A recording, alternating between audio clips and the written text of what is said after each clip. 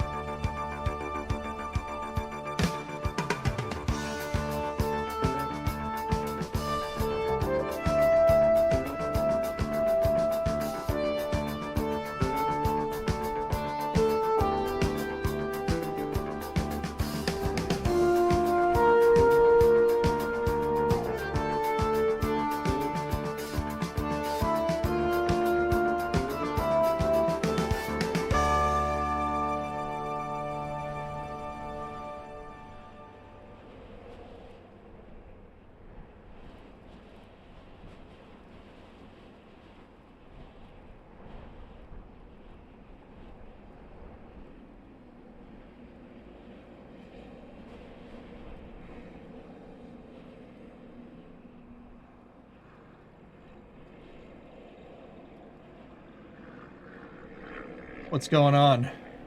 I have spent another morning and afternoon moving snow.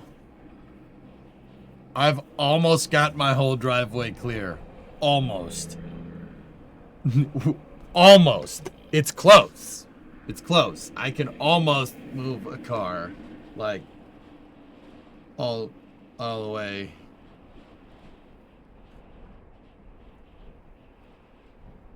This is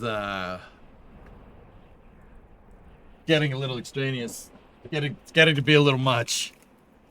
It's getting this is getting a little out of hand. It snowed again today, by the way. It snowed again.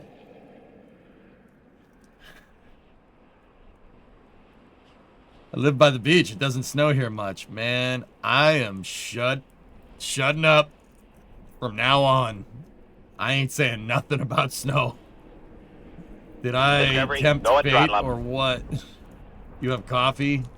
Coffee's already been ingested. I might go for another one. It depends. How much snow did I get, Greg? I got about, you know, I would say in 3 feet, but it's closer to like 2.5.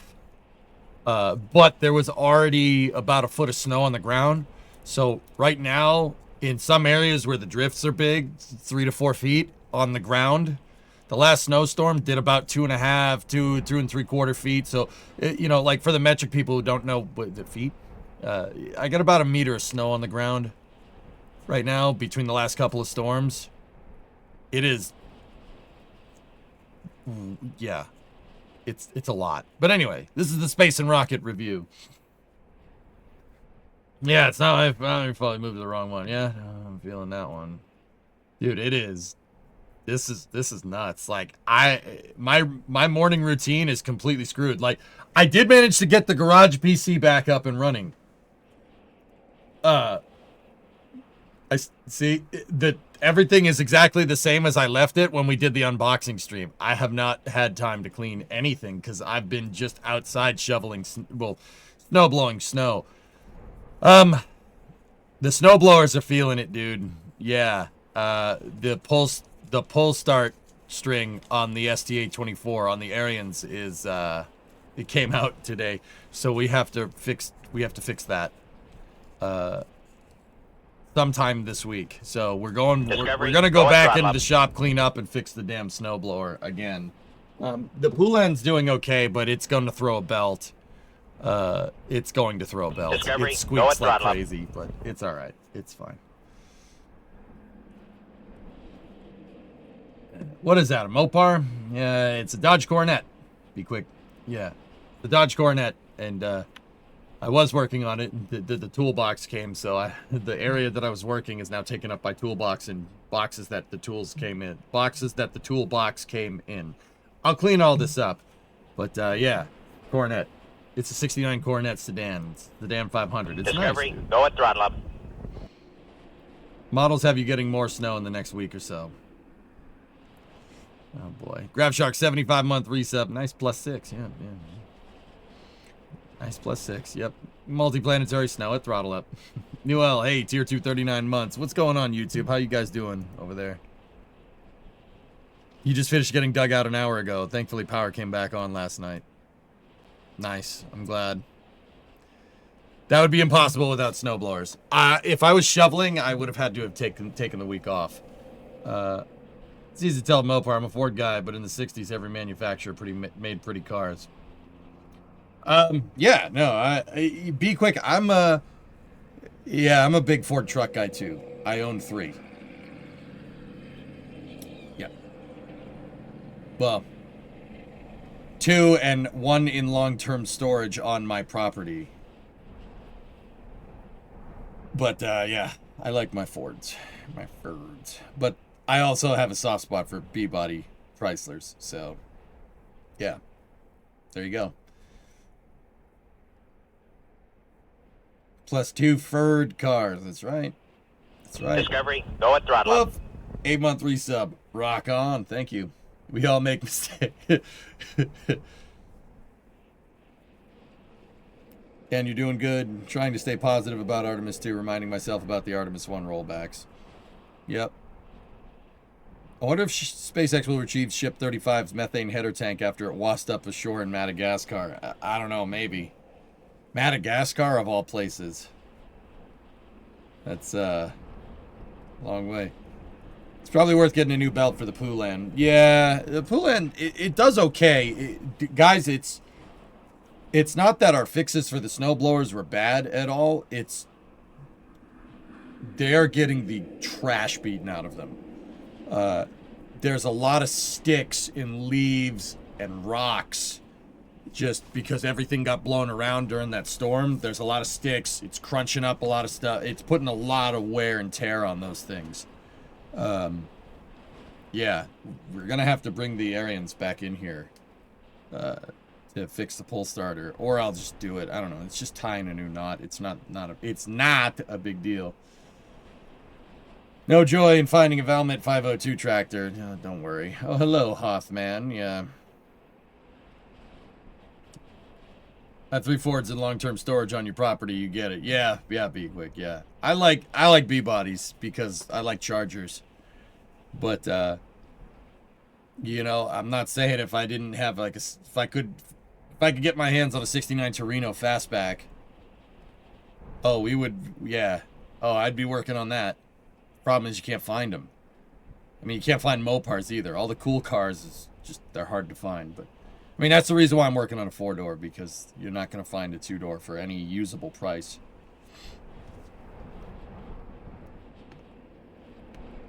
Discovery, go at throttle up.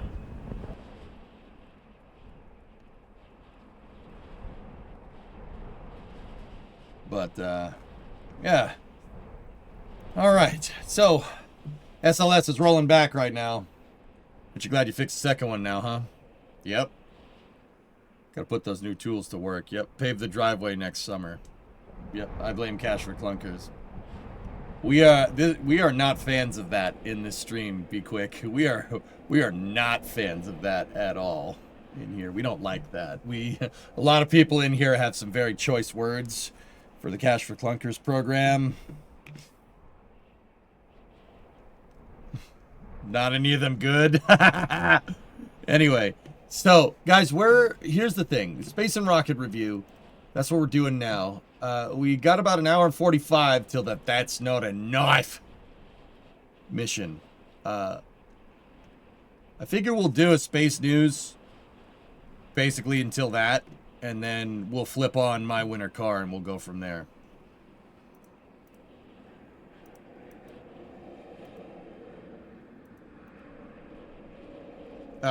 I hit the wrong button, Jared. I agree with you, though. And build a modernized 427 sock motor for the Torino just because. Yeah, there you go, man. There you go. I would put Automod into a coma. That's already happening now, Beck. Yeah. Here, you guys don't want these? You guys don't want these brand new Toyota Corollas? Did you check the new map and modes on BF6? I have not, Drunk Soul. Maybe we'll play that after Winter Car tonight. Lex, you had a black 71 Torino 390 4-barrel in 86. Nice wheels, dude. Nice, 390. Dude, You know, I love 69 Torinos, but as I get older, I like 70 and 71s better. I don't know. Just the lines. 72 is when stuff started to get funky. And then 73 is okay. 74 is just safety bumper. Safety bumper. Look, I got the safety bumper. Like 71 Torino.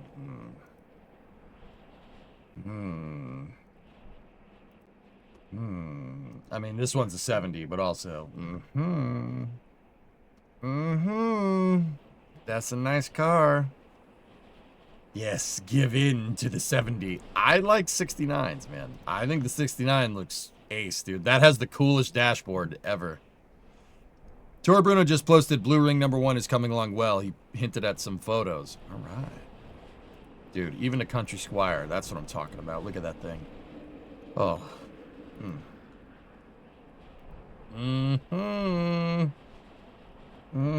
All right. Sorry. I'm all screwed up. The snowstorm is just getting me, dude. There's so much stuff. There's so much snow to move. It's just like,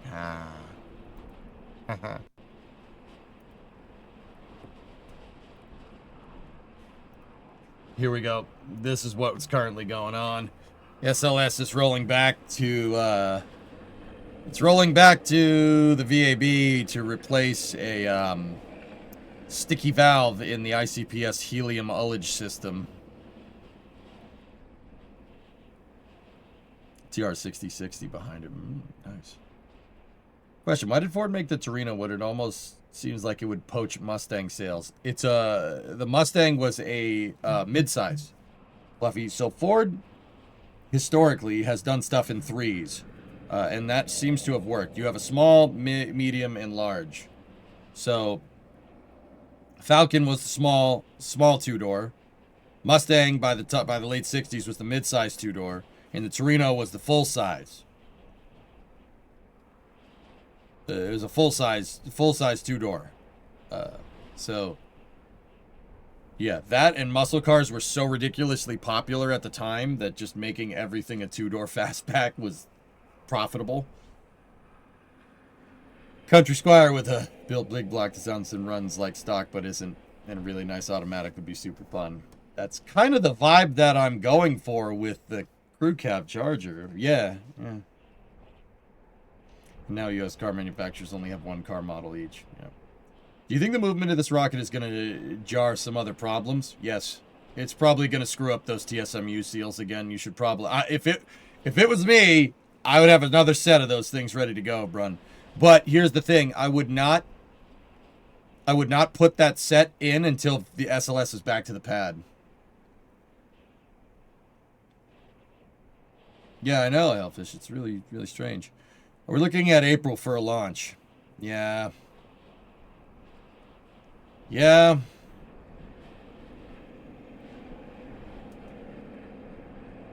They might reapply the foam on the inner tank, Tessa. That's what they did last time. Will they do another wet dress?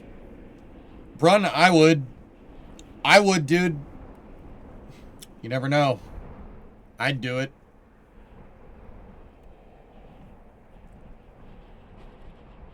What happened to the March date?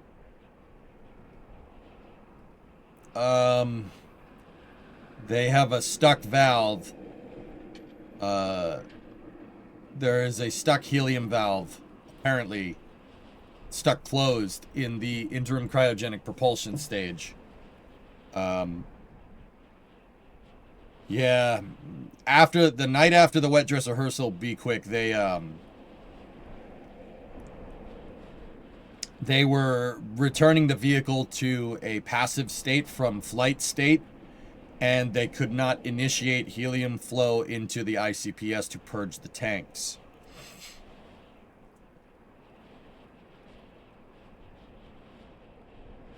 Where's that valve at? It's up there.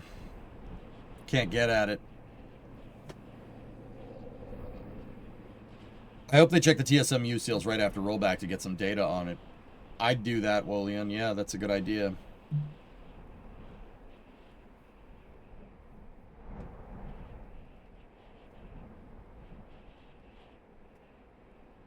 Yeah. Why not just disconnect the TSMU? Redoing the successful wet dress rehearsal seems like diminishing returns and asking for another stuck helium valve. Well, that's the game that you play now, isn't it, Hellfish?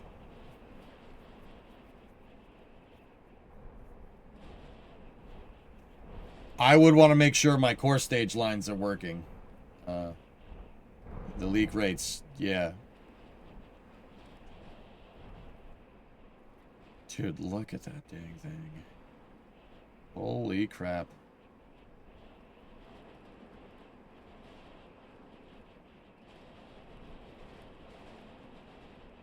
Yeah, if anything, this gives you some good data on the effect on the seals, what William was saying, yeah.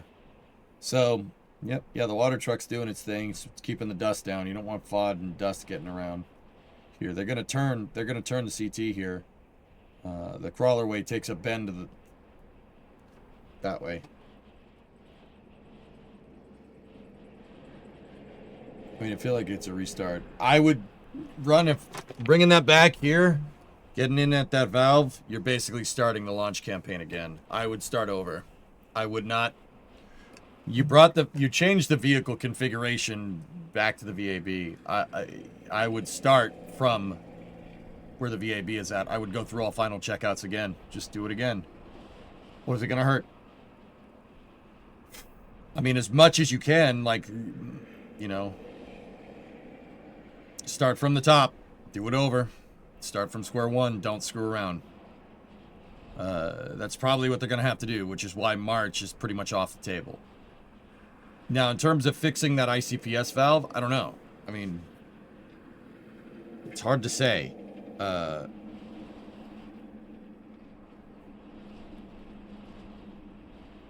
They won't. They'll scrub a launch for the hydrogen leak instead. Look, man. Every once in a while, I see red flag things from the space program that I'm no expert, but I know enough to know that that's not the right thing to do. Like when they tried to do that fueling test, they tried to do the second wet dress rehearsal with no closeout crew. Stupid. That was a dumb thing to do. Or sixth-off lock failure inside of the ISS approach ellipsoid with Starliner. That was a robust and ridiculous failure. That is like almost killing crew. You got very lucky. STS-26 style. Almost failed. Type A mishap stuff. Like I got a pretty good track record for calling out stuff that I'm really not a fan of. And that proves to be pretty right. Look, if they roll that thing back to the pad without changing those TSMU seals, that's one of those big red flag things. It's like, dude, what are you doing? What are you doing?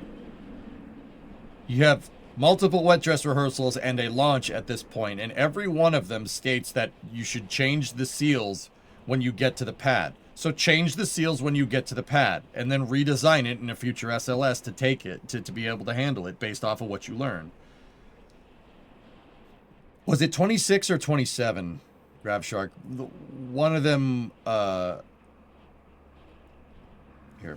I think it may have been 27, not 26. I said 26. I meant 27. Yeah. It was 27, not 26. Excuse me. I'll show that just for the people that don't know. So this is the shuttle coming back during STS-27. It's Atlantis landing, pretty good. Do you notice anything wrong here? They scrubbing these launches indefinitely because the Earth is flat. Well, yeah, it's got to be flat. How's the shuttle going to land on it? Duh. Yeah. You notice anything wrong here? See that? Almost. This almost did a freaking, I was about to say ship, it did a ship 29. So what happened is a booster pyrotechnic parachute deployment mechanism prematurely deployed during launch and blew a couple of holes in the tiles. Specifically one right there that made it all the way through. The only thing that saved Atlantis was that behind that exact spot was a mount for, I believe it, I don't think it's the water tanks. There was a mount for something there, so there was a steel plate, and the steel plate ablated instead of the shuttle. Yeah. We almost lost Atlantis in, what was it, 91? 92, something like that. Or maybe the late 80s. I forget when 27 was. Yeah. Like, you see red flags like that, you know, and you're like, okay. What year was this? 88. So December 6, 88. Yeah, it was bad. It was bad. It was almost what happened to Columbia. Should have been kind of a red flag. The vehicle, you know, John Honeycutt, I don't mean to just parrot what he was saying, but he's absolutely right. The vehicle talks to you. It tells you what it needs. Doesn't matter if it's a big old rocket like that or, you know, a 71 Impala or a 71 Torino. It'll tell you what it needs. You just got to know to look for it.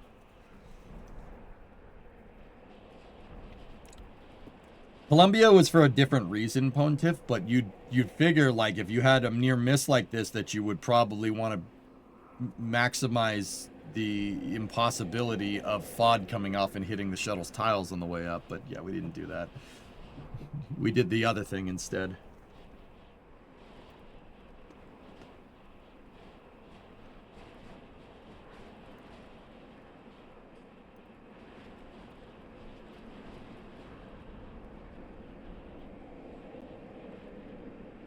Mechanical sympathy is required. Yep.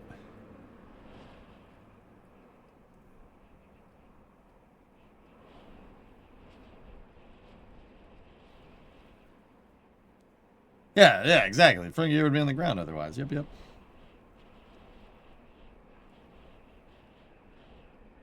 When will we get to a spot where we can send a capsule out to somewhere as close as the moon that can land there, take back off, and land again on Earth? Oh, you're talking about something like doesn't stage or anything, be quick? Yeah. Physics makes that ridiculously difficult, dude. Yeah, physics makes that tough. It'd be better to do refilling or like in-flight refueling. But yeah, SpaceX might be able to do that with Starship, but you still would have to use that big old first stage to get it up there and refill it a couple of times and then go. I mean, close. Like, it's not as far off as you might think. We need better ways to generate energy in space, dude. Solar power ain't gonna cut it. You know, like, there ain't no solar powered cars around, because solar power is good, but it's just not gonna generate you the power that you need to move something like a person around or a group of people. Like, you're not gonna see a solar powered 4-person car, right? Like, that's not happening. I mean, it's a supplementary power, but, you know, and solar panels, to be very clear, solar panels do work better up in space. They work better up there because there's no gas to diffuse the light. But it's still a solar panel at the end of the day. We gotta know, like, nuclear and stuff. We gotta get some nuclear stuff up there, dude. Like nuclear thermal or nuclear electric. Just something that has the energy density to make, like, ships from Star Wars, you know what I mean?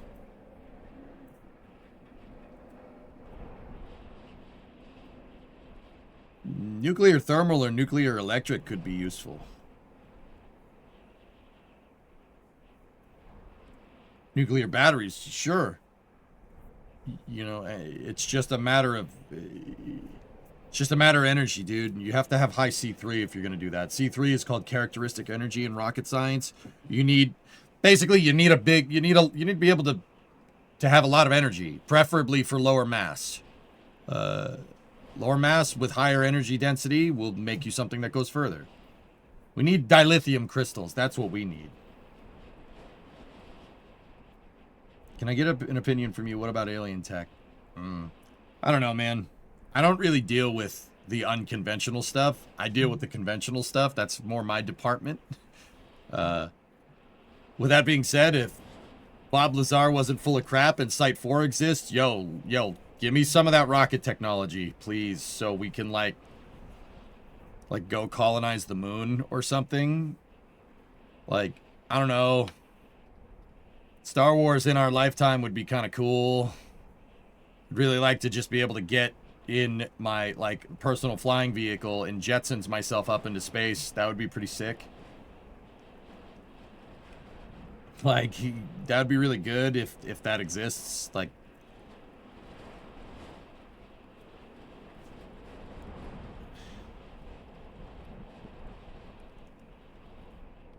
I haven't gone down that rabbit hole in a while, yeah. Well, yeah, now that I'm home, there was a nice visible comet that just entered Earth's atmosphere about 10 minutes ago above Germany. It was a nice view. Cool.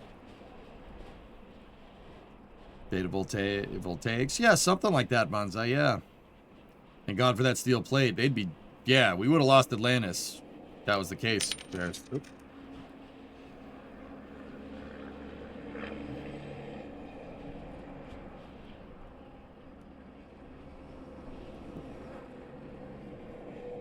Looks like Ship 39 is going to Massey's in about 10 hours. Yep, yep. I want to see a Mr. Fusion. Yeah, we need stuff like that, dude. I'm down with Star Wars tech minus the war part. I mean... Yeah. Yeah, that'd be nice.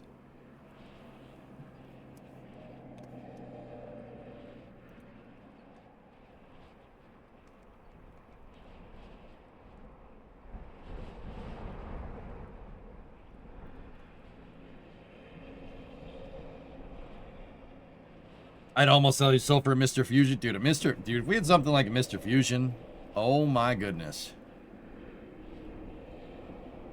Mr. Fusion would be very useful, dude.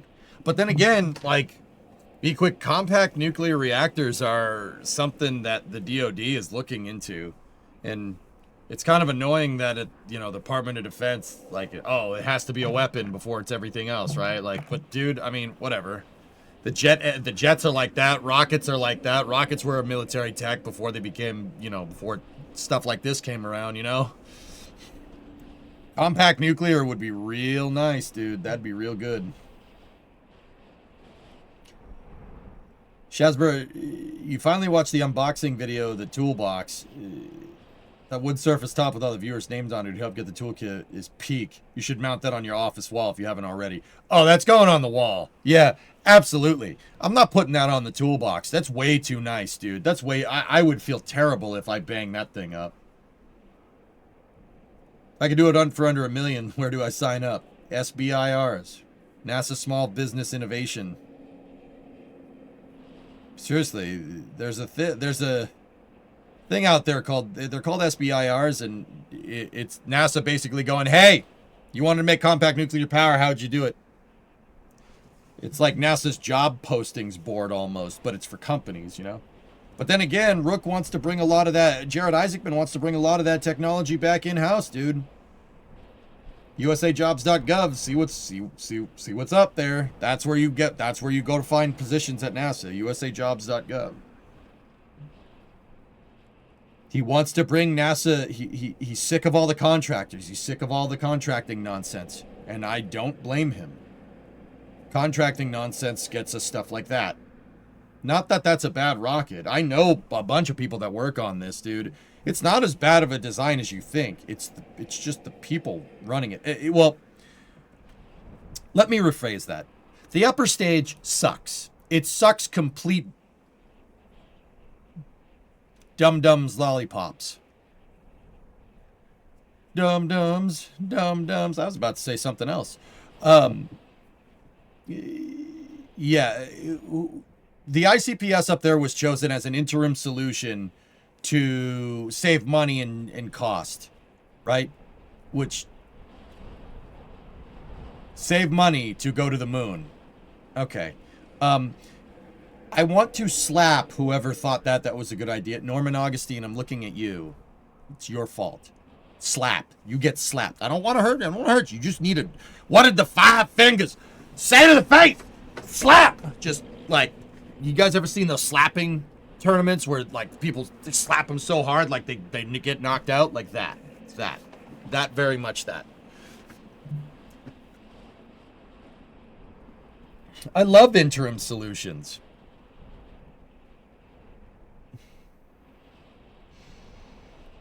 Yeah. Slapped. Really hard. In fact, if you guys want to look,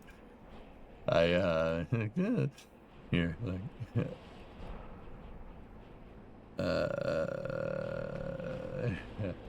I may or may not have said that on the internet. Whoever thought of using off-the-shelf Delta 4 components for SLS to save money needs to be slapped.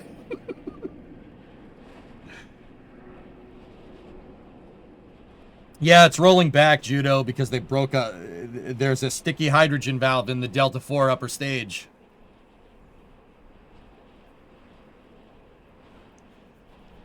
Do you think SpaceX is testing V3 this much because of the IPO? Would make sense for them to try to avoid any anomalies. No, I think they're testing it because this needs to work reactions. That's my real big thing.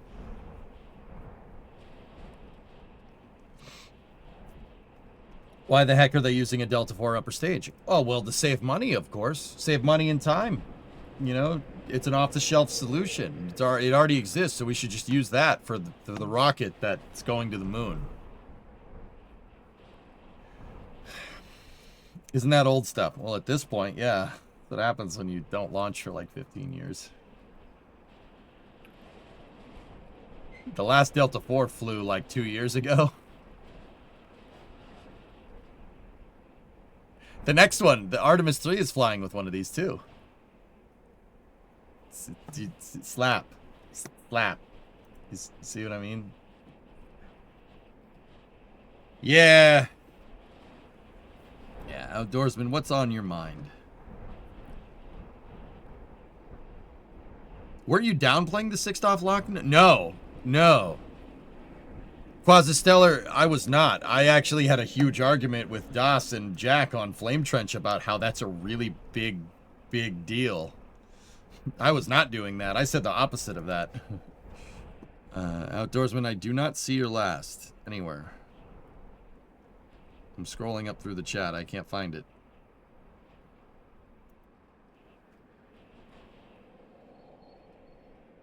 NASA was downplaying it until a few days ago. I think I finally learned that maybe, just put it on the pad. What's the worst that could happen might not always be the best way to do things. Well, the big thing is understanding the engineering construct and stakeholder expectations. Okay, what does that mean in plain English? So, okay, look, there's plenty of ways to skin a cat, right? Just speak, in just hypotheticals. Don't harm animals, especially pets. Don't do that.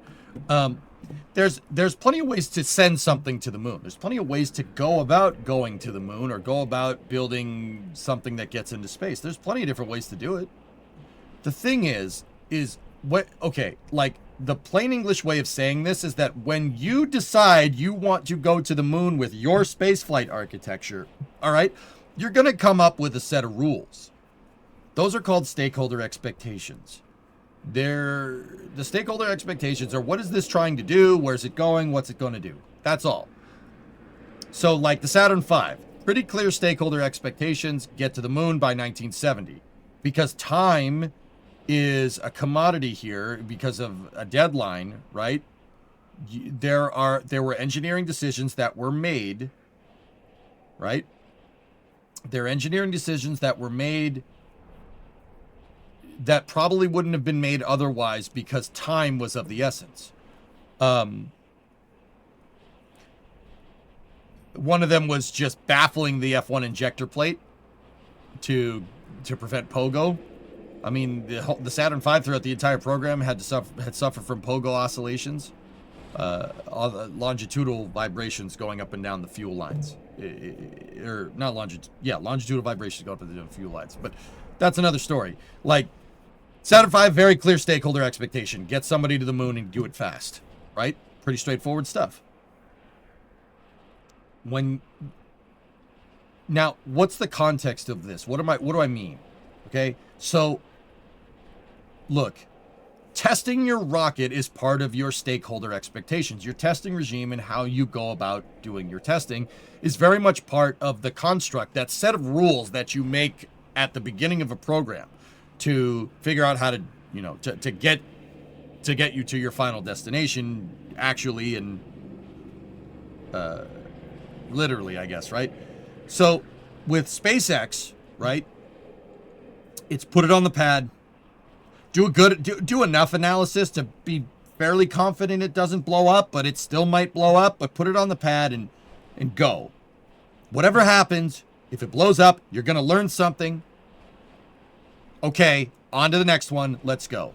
That's a fundamentally different set of expectations than SLS, for instance, right? In the context of SpaceX, put Ship 36 out there. If it pops, it pops. Oh no, we had a bad COPV. It popped. Oh well. All right. That gives us a real good excuse to rebuild Massey's. So let's rebuild Massey's and go. Let's make it better.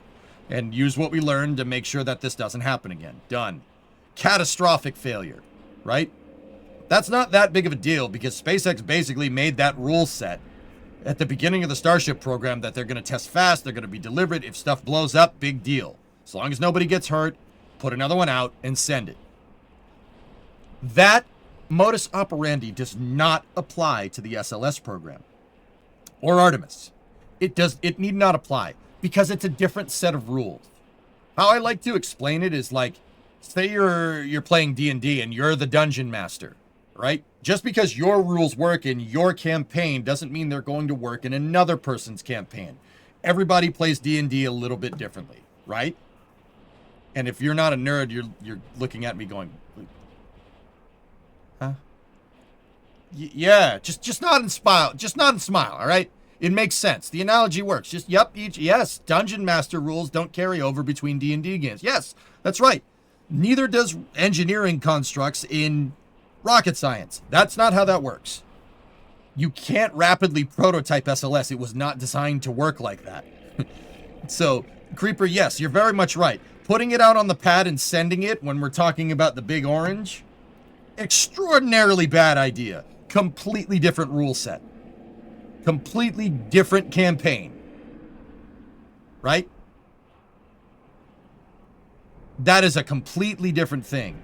You can't SLS from the start. I mean, its architecture is something. I don't know if I'd call it useful, right, at this point in time. But SLS has a completely different rule set of how you go about testing the vehicle. SLS is using a very much non-iterative approach. Basically, test everything as much as you can possibly on the ground, put the whole thing together, and make it work. That requires substantially more analysis than what SpaceX is doing. And you have to be really careful to make sure all your T's and all your I's, T's across and I's dotted. Because if they're not, this happens. So if you're going to lean heavy into analysis, because that's the DM rules, right? For SLS, you got to make sure that you do the math out real good. Yeah, that didn't happen here, right? If it was SpaceX, they put one out, it blows up, all right, whatever, just put another one out, send another one. Now, here's the thing.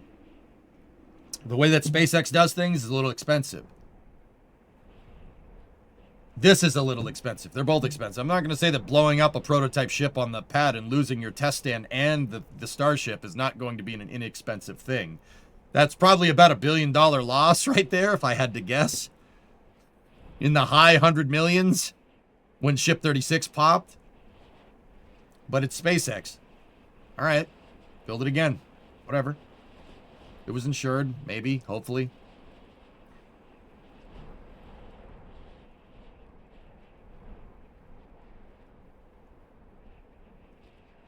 Another way you could say it is there's a reason why if you do another playthrough of Baldur's Gate 3, it's never the same. Yeah, that also applies. If you're that type of nerd. If you have that flavor of nerdism, then yes, sure. I'm not sure if it's that expensive. Dude, it wiped out the test stand, Everest. It's not just about material cost at that point. It's about time. You lost a lot of time blowing up your only Starship test stand. And quite actually vaporizing the freaking rest of the pad. Hey, whatever, man. Space, that's the rules. Them's the rules. It might blow up. That's how SpaceX does things. Do you recommend Skylines 2? Do not buy Skylines 2. Linus. Just Cities 1 with mods is king. No, on the final bill. Oh, on the final bill, I misunderstood. Yeah, dude. Bump in the road. Exactly. But you can't, just because it's how SpaceX does things seems to work, it doesn't mean that it's going to work for SLS. You cannot, that is not designed to be rapidly prototyped. That is a very bad idea. It would explode, and you would lose your only launch pad. You don't want to do that.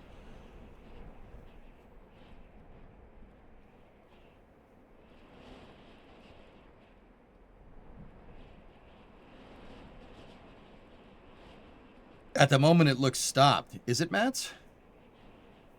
I hope my last post is now readable. Yeah. What's the possibility that Booster 19 stays out at the pad post-static fire for more pad 2 testing? They're really going to put Booster 19 through its paces, Outdoorsman. Yeah. They're really going to put her through its paces.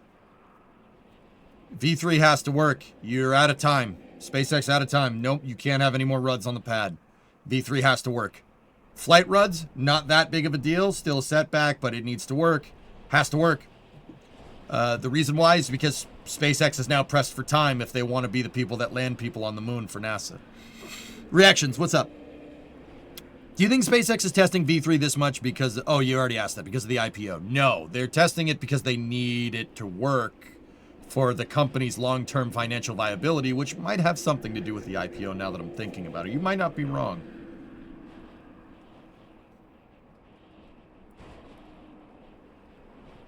Skylines is getting better. I guess that I watched City Planner Play's reaction to the newer versions of Cities. They're making a lot of optimizations, but the gameplay still is caca. Yeah, she stopped, dudes.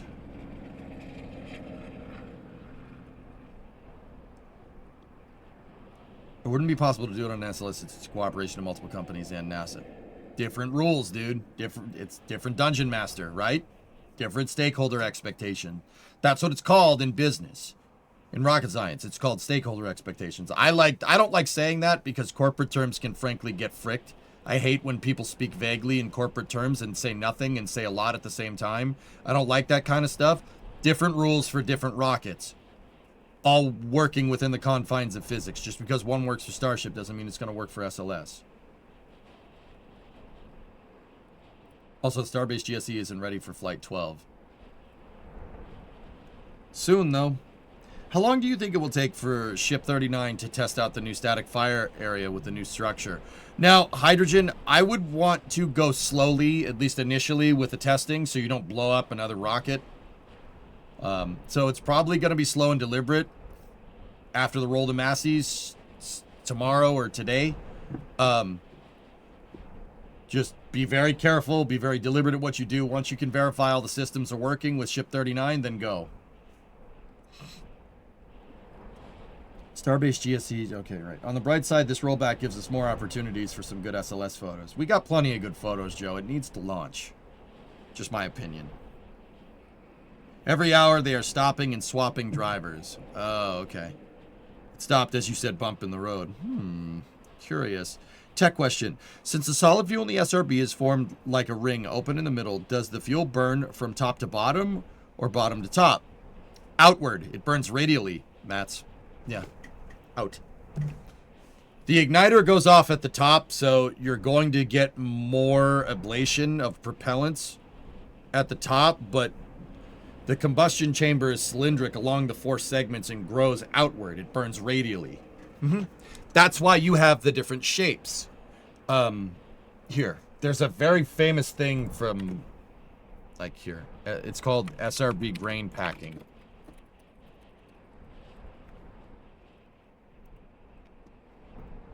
So, check this out. It burns radially, right? Because the shape that you pack your propellants, or grain is what it's called. In the industry, it's called grain. They pack the grain. It's the solid rocket propellant. Grain is SRB propellant. Grain is solid fuel. How you pack the grain is going to give you a different thrust output. Now, if it was burning top to bottom or bottom to top, this wouldn't, I mean, it kind of would make sense, but, I mean, once again, it kind of, you're going to get more ablation or burning of propellants at the top because that's where the igniter is. So your initial explosion is going to go all the way down, but the jet, it's going to spark at the top and then shoot down these passageways here, and then out the throat and out the nozzle. And when it shoots down these passageways, it does burn. So if anything, like if it had to be one or the other, Max, I would say top to bottom, but that's not exactly right. It's more like starts at the top and then burns out. I guess if that's the way to, that's like, that would probably be a good way to say it. And the cool thing is that the shape that you pack is going to give you a different thrust curve. Can anyone tell me what the shuttles, what would the shuttles be? Or Space Shuttle or SLS?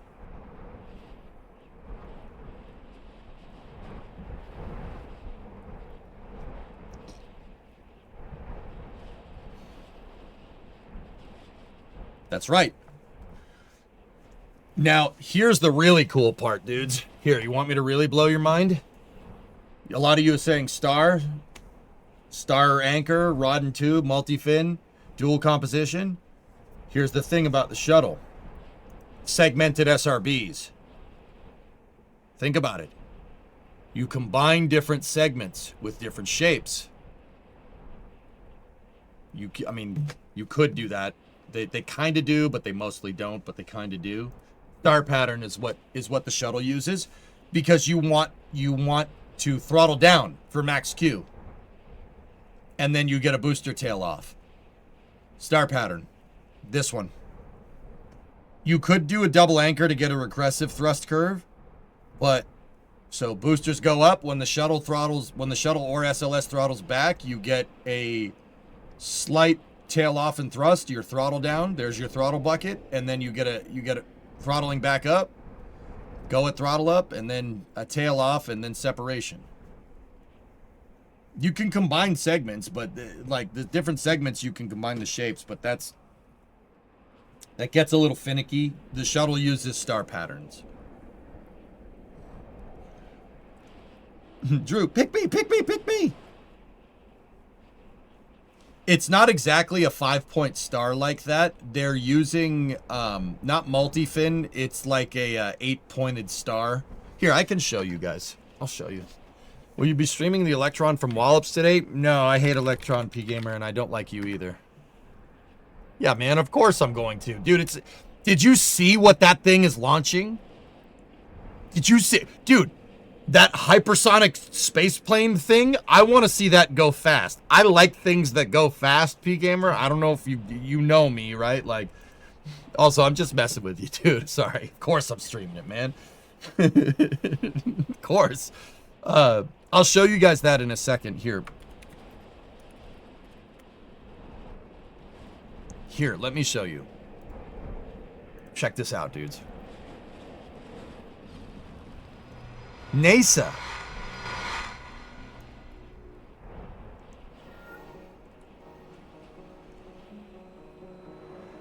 There's not nozzle machining. So this is more Joe Barnard's kind of area of expertise, but I can weigh in. So on the outside, on the inner diameter of the casing, right? The SRB is a bunch of steel pipes. Seriously, it's just a steel pipe. You saw the machining a nozzle there a second ago. You have to put your insulator, because your insulator is going to help adhere the propellants, right? Your insulator and your liner on the inside, the inner diameter of the casings, this is going to help adhere the propellants to the side of the booster. That is particularly why you get some sparks from time to time. One of the reasons that there's also air bubbles in the propellants, but yeah.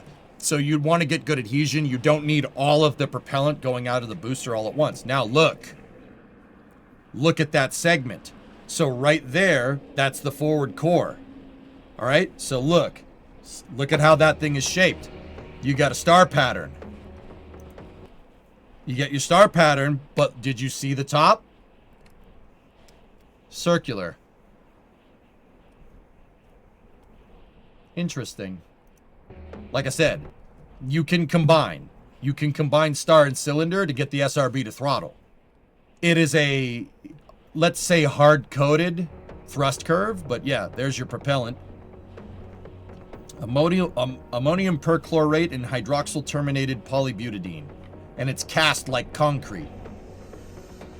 And just like concrete, you got to get the air bubbles out. Air bubbles make sparks.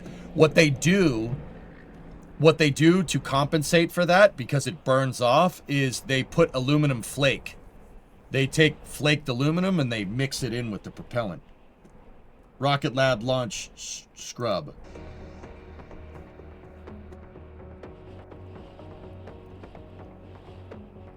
Rocket Lab's done for the day. Oof. Haste mission scrubbed. Well, we're not doing that.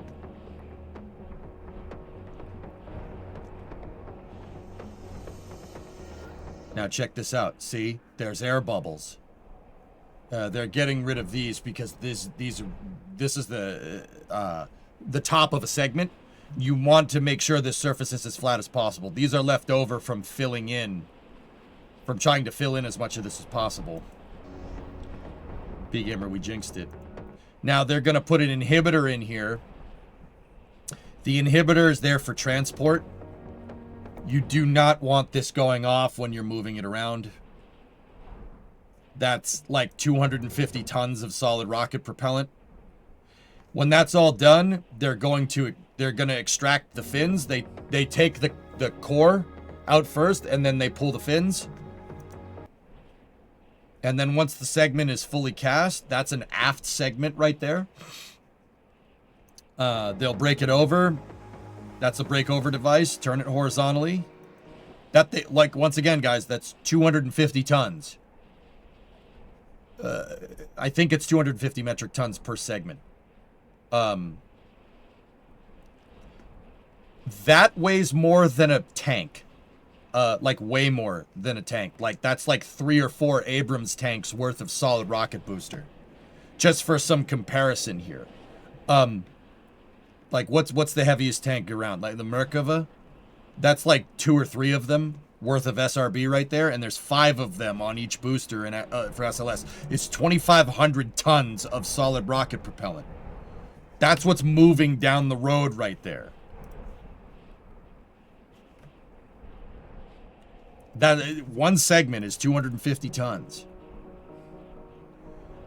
Yeah, see, and then they X-ray the segments on purpose. What they're looking for when they inspect the segments is air pockets. You do not want an air pocket. Both boosters, Bill, both of those solid rocket boosters combined is 2,500 tons. Both of them combined. So divide that by 2, 1,250 tons of booster, give or take. Dude, they're no joke. These are the most powerful rocket engines humanity has ever made by a long shot.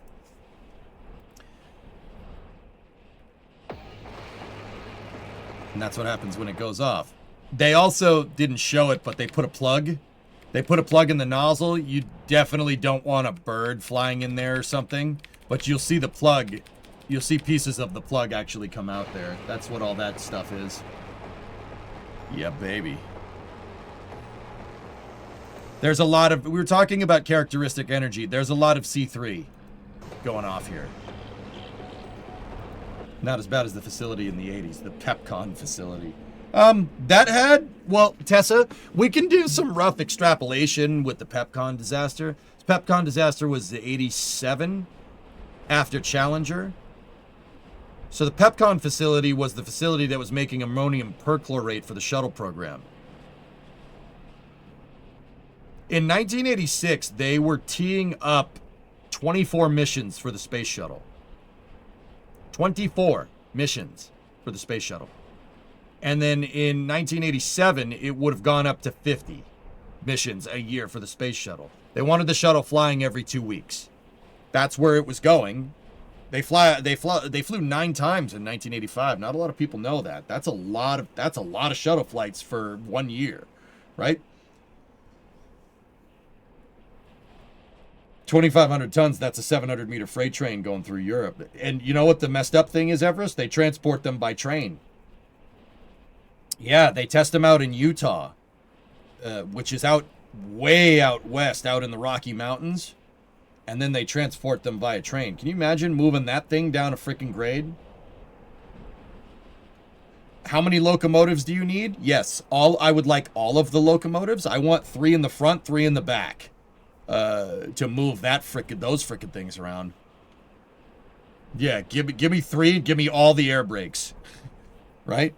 Dude, I'd be so scared moving that thing around. I'd be like, oh, you want me to put the reverser forward? Okay, the reverser's going forward now. Oh, you want me to move? Okay. Okay, dynamics off, air brakes off. Okay, we're gonna move now. You know, like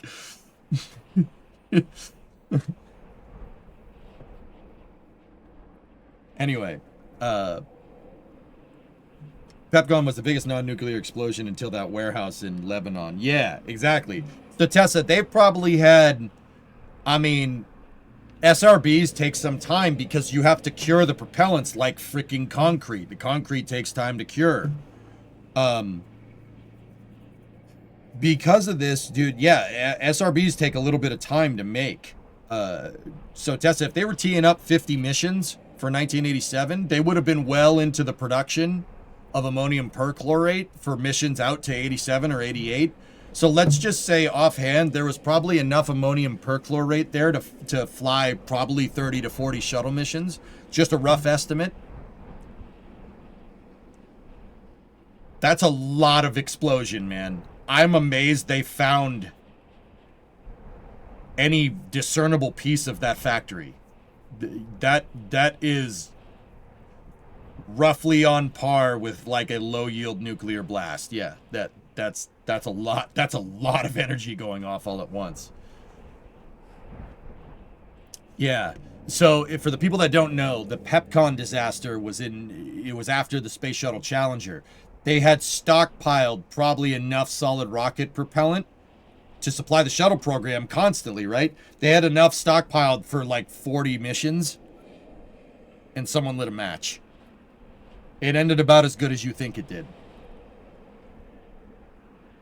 Do you have any favorite educational videos related to SRBs? Beating, I'm not trying to plug my buddy, but Joe Barnard, Joe's really good for that kind of stuff. He is like the STEM outreach SRB savant, dude. He's quite good. He'll show you. His videos are really good. The largest two explosions produced seismic waves measuring 3 and 3.5 on the Richter scale. That's, yeah, okay. Hell plug. Hell plug. Bro, Joe's the man, all right? So, no. Be quick. You want to know? So that's Joe Barnard at bps.space. Listen to this. Like, I know you're kidding, but dude. So this guy pioneered a copper heatsink nose cone for one of his high-powered rockets, right? And why a copper heatsink? Copper is a terrible freaking thing to make a nose cone out of because it gets the hottest. But because copper has good heat flux, and I say a heat sink, right? So he put skewers behind the nose cone, and this guy, he took Wagyu beef, right? Stuck it to the back of the skewers on the nose cone, and then put it on a rocket that went up and did like Mach 3, and it cooked the goddamn steak. Cooked it medium, so the thing he came back down, right? Motherfucker's wearing a chef's hat, and he has like a table ready. He pulls the nose cone off and freaking eats it, dude. It's pretty goddamn funny, man. It's pretty good, man. The freaking the shock heating from going so fast because of aerodynamic compression cooked the freaking meat.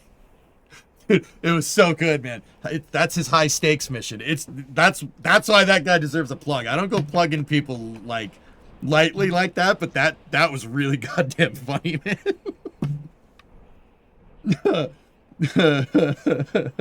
Stakeholder expectations. It was well done. Yeah. The problem. So, okay. You guys really want to know what the problem with cooking steak like that? All right. Anybody here who cooks steaks? Who puts steaks on the grill in winter? Well, I don't do it in wintertime. In the summertime, put steaks on the grill. What do you have to do to a steak when it's on the grill every 5 minutes? What do you have to do? You got to flip it. That's the problem. You got to turn it. You got to flip the steak. That's the problem with using a rocket to cook your steak. You can't flip it.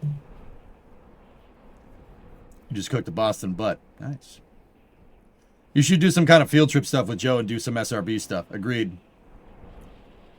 Every 5 minutes. Nah, it depends on the steak. It depends on what cut of beef. Depends on what cut of beef. Depends on how you like your steak. 5 minutes was just... I was thinking about the scene from My Cousin Vinny Element. Because that's how my brain works. Are you sure about that 5 minutes? I don't know, dude. I'm freaking... My brain's more fried than the damn steak at this point. It's more fried than the damn steak.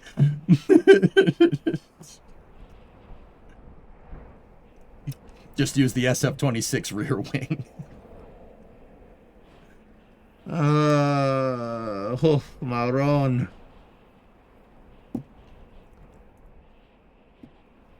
I don't... Dude, you know what, Badojo? Maybe with the exhaust gases from the Ferrari going over... From the SF-26 going over the wing... You might be able to get away with it. You might be able to get away with it. It'd have to be barbecue, dude. You'd have to have like ribs or something. The exhaust gases might be hot enough coming around the engine to actually air fry the thing, but you don't air fry a steak either. Like Badojo, you know how like, you know, Italians have this thing. There's things about food like you don't break the spaghetti. If you break the spaghetti, what the hell are you doing? Get out of here. Like. That's an Italian-American thing, too, for what it's worth. But Americans have things. There's just things you just don't do with steaks. Like, just don't do that. Don't air fry a steak. What's the matter with you? You got to broil it. Unless your air fryer can broil it if you're going to broil steak. But you got to grill the damn thing. There are rules here, man. There are rules. There's some rules you just don't break. Do you pour cerveza on your steak? No. No, it depends. It depends, Pigeon. It depends. Microwave, at least.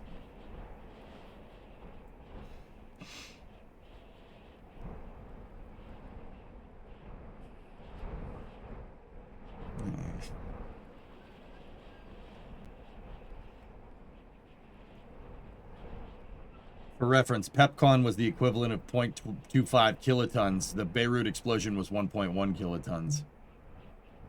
My rules for steak are cast iron, pan, or grilled only. That's what I'm saying. That's what I'm saying, Liquid.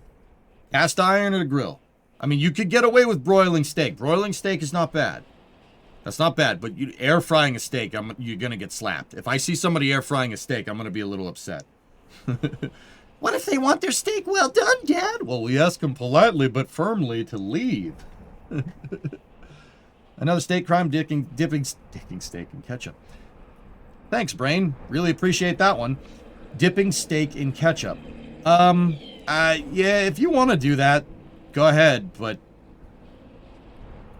I mean, I don't know. Just give me some steak sauce, dude. Some steak sauce, we're good to go. We don't air fry steaks here in Italy, just for the info. Yeah, Alex. No, I know you guys. You know, like I might be American, but dude, the traditions don't. You don't lose the traditions just because I'm across the pond.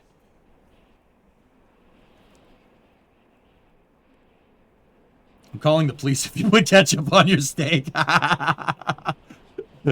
You gotta boil it so the glue gets soft.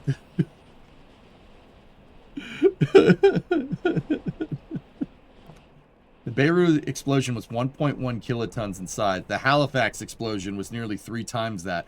Halifax is no joke, man. That was a nuke going off in Halifax Bay. Like, and we came up and helped them. All the people from Boston sailed up there. And that's why Nova Scotia gives us a Christmas tree. Gives Massachusetts a Christmas tree every year. We got a nice Nova Scotia cut Christmas tree, bud. Oh, yeah. Now to Castle Bravo. Castle Bravo. When you Michael Bolton the math behind nuclear physics. Oh, I always do that. I always screw up some mundane detail. Oh, but this is not a mundane detail, Edward. Tell her this is not a mundane detail. You just glassed an entire island. Sorry.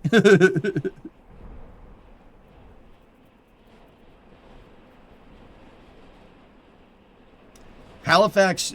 So during World War I, there was a American.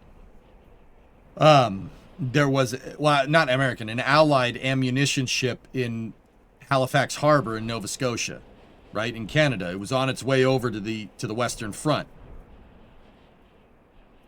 The guy driving it hit another boat, and a fire broke out. They never found a piece of the boat, and it leveled half of the city. So, like, the way Halifax is right, you have the harbor, right, and then there's hills on either side, and the city is on the hill, and the munition ship blew up, and the explosion went out, and that was the end of that. Seriously, look up the Halifax explosion. It's bigger than Pepcon, bigger than Beirut. Yeah, there was no Halifax left. There was nothing. They found there was a train that was moving through Halifax. They found it probably about 2 to 3 miles away from the railroad tracks. Yeah. Oops. The French SS Mont Blanc was struck by a Norwegian ship. Those dang Norwegians. Yeah. We don't, I like talking explosions with you guys, but I don't want to do that while we're watching this thing move around.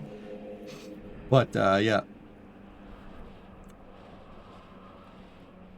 That electrician is for history. Steak must be medium rare. I send you to steak jail. I do not. Yeah, that's how I get my steaks. Medium rare. Somewhere in there. That's fine.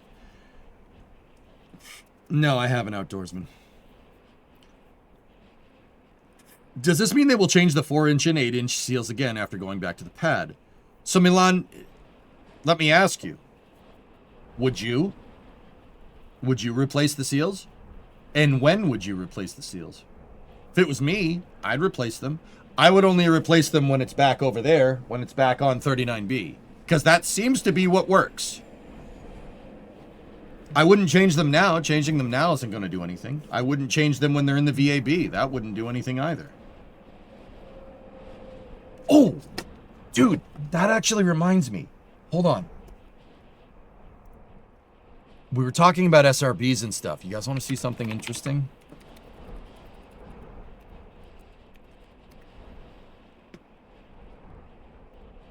Welcome to the return. No. That's the other flame trench.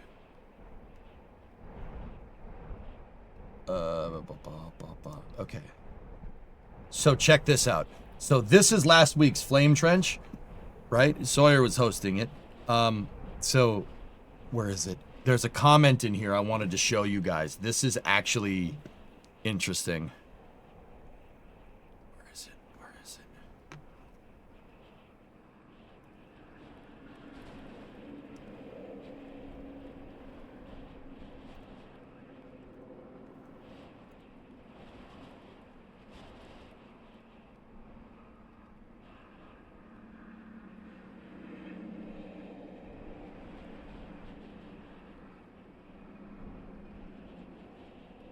It's not there. Oh, crap. What the hell?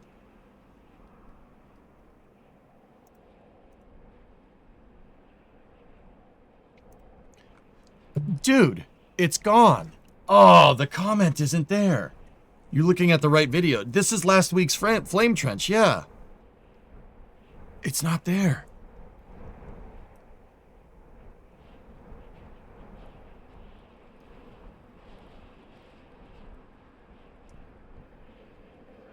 Top selected so you see feature comments. It's gone.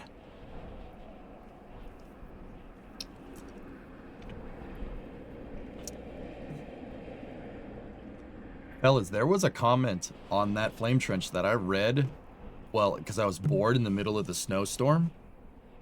There was a Northrop Grumman engineer that chimed in on that flame trench saying that the GEM 63XLs were...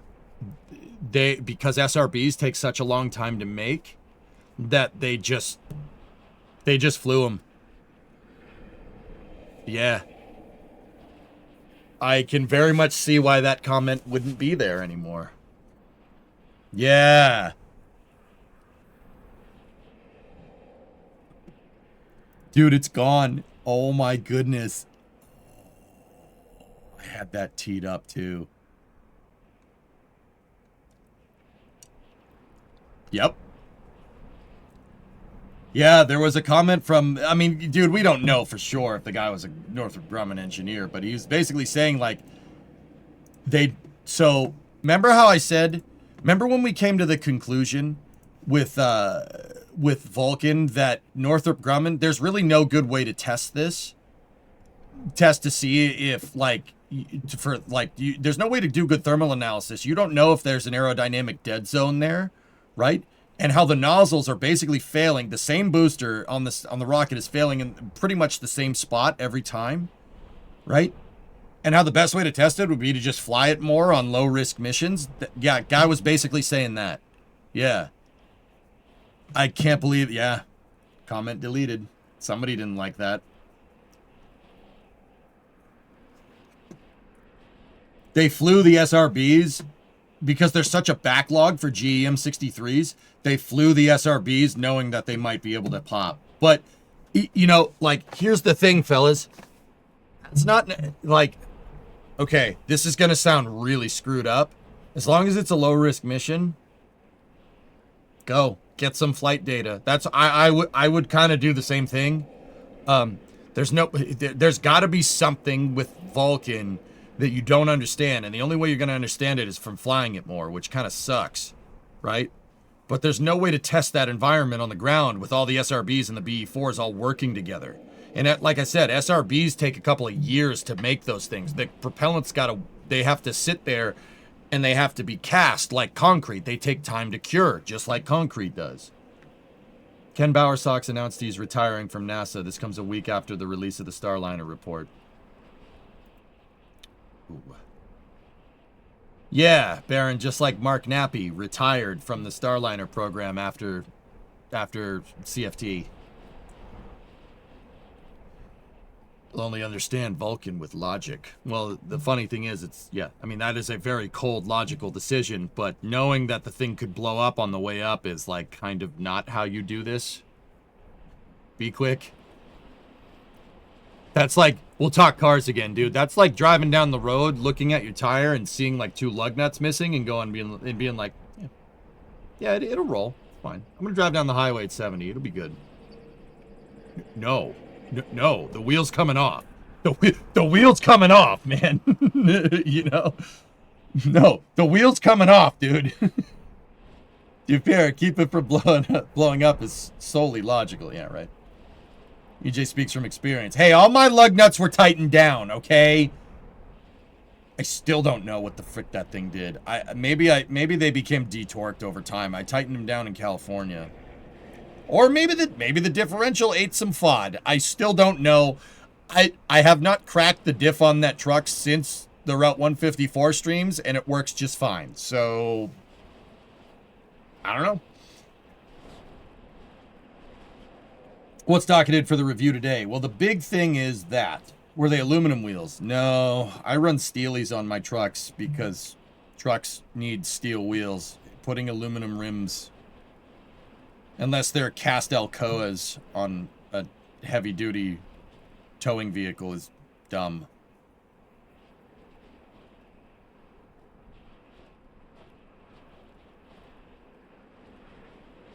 It's not surprising that they just flew the SRBs. Rarest, honestly, that's the pragmatic decision. It's not the stupidest idea. But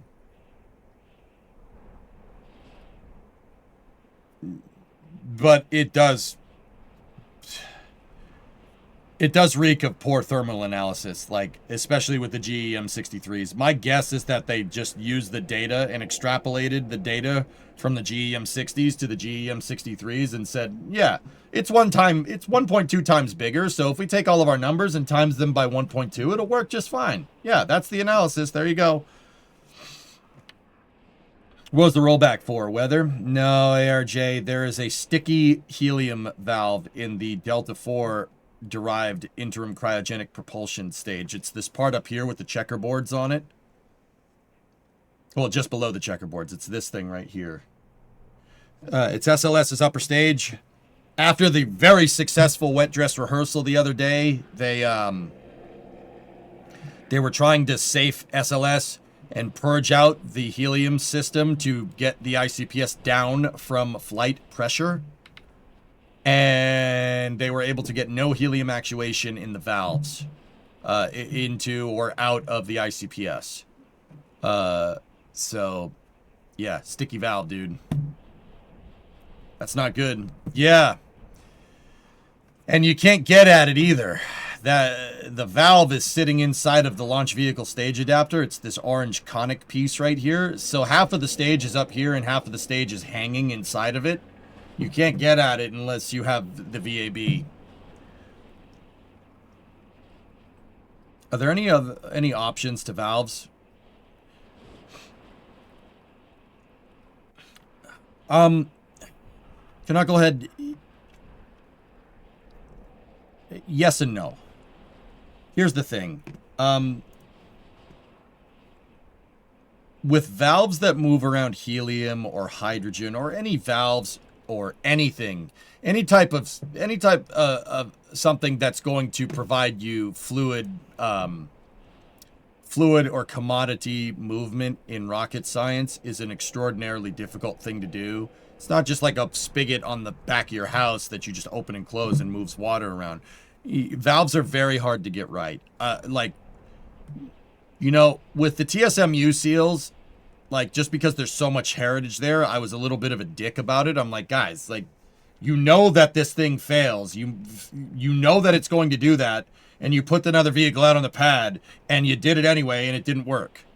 Like, with that being said, valves that open and close constantly that are moving around cryogenic commodities, so really cold things, it's really hard to get a valve to work through transients like that. That's a physics problem.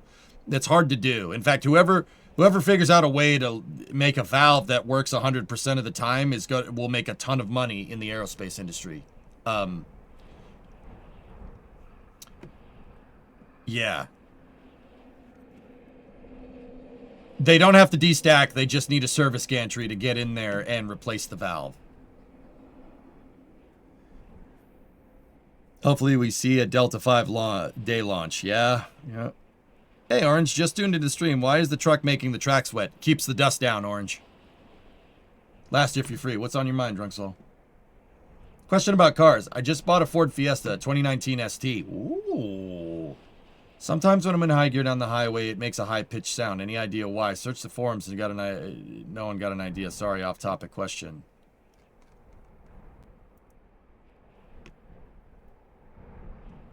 A high-pitched sound? Hey, Rob, what's up, dude? So...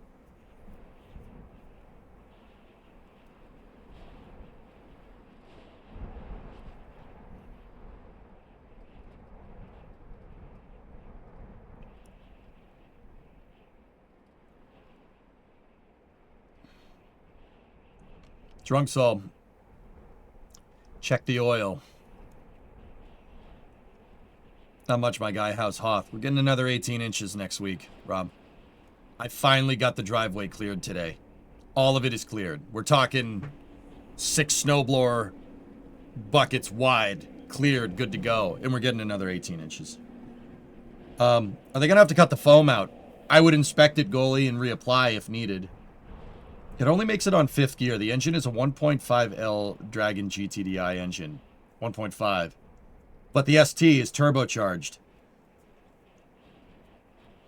A box truck could make it to my garage. Barely, Shaw, but it could. For crying out loud, we call that Tuesday. But we got a meter of snow in like half of a day. I understand you in Canada enjoy freezing your nuts to the porch because you guys hate yourselves for some reason. I don't do that. I don't like doing that. I don't this isn't fun. All right? This isn't fun. There's like 4 feet of snow on the ground because of all the snow that we've got. I have a fence in my backyard that's a meter tall and I can't see it. I can't see the top of the damn fence. There's so much freaking snow. I hate it. I hate it so much. You can take it. You can keep it. I don't want it. I don't want any of that. All right, Drunk Soul, let me take a look real quick while SLS is rolling. What do we got here? Oh, look at that little baby engine.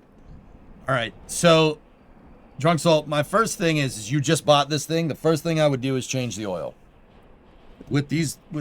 Change the oil. There you go. 5W20, GF4 SE, 5W20. Go get the Motorcraft stuff, 5.6 quarts, and go. Change the damn oil. Change the oil filter, use a Motorcraft filter. Second thing, all right, that high-pitched whine. When you change the oil, be very cognizant of how much oil comes out. If 5 quarts comes out and you're putting 5 quarts in, then you're good to go. Yeah, I just be careful with that thing. With that being said, Focus ST or Fiesta STs are cool, man. I love you, but don't use Motorcraft oil. I use Motorcraft oil with all my Fords, dude. Never, ever has steered me wrong, ever. I use, what is it, 5W20 in my Mustang. I use the, in the F250 and the F100, I use FL1A Motorcraft filters. I use the motor that was engineered for the damn thing.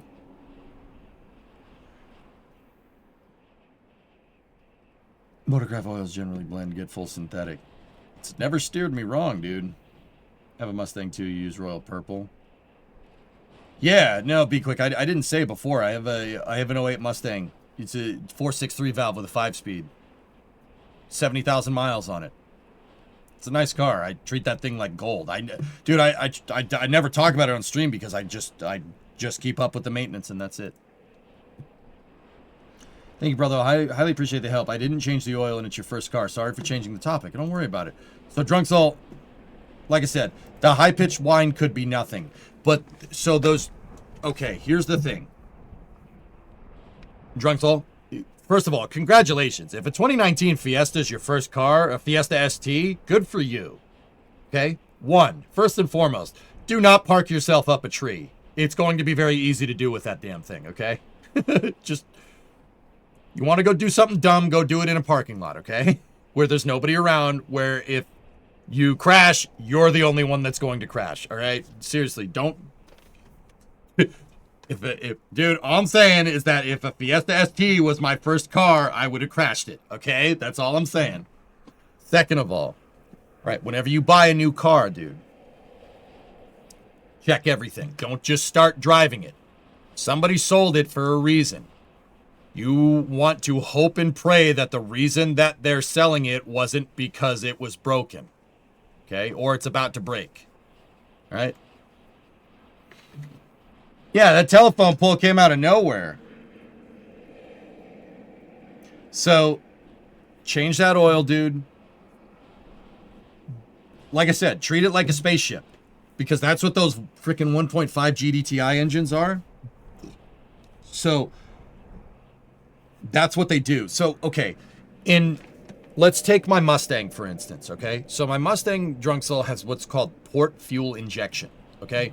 Meaning that the fuel is delivered right before the intake valve going into the engine. Or valves, because it's a 3-valve. Right? So it's sprayed right at the intake port of the head.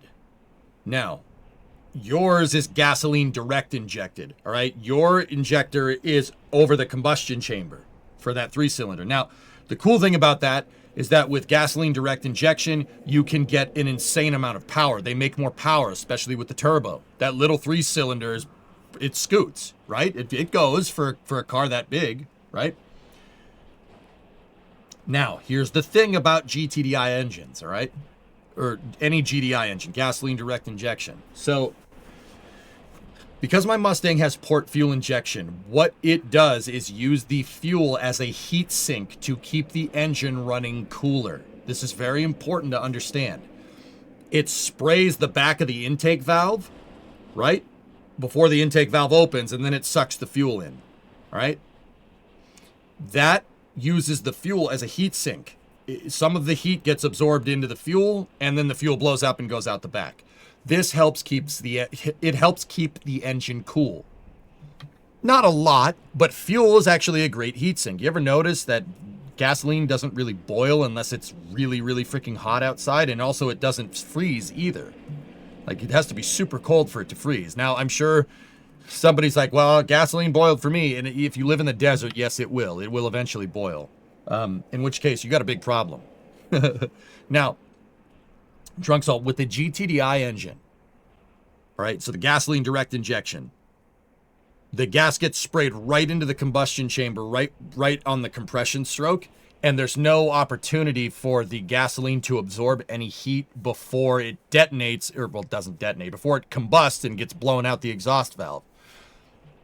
Because of this, GTDI engines run extremely hot, and that heat has to go somewhere.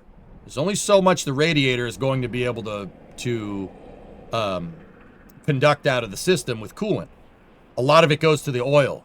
The oil gets hot on gasoline direct injection engines, which is why I said change the oil. All right? Change the oil, get a new filter, write the mileage on the back of the filter and the date that you put it in with a marker, and then put it in, and then put the oil in. So you know. Change the oil. With that type of thing, dude, you want to keep that thing happy. Whatever they say to change the oil in the manual, they said, oh, change the oil every 5,000 to 6,000 miles. Do 4,000. Do 3,500. Because the oil is going to take a lot of the heat. And when oil heats up, it gets thin. And thin oil, like highly viscous oil, is not going to lubricate the engine correctly. So just careful with those things. Just change the oil. You'll be good. That high-pitched whine, I don't know. It could be an oil pump. It's possible. If there is some type of gauge display that says what your oil pressure is, I would probably keep that up. If you're making 40, 50 pounds of oil pressure, you're good to go.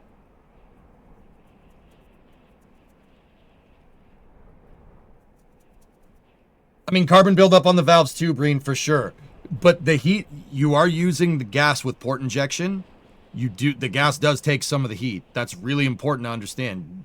Direct injection engines run super hot. But yes, carbon deposit on the valves was the big reason behind port injection. That's absolutely right. But anyway, here, look at this. Look at this thing. Look at the big orange. Hey, Sad, what's going on? On the bright side, you guys aren't having any avalanches. Yeah, that's nice.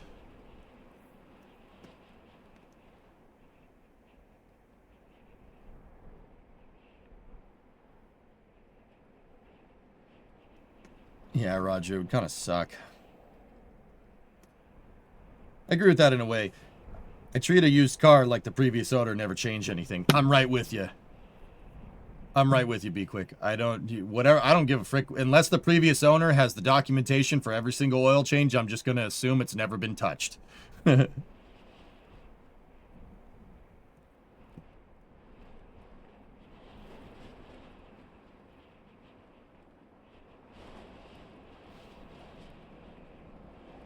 1935 Hudson Ennis. Very good. How fast is it going? About a mile an hour.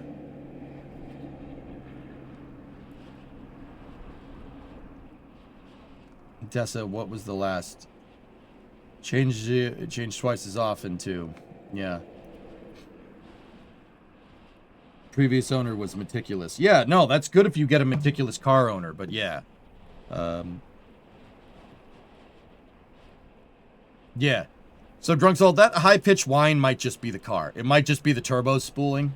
But then again, so Drunk Soul, the other thing is that the other reason why oil is very important is, and you guys correct me if I'm wrong, I don't know about the 1.5, but I do believe those turbos are not water-cooled. I believe they're oil-cooled and lubricated. So there's a tee off of your oil pump that goes into the turbo, and it goes into the axle housing on the turbo and keeps everything nice and lubricated and cooled. And then there's a drain that goes back to the pan. I don't know if it's on the 1.5 engines. I have no idea. Well, I'm going to go ahead and guess that probably yes, because a cooling system on a 1.5 turbo is a little strange.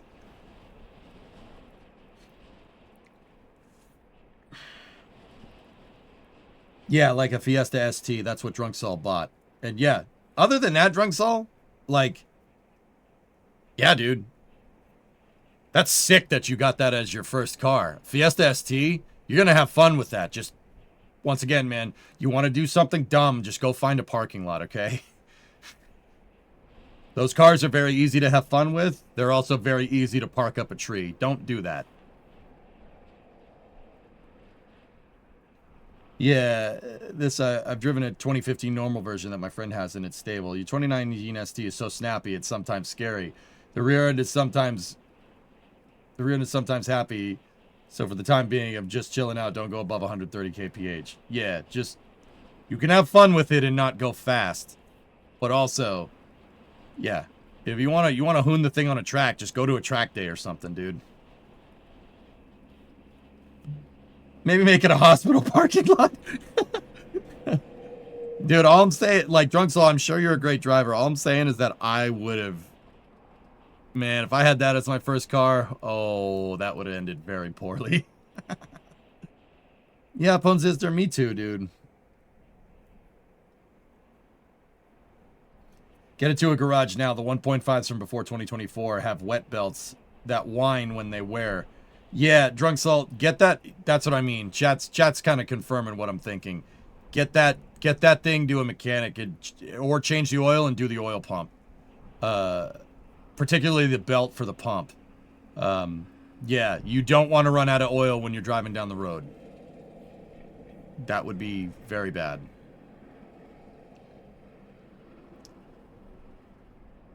The timing belt runs in the oil and the oil eats the belt rubber.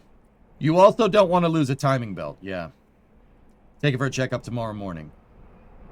And Drunk Salt, don't... Okay, here's the thing. You're going to take it to a mechanic, right? All right.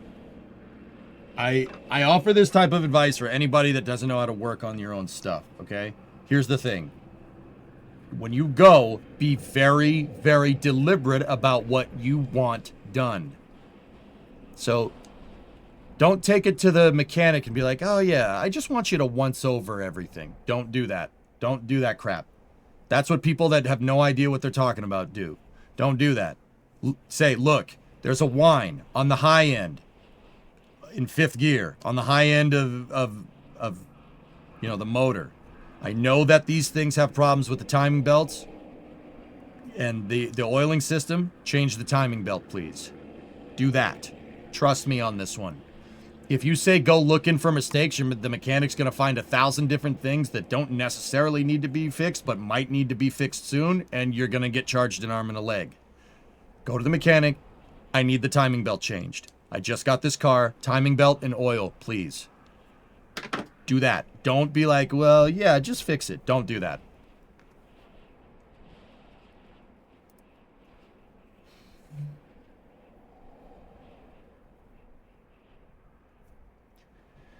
And this is why you're on very good terms with your mechanic shop. There you go. Yeah, the other thing is making friends with your mechanic. If you bring your mechanic beer, he won't do that to you.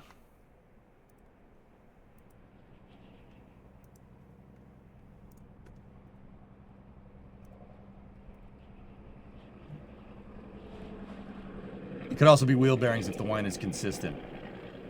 Yeah, it's possible. But, yeah. As a Shady Tree mechanic, beer works. Yes.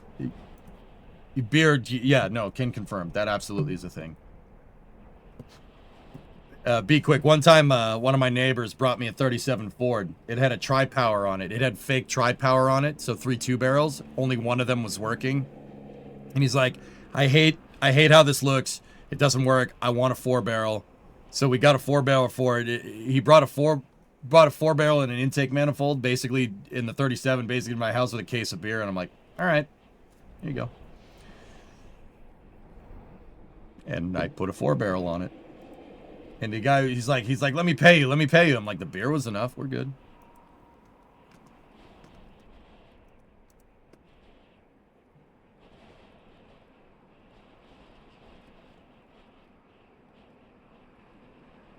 Yeah, Trenton, exactly.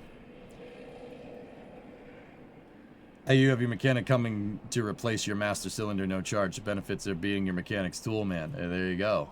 There you go, man. Oh. Do we have a crane on the move, or is the camera? Is the camera moving?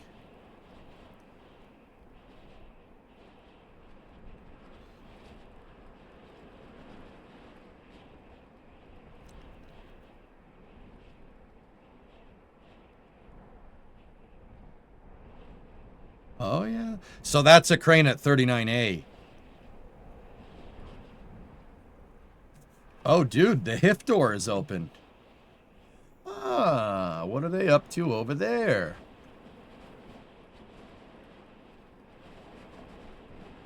How do we go from space hardware to old cars? Because it's me. I love space hardware and I love old cars, Knucklehead. It's me. Like, what are you expecting from me? A gold medal in hockey or something?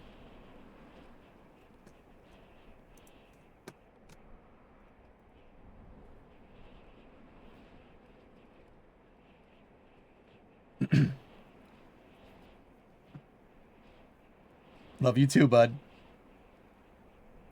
Welcome to your 3rd of 9. Yeah, I know, right? We got some catching up to do.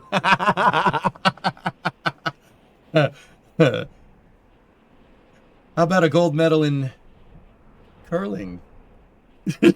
Curling, yeah.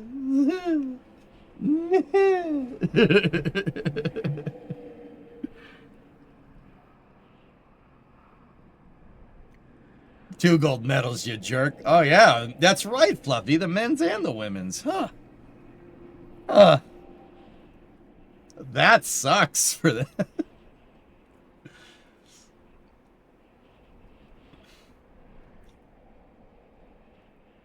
Bad call. We got you in curling. You know, Knucklehead, I want to give that guy, the Canadian men's curling team, I want to give that guy crap, but the dude, when Sweden called him out and he basically told the guy to go screw himself, yeah, you know, I have to say I really appreciate that. I really do. I'm not even kidding. Hey, you know you're cheating, right? Hey, you know you suck. Get out of here. And then wins the gold. All right. All right. I was unfamiliar with your game, sir.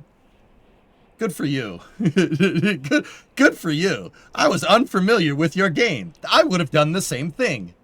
Fantastic. Hey, you're cheating. Hey, kiss my butthole. What?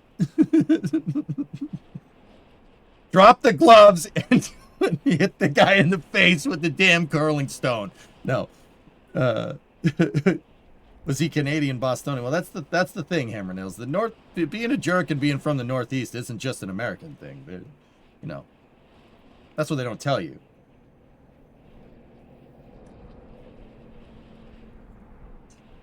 As for the 2019, the guy with the 2019 Fiesta, have them flush. Have them check the turbo flush gate too. Damn it, EJ, I've seen a scrap in a curling rink. No way, dude. That's awesome. You see the men's luge? Our man broke the track record every time he went down. Nice.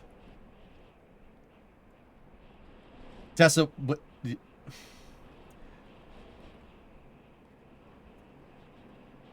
Why did I just have a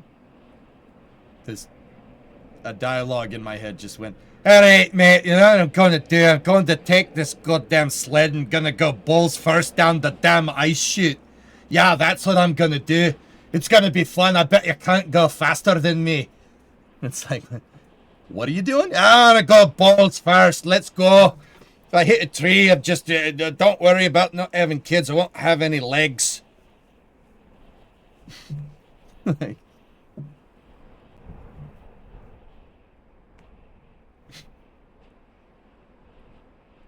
Like, I don't know why that picture just got flashed into my brain, but, you know.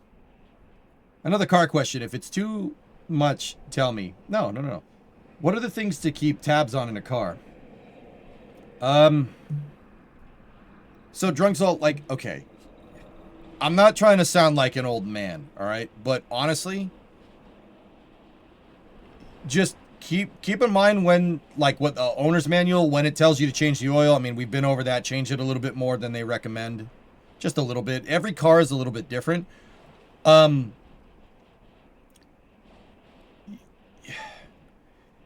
If you take care of it, it's going to take care of you. Like, that's the best way I could say that without, like, but if you said it in like a Hank Hill, well, if you take care of the car, boy, it's going to take care of you. So if you go hooning this thing around and you're tromping on that engine, you're more likely to break something. But you don't have to baby it either. Like, okay, the best thing, like the thing first and foremost, keep an eye on temperature. Keep an eye on the temps. That's it. Specifically oil temperature and oil pressure too. Those are the big ones. If I'm driving a car, I don't need a speedometer, you don't need a tach, and I had to choose like one gauge, it'd be oil pressure. You can discern everything else about how the car is doing from the oil pressure. Okay? If you're not making oil pressure, you got a big problem. All right? When I say take care of the car, I mean like if you're going to drive it for a long time, you're going to drive it a long way, let the thing get up to temperature before you put your foot through the floor. You know what I mean?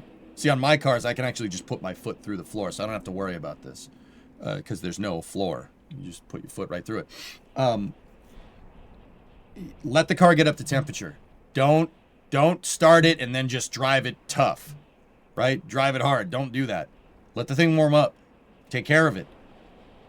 Like, let it warm up. Let everything get up to temperature. If you try to romp on an engine when it's cold, you're going to break something.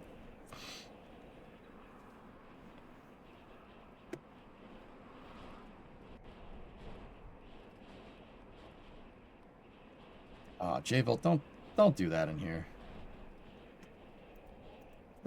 Brother. Oh, come on, man. So, in modern cars without visible temperature gauges or oil pressure on the dash. Yeah, I know, right? So, dude, just let the thing get up to temp before you go and drive it. Let that oil get warm. Let the engine heat soak. Get it up to operating temperature, right?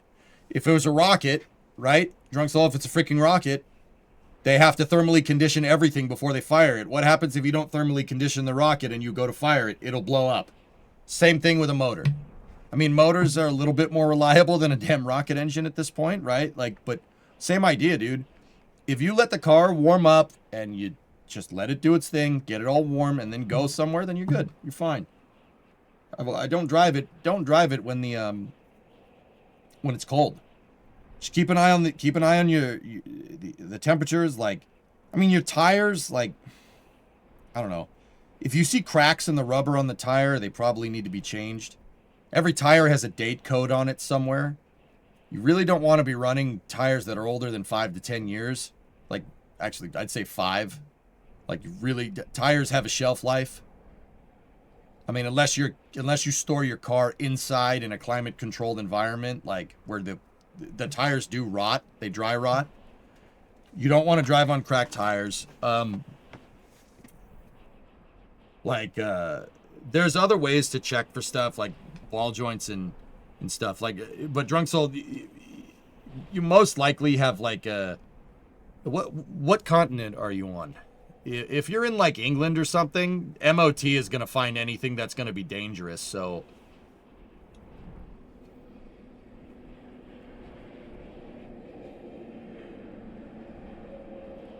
no, drummer, I don't have those yet. Make sure you change from summer air to winter air. If your tires are looking cracked and dry, add shoe polish. Yeah, I wouldn't do that.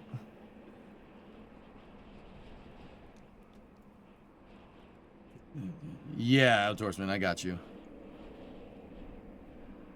They're coached by Mark Johnson, who's on the Miracle team from Lake Placid. That's cool, man. Good stuff. STS and RS-25. If I don't let it get thermally conditioned, I can cause combustion instability and flow separation. On a car, if you don't let it get up to temperature, you could crack the engine block. Like, don't get me wrong, it's not going to do it on the first time, but if you keep driving it like that, it's not going to last as long. Get that thing up to temp before you send it. If you take care of it, dude, it's going to last a long time. Like, dude, look at My '08 Mustang. I've owned that car since 2013. I've had it for 13 years. The car still drives as good as the day that I got it because I'm very careful with it. I always let the motor warm up. I always check the oil. You know, you don't need to do it every week. Check the oil every couple of months just to make sure you're not leaking any. You know, and if you're leaking a little bit, just top it off. Just check the oil, check the transmission fluid. Do that every, I don't know, 2 to 3 months. You'll be fine.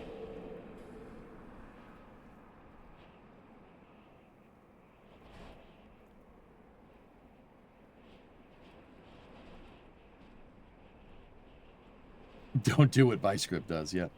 I do prefer to drive manual, but I have a problem riding the clutch sometimes. Don't ride the clutch, man. Make sure your foot's off that damn pedal. Riding the clutch is a good way to make the clutch not last as long. Dude, I have not changed the clutch in my Mustang once because I baby it, because I'm very careful. I mean, dude, do I go fast in the Mustang in the summertime? Yeah, and I obey all traffic laws at all times. You know, but I don't romp on it. I just have fun with it from time to time. But yeah, I still have the clutch that I've never broken the transmission open on that car because I've never had to change the clutch because my clutch is fine because I don't beat the snot out of it.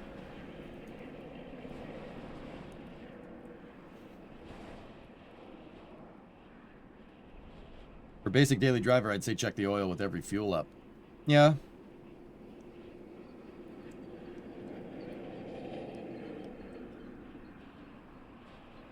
I wish EV cars could have a clutch. You like manual transmissions.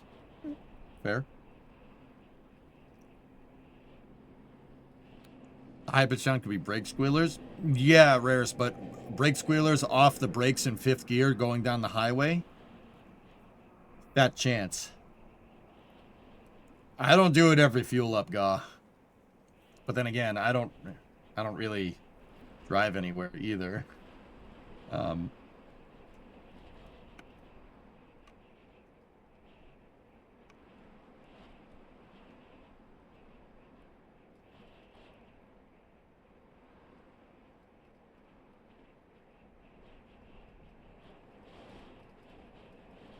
Two things you really don't want to fail when you're driving: timing belt and oil pressure. That's why I said, Fox, just keep an eye on the oil pressure, keep an eye on the temperature. If you let the car get up to temp and then drive it around, it'll last you a lot longer. And don't ride the clutch. And use the best. I hate EVs that are automatic. Makes the drive boring. Yeah, that's fair. But some people want that if you're commuting to work every day, you know what I mean? I don't, but some people do.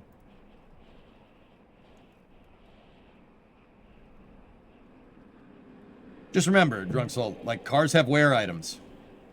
A really good thing to do, another good thing to do, actually, this is a Jay Leno thing, is start reading about your car. You said you were going on forums. Go on forums. See what other people say. Go join the local Ford Fiesta car club, because there's most likely one. Or join the Ford Fiesta internet forums. Like, dude, I have Ford trucks. There's a website called FTE, Ford, that's Discord. Ford Truck Enthusiasts, right? Let me change that. FTE is, yeah, you get forums for any different types of truck. You get older classic stuff, like if we want the F250 B87 and 96. There's always good stuff in here. Read.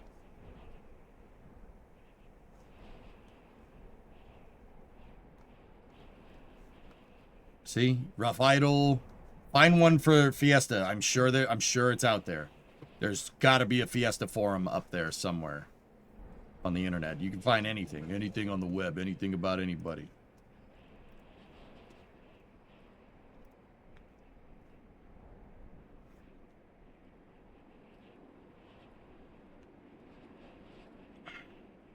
So SLS is rolling back here, dudes, and the Rocket Lab launch got scrubbed.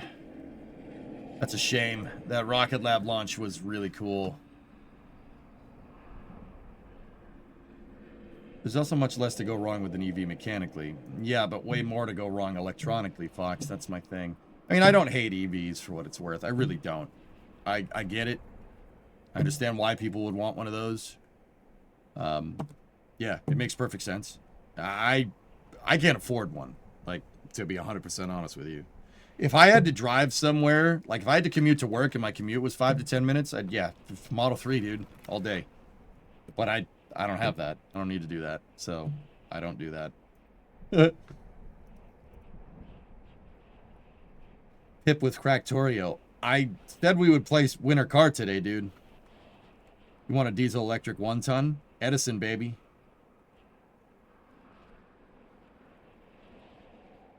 I don't mind EVs. I've always said that EVs are going to take their place just like diesel vehicles took their place.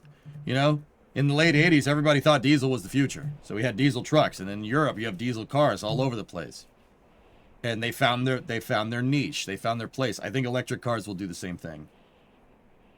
The reason why is straight because there are places where electric cars make perfect sense, and there are places where gasoline cars make perfect sense, or diesel. And I've always said play to the strengths of what you're doing, so. You sign you up for a slate? I don't want a slate. I'd rather build one. Did you see the new Ford EV platform? I've seen it, but I haven't seen, like, the whole video.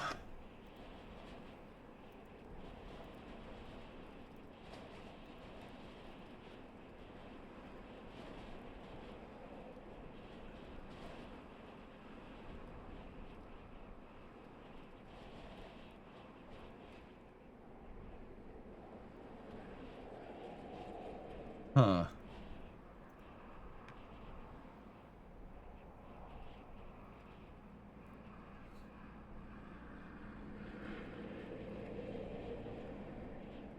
That's the horizontal integration facility. That's where they build Falcon Heavies to launch on the pad on 39A over there. Actually, you could just see the Starship pad that they're building out at 39A here. See it? There's the OLM. How long do you think it will take the pad and the rocket to get ready for A3? Don't know. EJ, would a carbon composite external tank and boosters work for the shuttle?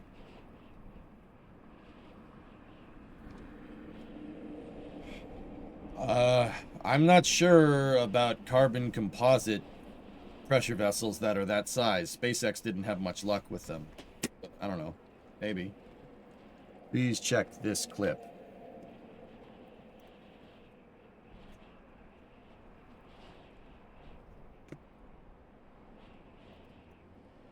What is this? This is the clip that I saw, Baron. Listen to this, dudes. So this is Ford talking about their new EV platform. The engineering team had a philosophy. Best part is no part. If the part is necessary, then it must serve multiple purposes. It's not easy to find those opportunities. That is why we need the close collaboration of a small, nimble team. So first, we focus on reducing one of our biggest contributors to the vehicle weight, body structure. To do this, Ford is using large aluminum unicastings for the first time. These unicastings make the structure significantly lighter, delivering more than 27% advantage in casting weight over our competitors.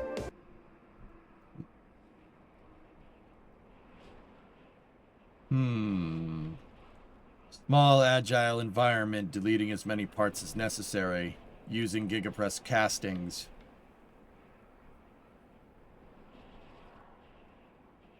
Where have we heard that before?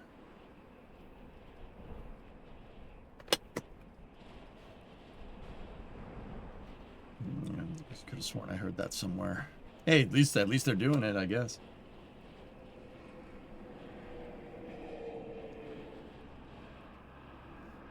So Mike Fink came out and said he was the person with the medical emergency. He did not say what it was, though.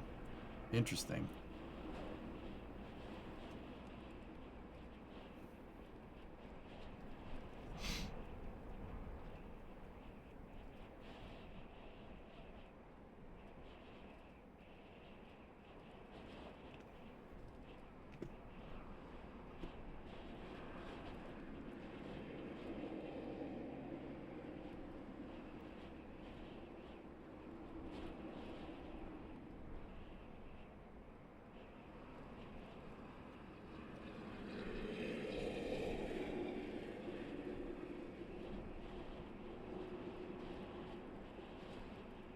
Yeah, so they're rolling back the booster here. Last, that's the on-the-road price. Neat.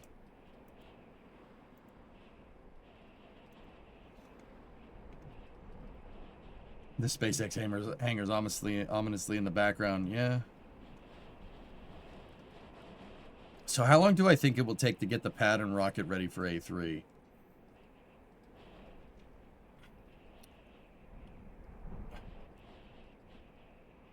Yeah, I hope they learn from this, outdoorsman, but I was saying, like, you know, the whole Artemis 1 campaign was such a big pain in the butt. I said I'd hope they learned from that, but they didn't. You know, they just did it the exact same way, and the exact same things went wrong. Joho, does the SLS rollback feel like the cancellation of the space shuttle? No. No, not even close. The cancellation of this dude...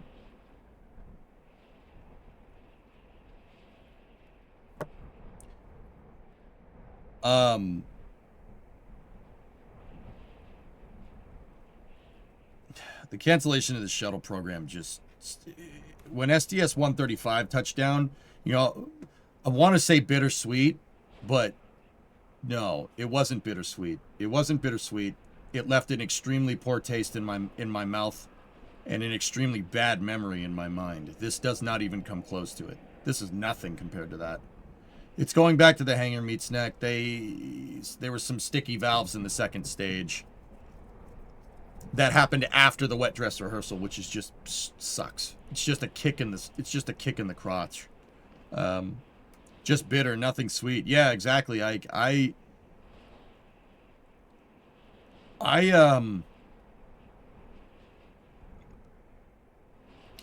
not gonna say I had like a mental breakdown or anything, but that really I don't know, man. Ooh, Starship Tower. After STS-135, I was just annoyed. Like, do I know as much about aerospace engineering now that I did then? No, not even close. But I knew enough to know that this was not the right move for our space program. That wasn't the right move. That was a really stupid thing to do. And the more, you know, over the last 13 years since that happened, give or take, I've only, learning more about spaceflight has only reinforced that was an extremely dumb thing to do. Canceling Constellation was probably getting your black-pilled arc. Yeah, hopeless is what it felt like, dudes. Hopeless. You know, fellas, I love watching Falcon 9s with you. If there's one during the day, one during the stream, even one sometimes a little bit before or after or something with NSF, I'll always cover it, man. The reason why it never gets old for me is because I remember what it was like to have nothing. To have no space program. Because that's what we had. From 2010 to about 2013, we had nothing. Nothing.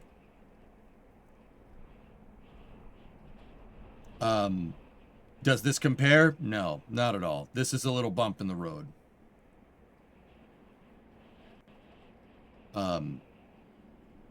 Those wounds are still open. Very much. Yeah. I hate that. Look, I like that rocket. I really do. I like SLS. My criticism has always been fly it more. You fly it more, you're going to work the problems that they have out over time through high flight rate, right?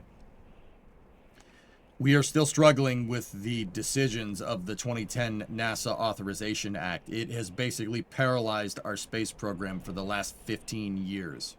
I don't take that lightly. It pisses me off. That really makes me upset. Yeah, I take it very personally. I don't... Do I have a vested interest in the space program? Not really. Like, not any more than any other taxpayer. But this is like dreams, man. This is the stuff that we dream about, going back to the moon. You know, and does this carry a heavy price tag? Sure. Would it be better to maybe start over? Yeah, maybe. But we have this, it works, and, you know, this is pretty dang close, even though it's with this fragmented piece of junk architecture. But yeah, dude, I think about that every day. I'm serious. I at least once a day. I get reminded of it, just with what you see on your screen. You're reminded of it, how stupid of a decision that was. Getting rid of the shuttle and Constellation at the same time. And now, I will say championing commercial at the time did have its dividends in the form of that hangar over there. I've always said that the commercial space program should grow, and it would be great if it surpassed NASA, but I don't think that should ever have been at the behest of our national space program either. Because it's a fool's errand to think we can't do both.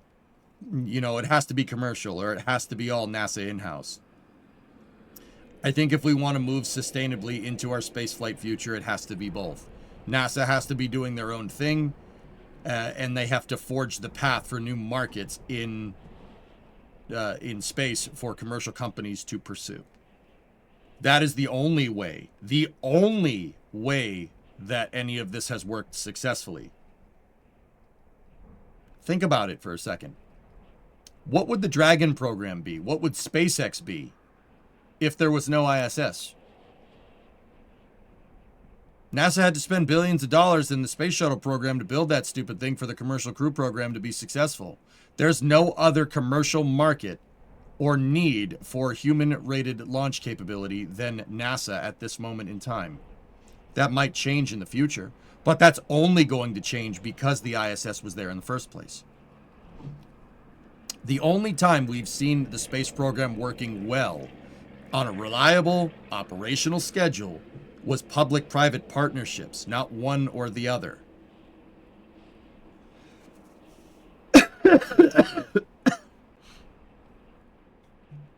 Rocket Lab scrubbed out Vasia.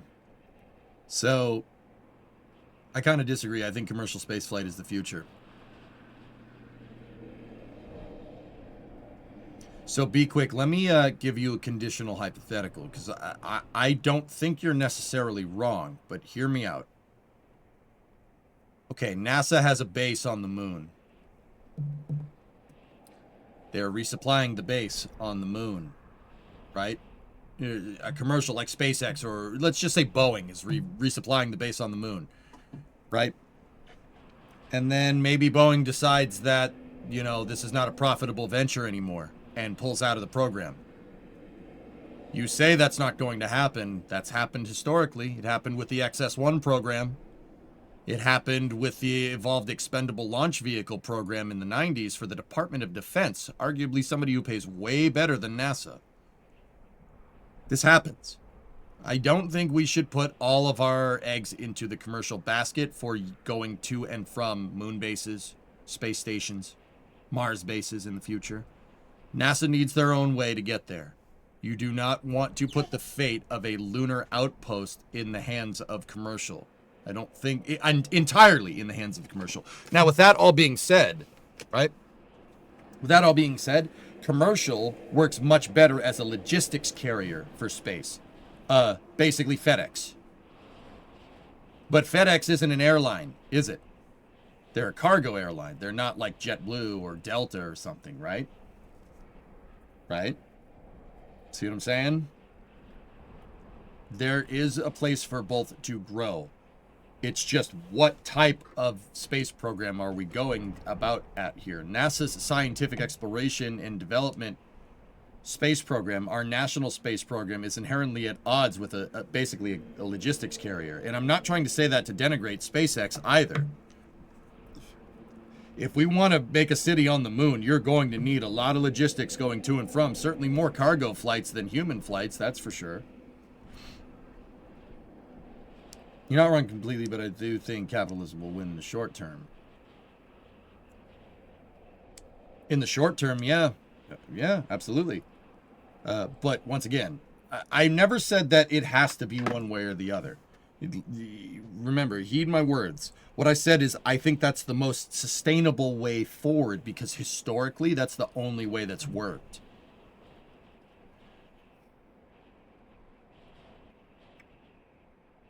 The only time commercial program you've had a good public-private partnership is with the Commercial Orbital Transport Services Program and the Commercial Crew Program. Both of those programs needed the ISS to exist to work correctly. Something that NASA spent billions of dollars and 35 assembly flights with the space shuttle making. You don't have that, arguably it doesn't work nearly as well. Understand? That's the only way I've seen where public-private partnerships are working correctly.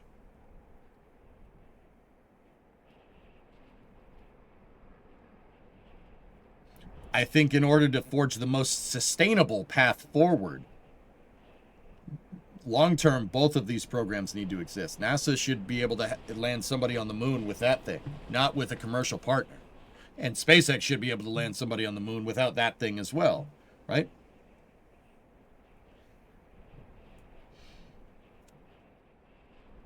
NASA should be there to fill in the gaps where commercial does not want to build. Like, there's no money for, like, think about it like, you know, commercial cargo flights, like airliners, like UPS or FedEx, right? There's no money in FedEx or UPS building a city somewhere and then trying to resupply it with their airplanes and their trucks full of freight, right? That doesn't make any sense. The city has to exist for them to be able to move cargo around, and then the whole system works. You have to have infrastructure for that to work correctly. That's what I'm trying to tell you. Would Amazon work as well if we didn't have a national highway system? No way. Absolutely not. See what I'm saying? NASA needs to be the ones to build out the infrastructure there, and then commercial needs to thrive in that infrastructure. I think that's the most sustainable way forward. Now, that doesn't mean that that's the only pathway forward, right? Could we survive without our national highway system? Yeah, sure, absolutely. The trains could carry the weight, absolutely. I mean, trains and airplanes would be sufficient. That would be fine. But U.S. wouldn't be what it is without our highways, right? That's a vital piece of infrastructure. I think highway versus spaceflight are totally different, though. Well, yeah, of course, physically, but at the end of the day, if you're going to supply the moon, right? If you're going to supply a moon base, it's just another form of logistics. It's no different than comparing it to a train that moves the mail, or a UPS van that moves the mail, or a train that moves. Do trains move mail anymore? See what I'm saying? It's the commercial is a logistic. Commercial programs are a logistics carrier, right?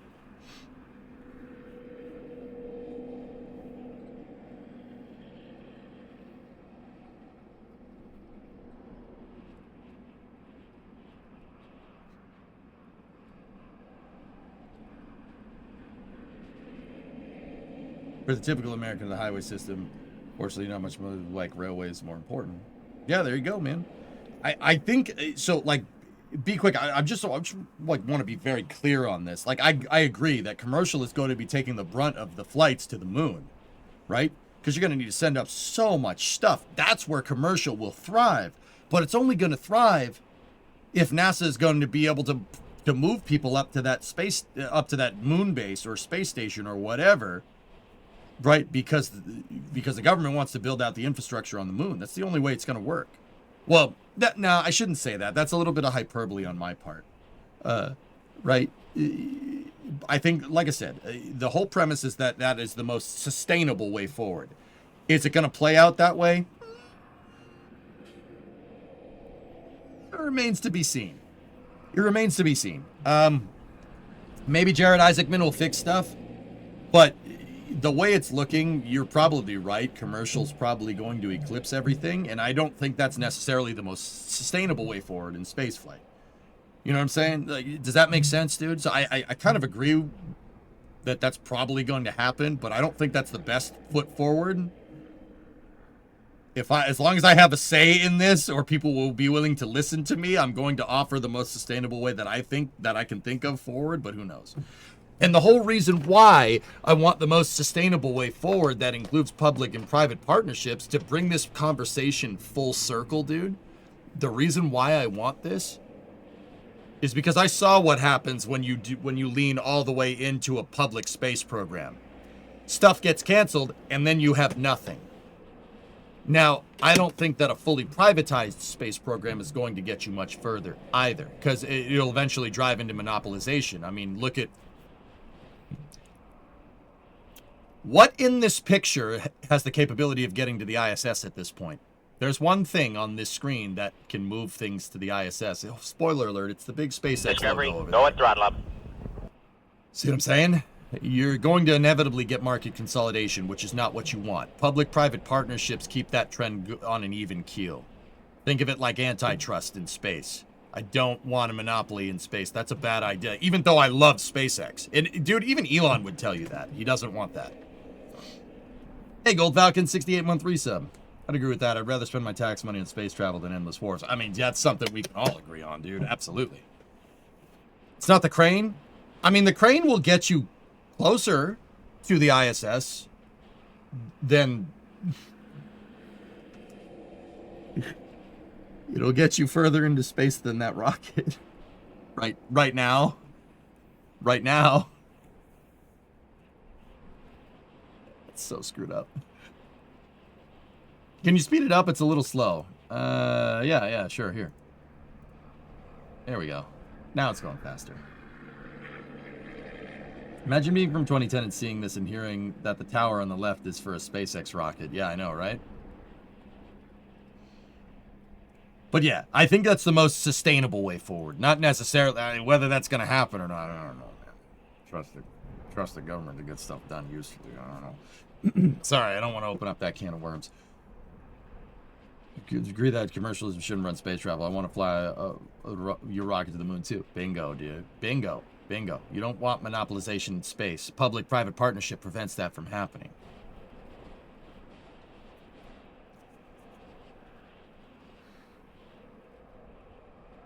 What's wrong with this rocket here? Ziggy, they're rolling it back to the hangar. She had a little bit of trouble with the upper stage helium valve. One got frozen. Actually frozen, and it's stuck in place. It's stuck closed. You need helium to be able to pressurize the tanks, to be able to, amongst other things, feed the propellants into the rocket engine correctly. Making sure your rocket engine doesn't run dry in flight is probably a good idea. Yeah, you probably need those. So it's being sticky, and the only way to get at it is to bring it back to the hangar, because the hangar has the service gantries to get at it. The hangar being the vehicle assembly building.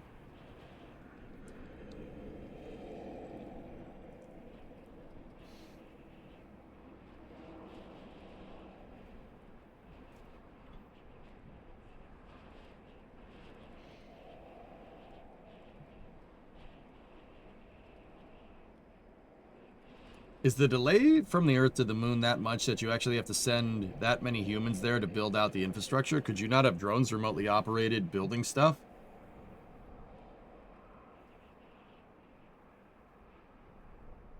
I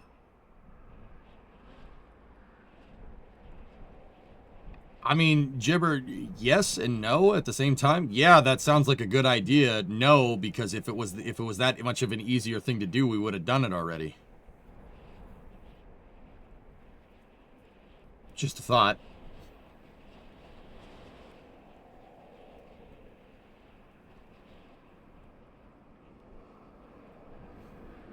I feel like that's partly SpaceX's plan. See, I'm not sure I entirely agree with that. You know, SpaceX wants to move Optimus robots to the moon, to get Optimus to build out a moon base. Which is very interesting to me, because the last time that Elon leaned into automation, like fully automating something, he tried to fully automate the Model X's production line, and it failed miserably. That's very interesting to me, that he would try to do it again, knowing what you know. Rook mentioned that he wanted to bring the expertise back in-house. What do you think that means for SLS and future vehicles? That means that a reliable operational schedule in my mind, Jim. So what do you think is the next likely launch month? April. You can learn from past mistakes. Maybe he will.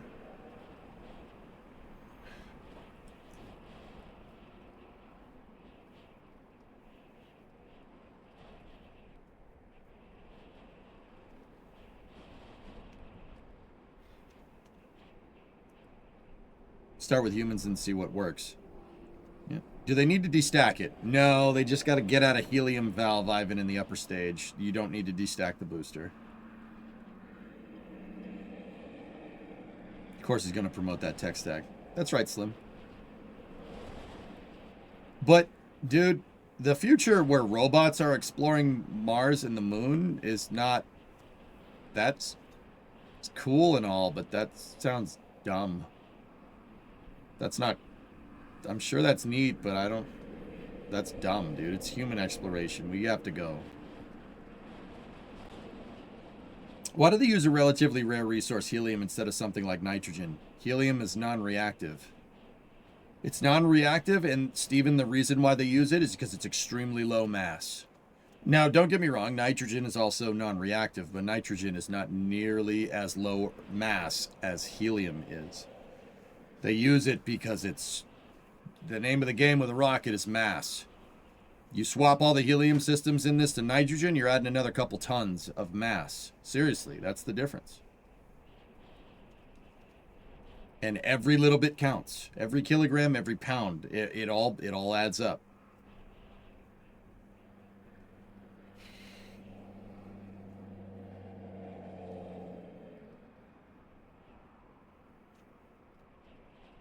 It also has the added benefit of melting your voice funnels. That's right.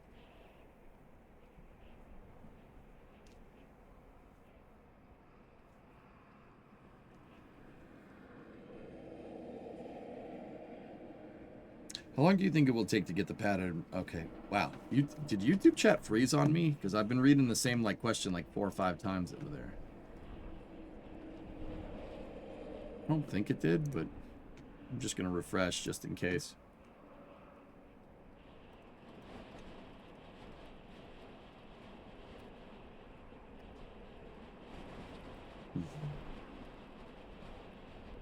Yeah, that thing is moving, guys, but when you're moving 16 million pounds of rocket, like 7.2 million kilograms of rocket and launch tower, it pays to just go slow and steady.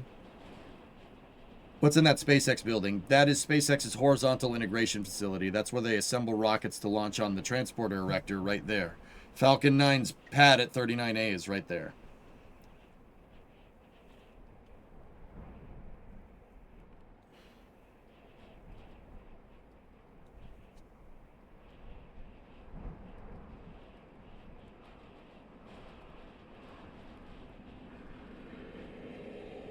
YouTube is having chat issues. Yeah, I thought. Nobody said anything over in the YouTube chat for 35 minutes. I was getting a little worried.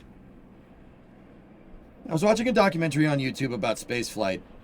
Thanks to your JFK voices, by the way. Anyway, there was this whole part about astronauts craving spices because taste changes on long-duration missions. Do you know why that is? I learned more from you than I ever did in school. Actually, I don't have the answer to that question, Gibber. That's very interesting, though. How many stories is that rocket? About 30 stories tall, friend Kim.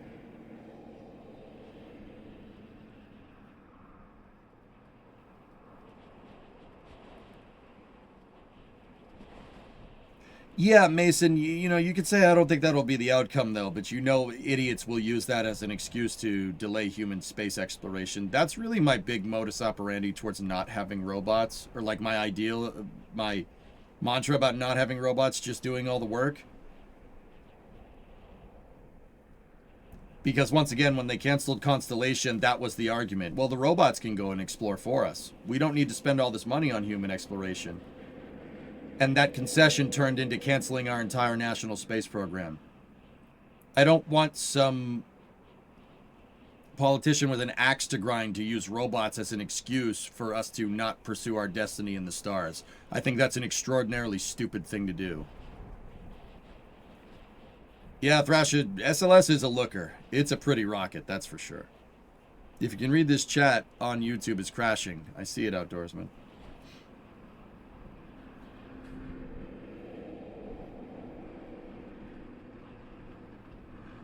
Ziggy, the flex is not as much as the space shuttle. The reason why is because the space shuttle engines were on the side. So when the engines ignited, it kind of flexed back and forth and then went up. This doesn't have that as much because it's a straight longitudinal stack.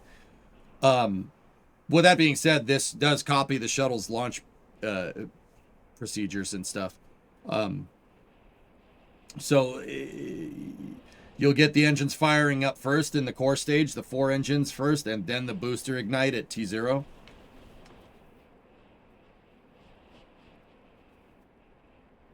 Can't even see other viewers in the chat. Yeah, YouTube chat.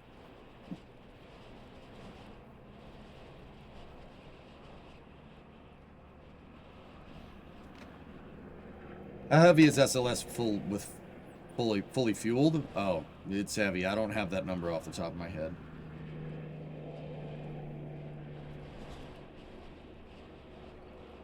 This reminds me of the old shuttle simulator game. If you don't use the time accelerator, you could play the game tomorrow.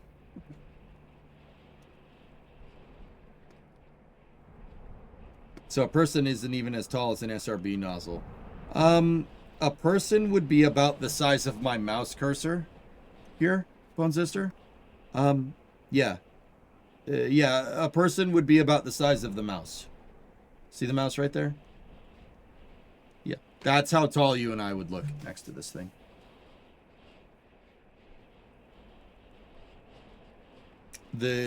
No, nothing is reusable for in-cam except for the capsule. Why does one SRB have a dark ring? It's so they know which one is the left one and the right one during imaging when they separate.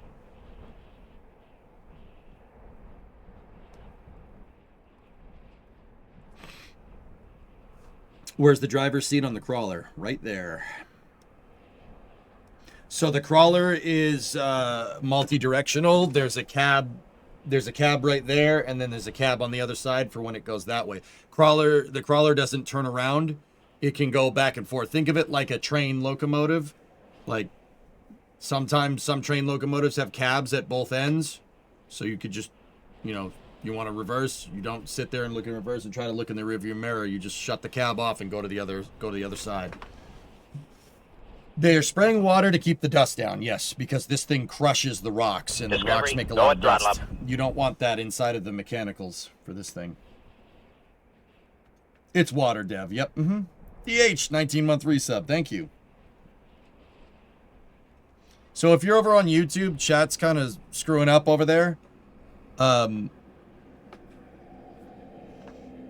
Sorry about that, but yeah, we're still live. I can't. It's tough for me to see chat. It's something's going weird with their chat servers. But yeah, still here. If I don't reply to you, that's because I can't see it.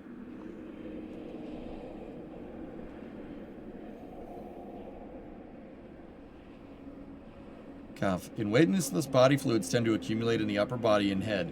Nasal tissues get congested as if you have a head cold. This hinders the sense and smell and taste. Yeah. Lymphatic fluid gets redistributed. Yeah, I know that, but I don't know. Yeah, I had no idea how that was going to affect taste. You know what I mean? YouTube's having helium issues. Yep, got to roll back the YouTube stream. The chopsticks are about to catch that SRB.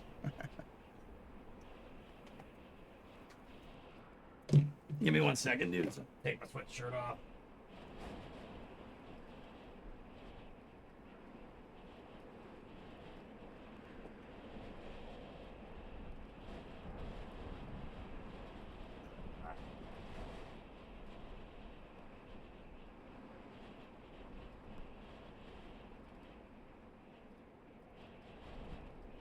See you next Sunday.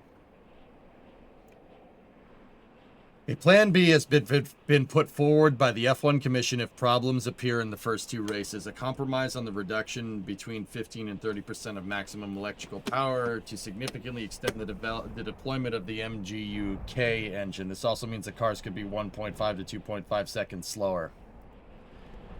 Oh man, are they screwed.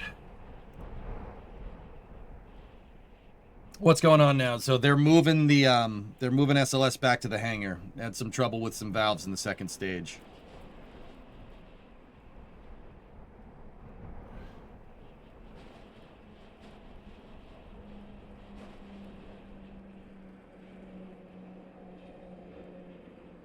With this be Artemis II -2 when it goes back to the pad. No. You have to fly to get that second designation. You smell that? It smells like the V10 era just begging to be tooted out. Seriously.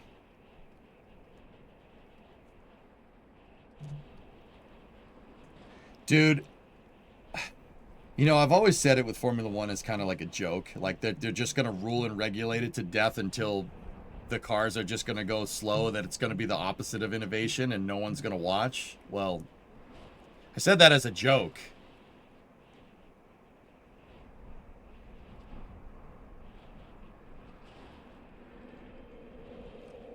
Didn't really realize that that was going to happen. Look at the launch abort system, dudes.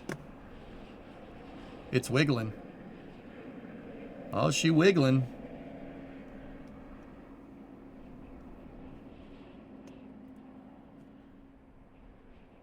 Irony is dead.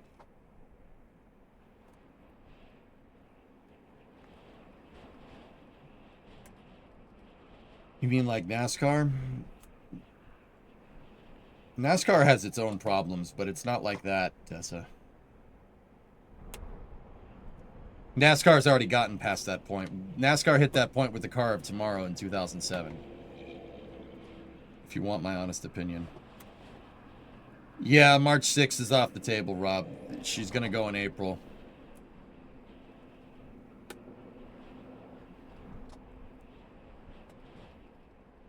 Yeah, the launch abort system's wiggling up there.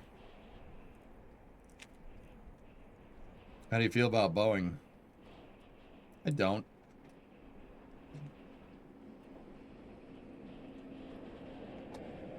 It's just a shame. Boeing to planes used to be what SpaceX is to rockets. Used to be. And I think all the problems that we've seen with them are the result of them merging with McDonnell Douglas in 1997. That was a stupid thing to do.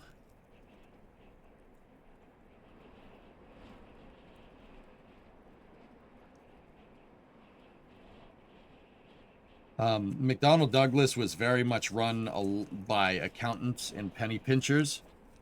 And that culture invaded Boeing's engineering first culture, and now they're dealing with the repercussions of that. Yes, Element. It gets a little windy up there, dude. If you can read us on the chat, SLS has no twang.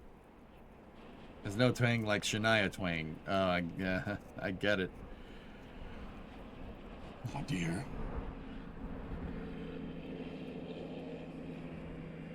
Boeing used to make great planes. They've always been sketchy with rockets. I would argue that Boeing is good at making stages.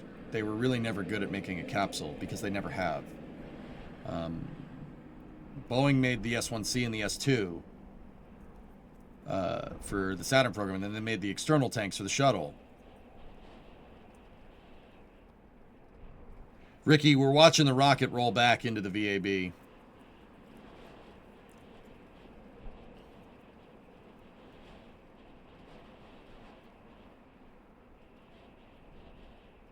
Boeing made the external tanks for the shuttle program, yes. It wobbles a little bit, Pigeon. Look at the top of the rocket, guys. Look, you could see it moving. You could see it weeble wobbling around. Look up here. Up at the very top of the screen. It moves. That's on purpose. It's designed to have a little bit of give. There is a system, there's an umbilical arm, and it's not really an umbilical arm, that connects right here at the very top of the core stage. That's called a VSS, Vehicle Stabilization System. They know the vehicle's going to vibrate, so they put it on. The VSS is an umbilical that has shock absorbers, like a shock absorber on a car, what's called a hydraulic damper. And the hydraulic damper is there to keep it from, it shakes a little bit, but it keeps that shaking from compounding and getting worse. So it just kind of, that translates into the thing just kind of doing this.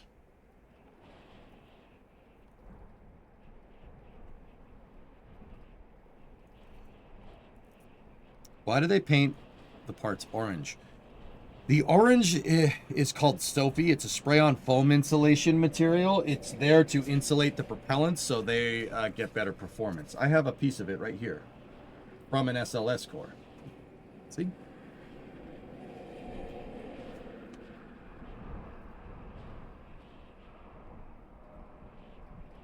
Nice, bite it. No, I'm all right. I don't need to do that. Where'd you get that? Be quick. I'm not trying to brag or anything. I know people that work on this. Like, turns out when you host a stream about rocket science for like 15 years, you end up attracting people that work in the industry. Yeah, I ain't gonna bite it, dude. No, not a good thing.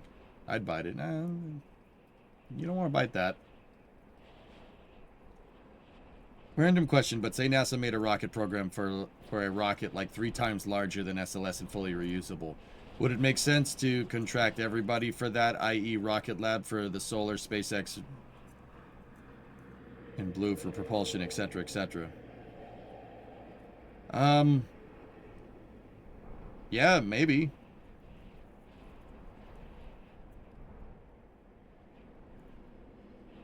McDonnell did great things with military aircraft. Douglas did great things with civilian aircraft. Together, they kind of fell apart. Yep, that's right, Fluffy.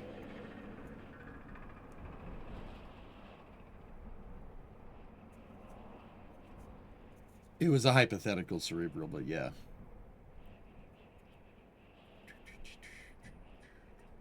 So merging with McDonnell Douglas basically killed Boeing. Guys, Boeing did not acquire McDonnell Douglas. It was a merger. And that merger was basically very heavy-handed in McDonnell Douglas's favor. So current Boeing isn't really Boeing. Boeing died in 1997. McDonnell Douglas has been wearing the corpse of Boeing as a skin suit since then, for about 30 years. Yeah. Like, that would be the right way to say that.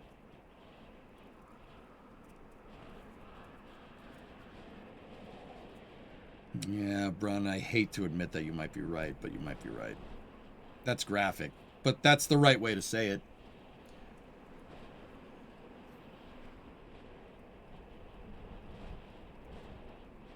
It was the reason why McDonnell Douglas took Boeing name is because McDonnell Douglas's name was in the toilet because the MD-11 is arguably a gigantic heaping pile of trash.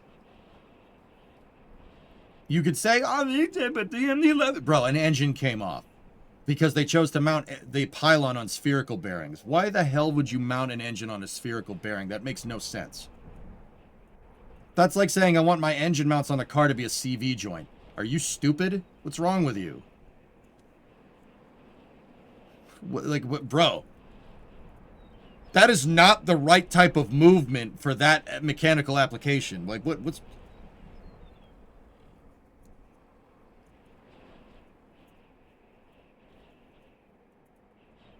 That problem was not on the MD. The issue is on the maintenance crew. It's on the maintenance crew, yeah, because they didn't maintain it after Boeing said that they didn't have to. Or Boeing. Go, I've read the report, Phone Sister. Don't play this game. It's a terrible design. It's absolutely horrid.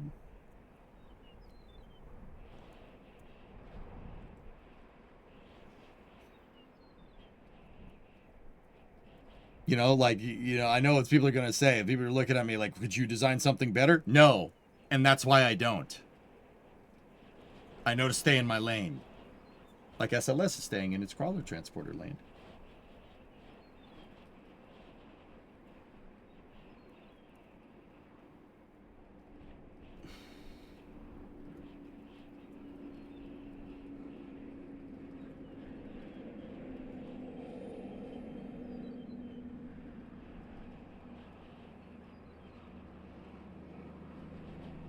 Do they have a reason for doing it that way? Chief, I don't, and that's what I mean.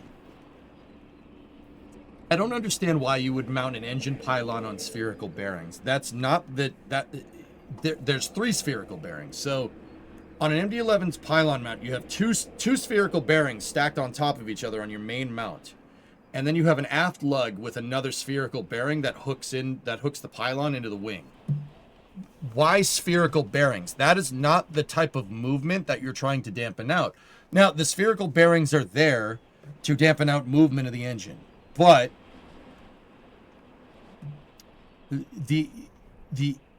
when a plane goes down the runway and when a plane rotates, right, and then takes off, so you get to V1 and then you rotate the aircraft and you go up in the air, that puts the maximum amount of stress on your pylons because the engines are spinning, right? Your engines are spinning and they will want to process when you rotate an airplane like this and go up in the air. They want to process. So if the engines are both spinning this way, right, they're going to want to do this when you take off. This type of movement is not what a spherical bearing is designed to work with. And the thing is that you have to have a little bit of play with the engines. The engines have to be able to do this, because if you don't allow some bending force to deal with that precession when a plane is going down the runway for takeoff or landing or whatever, right, they'll snap off.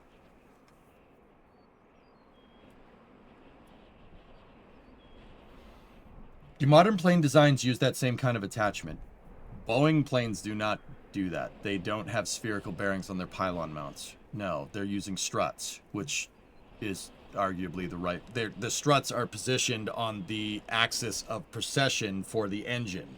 So when the engine takes off, it leans into the strut, and the strut takes the brunt of the load. Because, once again, Boeing's way smarter. Has the crawler transporter ever broken down on its way to ferrying a rocket to the pad? No, that's never happened. CT has 2 redundant engines. It's 2 fault redundant. It has 2 gigantic V16 diesel engines in it. Yeah, it's 2 fault redundant, dude. If one engine breaks, you got the other one. All engines on a plane spin in the same direction. It depends on the aircraft, Ivan. Yeah. McDonnell Douglas made the F-15. 104-0 is a laughably good record. McDonnell Douglas can make good military aircraft, but yeah, I think Fluffy said it right. McDonnell made good military aircraft, and Douglas made good passenger aircraft. When they merged, it didn't really work. An F-15 isn't a DC-10. Those are 2 different things.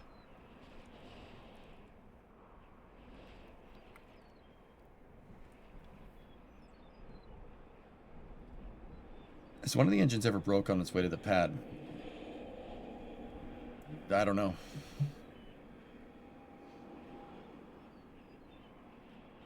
Yeah, if you look up how a 737 pylon mounts, it's on struts. The engine and the pylon are on struts that allow the engine to kind of allow a little bit of movement like this way to deal with that precessive force of takeoff, right? But yeah, the spherical bearings. I don't understand why you would have 3 axes of spherical bearings. That doesn't make sense. Is YouTube chat working? I haven't seen anybody talk over there in 15 minutes. Or 10 minutes.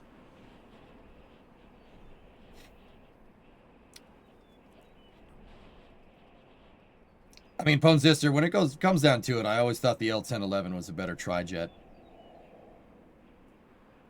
Lockheed doesn't make many passenger planes, but man, when they did, they hit it out of the park. Constellation, Lockheed Constellation, L-1011, oof.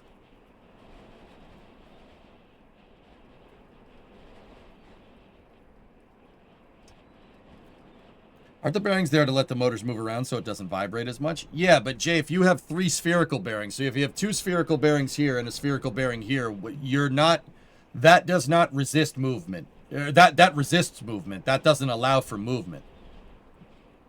A spherical bearing allows for rotation. If you have 2 spherical bearings here, how is that going to allow for rotation? Because your pylon is one piece, unless you're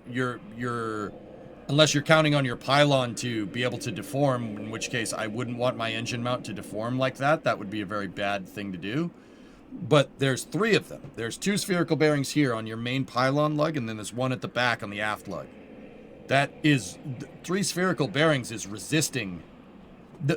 They're using spherical bearings as a vibration damper, and that is not the right application for that mechanically. And what do I know about airplanes? Nothing. But also, like I said, that's like using a steering wheel as a tire on your car. Is it round? Yes. Will it work? Yeah. How long? I don't know. Maybe you should have just made a tire instead. I saw it, Drummer, yes. RTX posted this video of a new engine for the F-47. Look at the end of the video. The audio is copywritten. Wow. That's very interesting.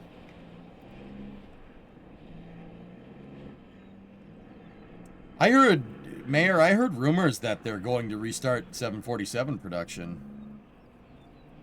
I heard rumors. It was just, and those rumors are just somebody saying something on X that claimed to be a Boeing engineer, so I don't know how true they are. It's probably not going to happen, but that would be nice.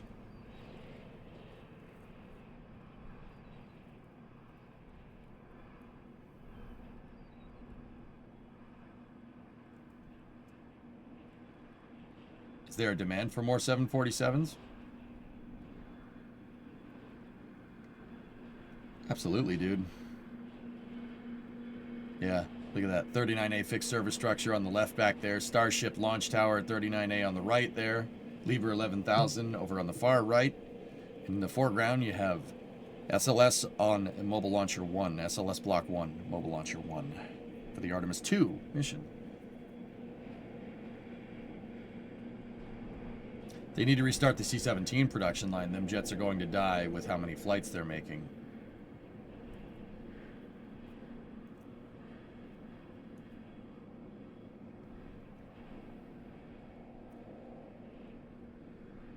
What is the 250 on the SRBs? It is America's 250th anniversary, Pigeon. July 4th, 1776, marking 250 years since the Founding Fathers convened at the Continental Congress in Philadelphia and wrote a Declaration of Independence to the British Empire, seceding the 13 colonies from the empire. It's America's birthday, baby.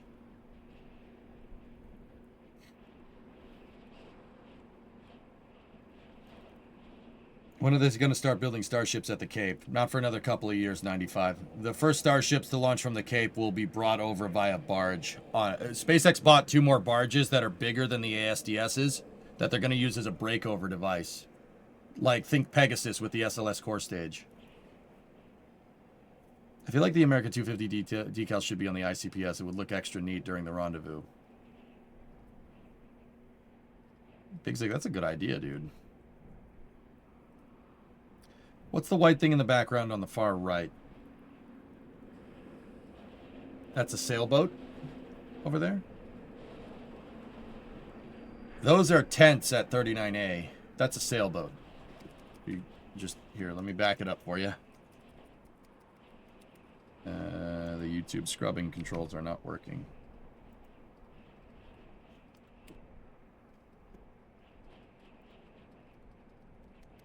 Nope. Nope, not working. That's good. Wow, it's a schooner. You dumb viewer. It's not a schooner, it's a sailboat. They got scrubbing disabled?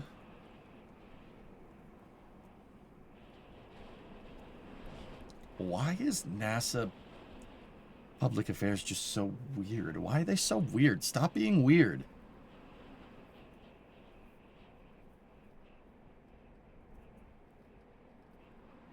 Chocolate covered pretzel. They're a little melty, but damn are they exquisite.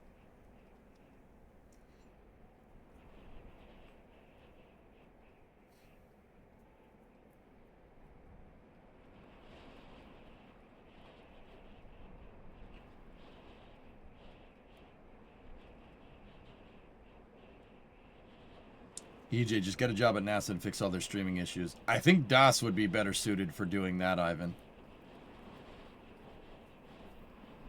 Are bird strikes a concern for rocket launches? Only for the first couple of seconds, Fronchem. It has happened in the past. Yes, it is something that you really want to make sure that doesn't happen, but it has happened.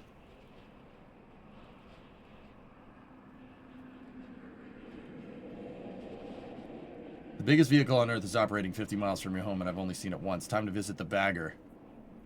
Baggers are awesome, Toto. Look, man, I understand that coal mines probably aren't the best way to be generating power, etc., etc., but that bagger is damn cool, and I refuse to acknowledge that it's not. Bagger 288s and Bagger 293s are some of the coolest things humanity has ever engineered.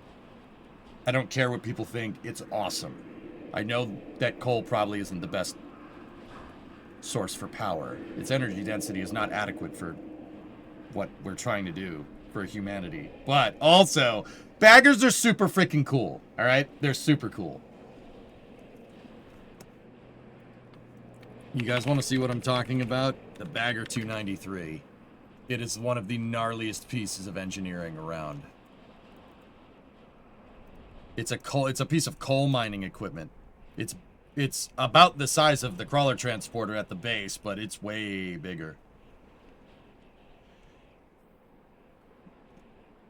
I get it.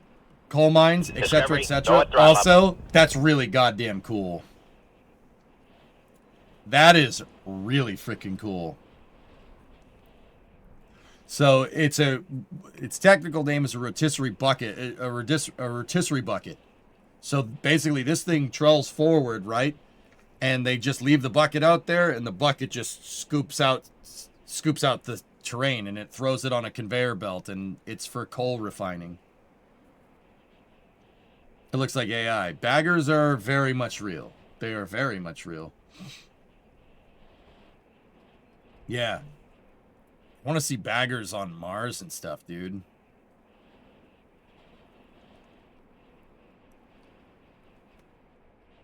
Yeah. I can show you where they are. They're in Germany. Germany uses them. They're made by Krupp. Germany uses them in coal mines. Open pit mines. Here.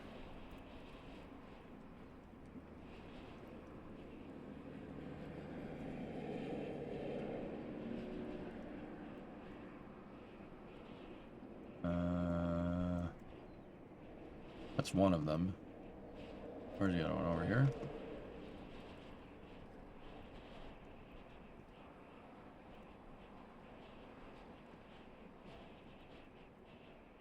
That's where one was. There's the tracks for it.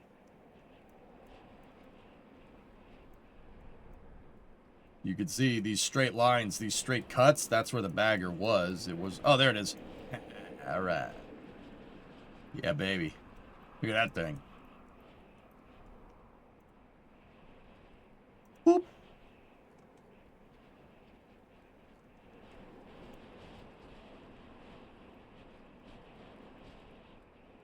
Yeah, the photogrammetry didn't really like that.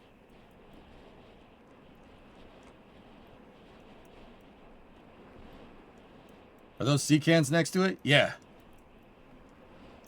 Baggers are awesome, dude. It's a, yeah, rotisserie bucket shovel. It's freaking cool, dude. Like, once again, they're used for mining coal.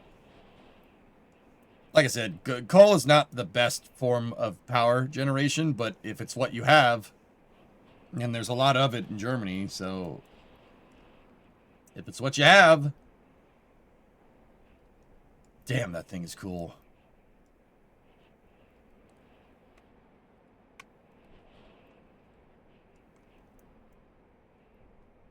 Can we use that to plow snow? No, yeah. If you use that to plow the snow, you won't have any city left, so you'll never have to plow again. It'll be great.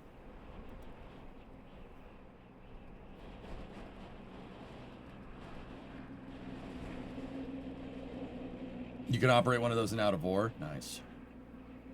Should make a bagger in Kerbal. What the hell am I going to do with that thing?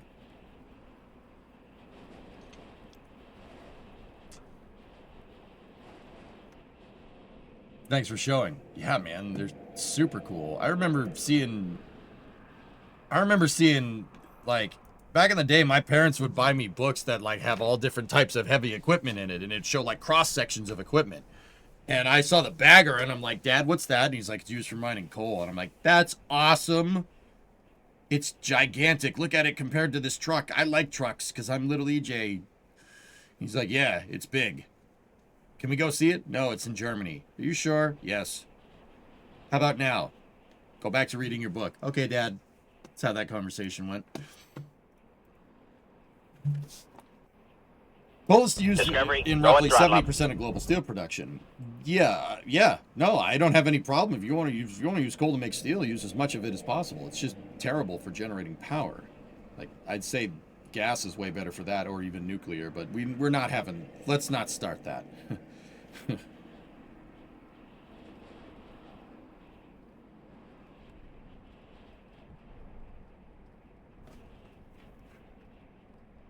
Yeah, Baron, it'll become a problem, you know, and nobody will do anything about it, and then it'll become a problem, and then they'll fix it.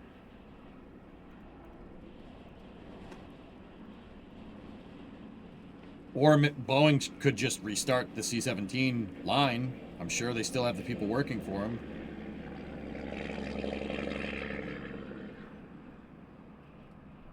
Oh, wait. They gave the factory to Relativity because it wasn't profitable.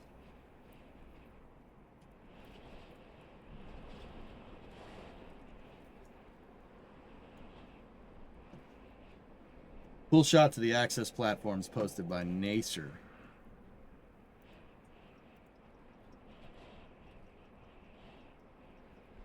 Oh, the contingency access platforms. Yeah. Yeah, they didn't get to the valve, though, Joe, which sucks. 2 words, geothermal power plant. Shazbert, I don't want to have this conversation, but honestly, I'm more partial to use whatever type of power in whatever application. I think that in the future,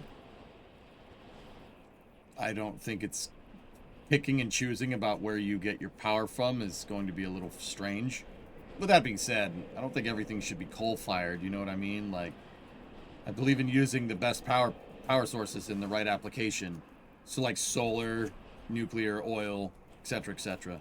Coal for like steel production, not necessarily power, you know, like everything has an efficient way to use it. If we champion all forms of efficiency from all forms of power generation, yeah, we'll never have a problem.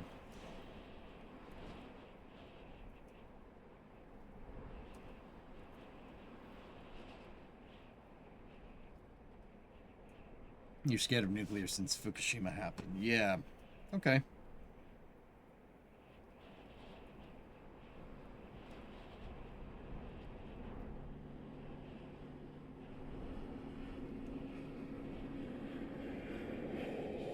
Yeah, guys, I see where this conversation is going. Let's go back to talking about the rocket, huh?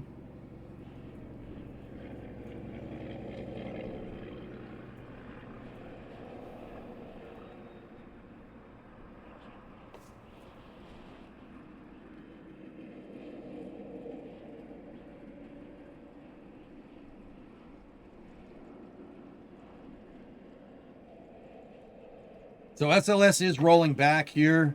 They did have some bad helium, stuck helium valve in the second stage where they were unable to actuate helium flow. And yeah, bad valves. It happens. It's just, it was a really bad time for it to happen, but it does happen. Also, if you guys want to get a sense of scale, there's some people walking around the bottom of the CT right there, the crawler transporter. Yeah, like I said, people are about the size of my mouse cursor in this shot. Like, if you were standing on the crawler transporter, you'd be about that big. About the size of the mouse cursor.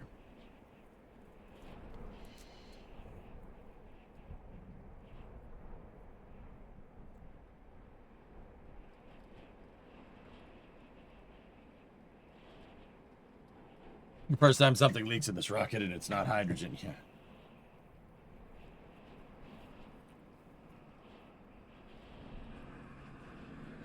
So SLS is tiny. Yeah, sure. You could see the crew access arm next to the Falcon 9 transporter. Yeah, the 39A crew access arm is down. See it over there?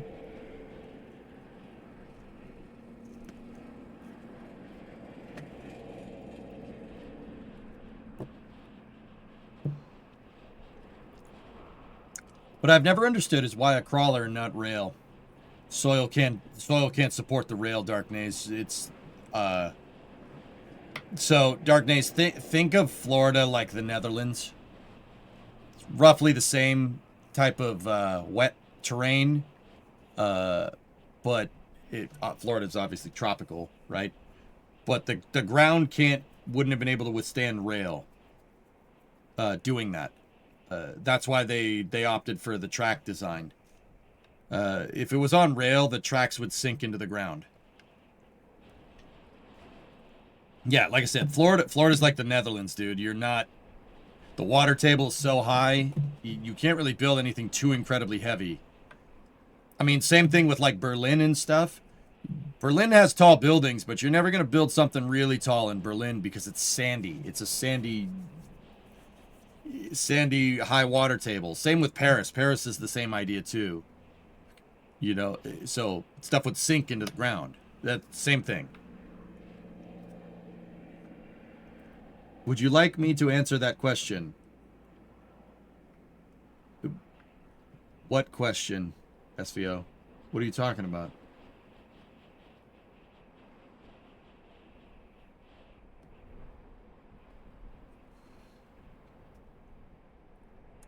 Talking like all the Netherlands is a mushy swamp.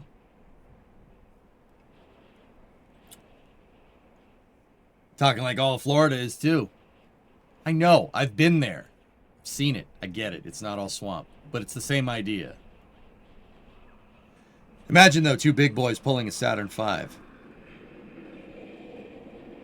I'd want a G-tail.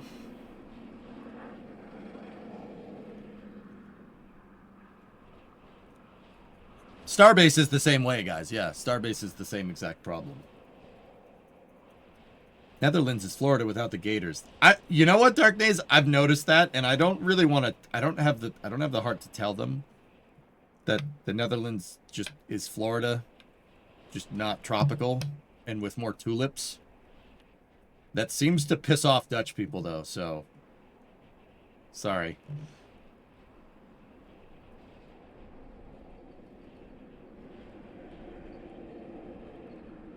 Yeah, Baron, he's 160th. Of course he's cool. That's why you're my all-time favorite streamer.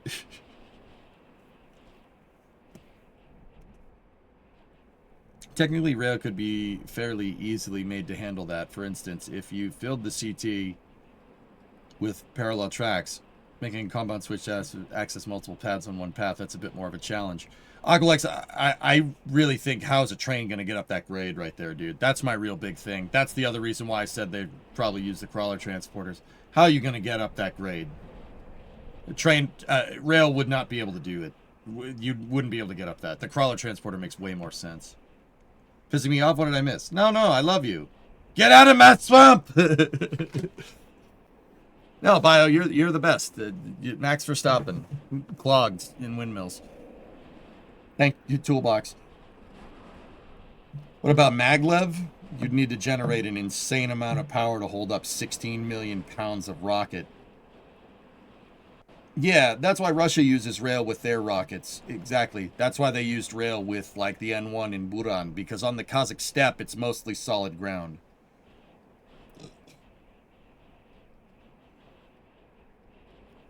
I love you too, dude. I just missed what you said. I love it when people... I said the Netherlands is Florida without alligators and tropical climates. Rollback is bad, right?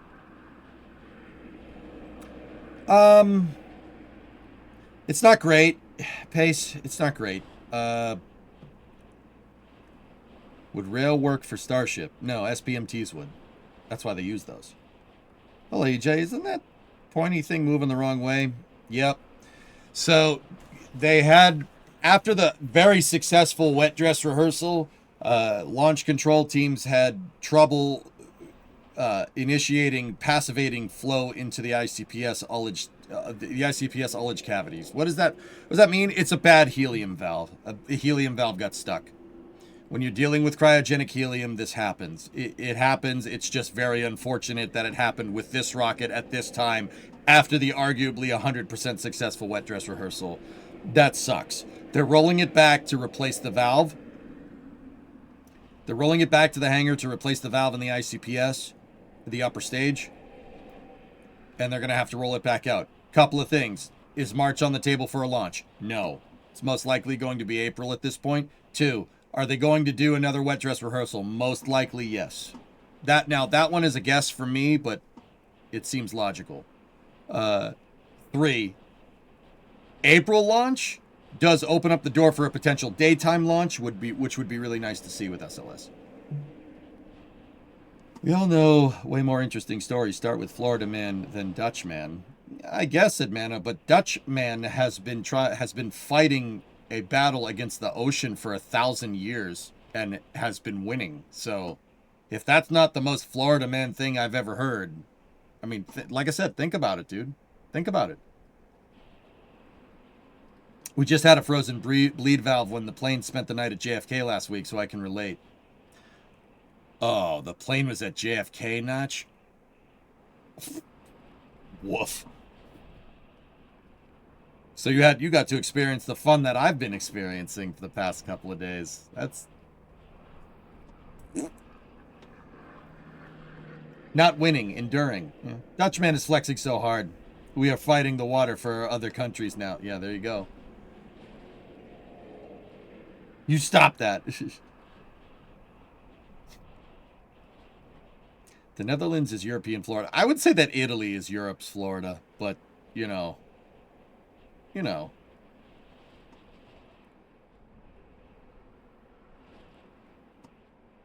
Does the CT self-level? Yes, it does, B0. The crawler transporter has adjustable ride height because it needs to pick up the launcher. So it can go up and down, and it can tilt forward, and it can tilt back. So it levels when it goes up the grade to the pads. New Orleans uses a system of levees and pumps to ensure the city doesn't flood. Yeah, I know, Shazbert. Leave it to the French to build a city in a bowl surrounded by water.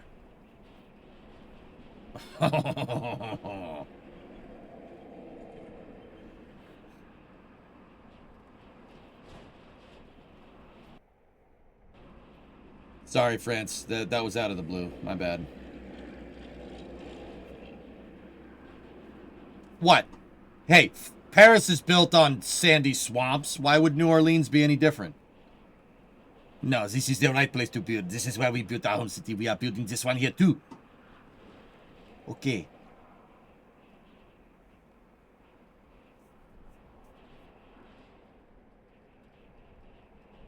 Sorry, I love you guys. You guys are alright. You invented democracy, existentialism, and the ménage à trois. Hey, I like that last one. That last one's pretty cool. To be fair, Rome built Paris. No.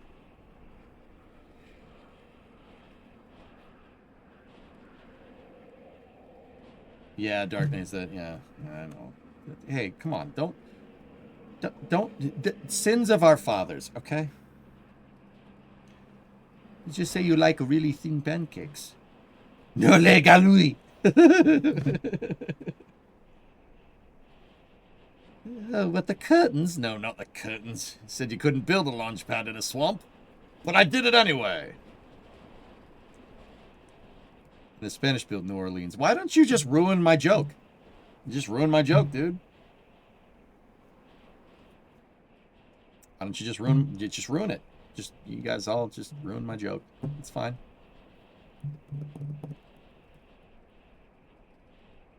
Get up from behind there. You're ruining the paint. You're ruining my joke.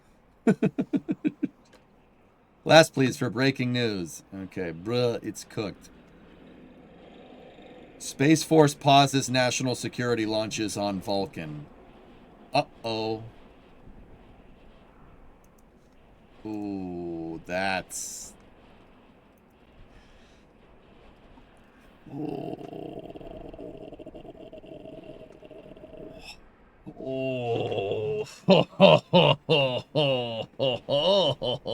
There.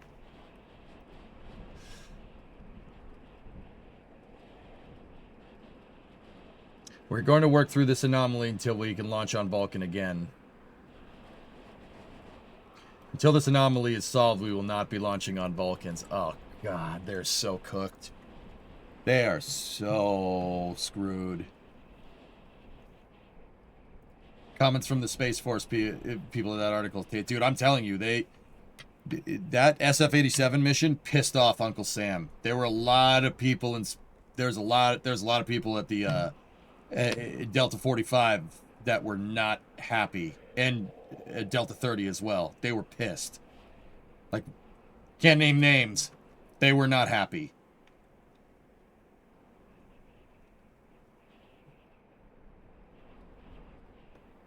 We're still in the initial phases of the investigation, so we'll continue to work with United Launch Alliance and their suppliers to make sure that we've got the right level of insight and understand where that investigation is headed. I don't have any details at this point. This is going to be a many months process as we work through the exact technical issue that happened and the corrective actions we need to make sure that this doesn't happen again. Yep.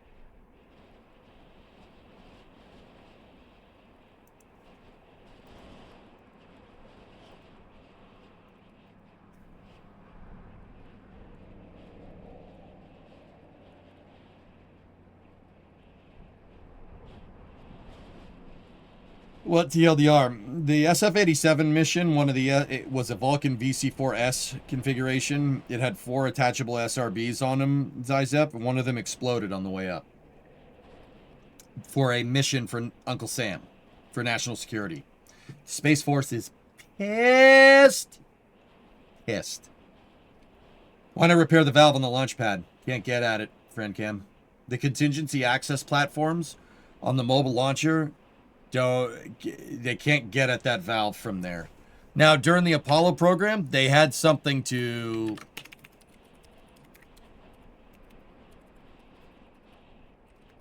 During the Apollo program, they had something to you know, in case this problem happened, they had something to fix it with. So you wouldn't have to roll back. It's called the Apollo Mobile Service Structure. So the MSS had a whole service structure that could actually move up and down. So you could use this to get anywhere on the rocket when it was out on the pad if something like this happened, to avoid a rollback. Yeah, they didn't build that. Yeah, so the fixed service structure is carried by the crawler transporter, right? So the CT drives out here, drops the rocket on the pad, and it would go grab the mobile service structure, and it could drive this up to the rocket. And like I said, these service gantries can move up and down. There's a service gantry for the first stage, second stage. There's a payload encapsulation area in case you needed a clean room environment. So you could work on this all out on the pad. It was one of the gnarliest pieces of GSE ever around. It got scrapped, yes. Oh, nice, Bio. That's cool. Yeah, I think that idea, the mobile service structure, is a really good idea. That was a really good call. Yeah, they didn't do that. They didn't think they needed it, which is why they didn't build it for... Why they didn't build it for this rocket. It is truly a chunky piece of equipment.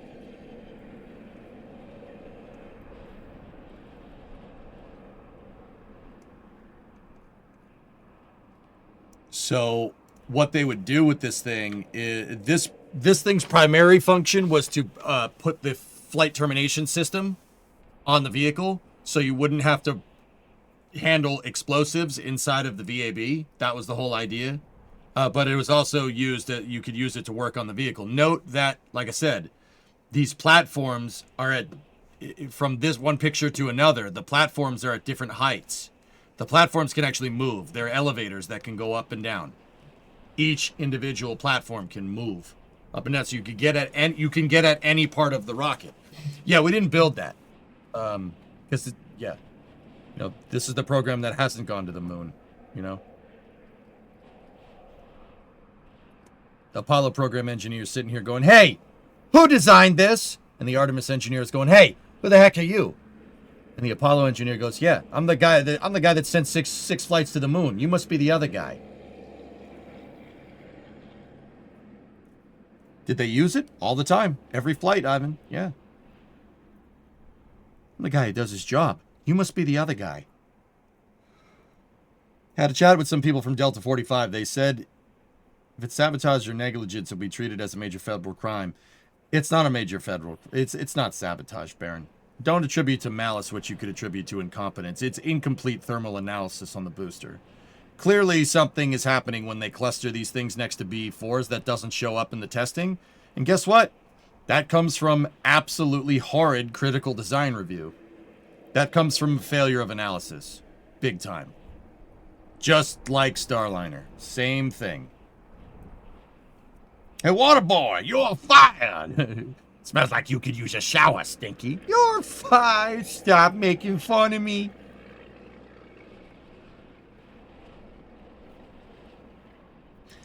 They modified some of the nozzles on the SRBs after the findings of Vulcan Flight 2 were implemented. Yeah, I know. That didn't fix anything.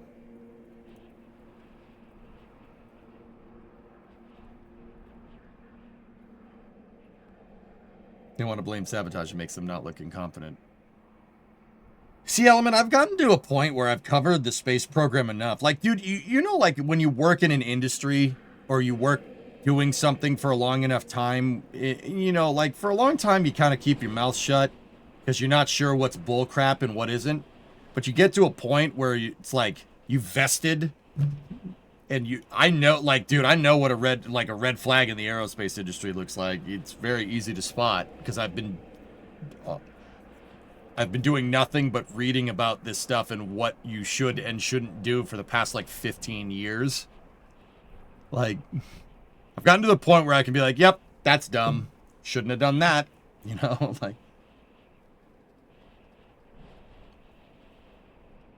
like, watch.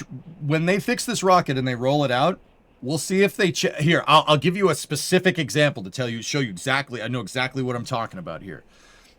If they... do not change the seals on the tail service mast umbilical when they roll the vehicle back out to the pad and change the seals on the hydrogen TSMU out at the pad, that shows they've learned nothing.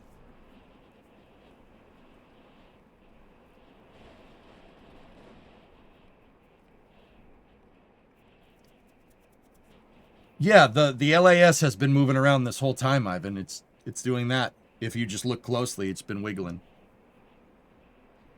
YouTube chat is still cooked, man.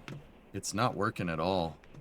It's crazy. I've never seen YouTube take that big of a dump. Or just leave it disconnected when rolling to the pad. Sure.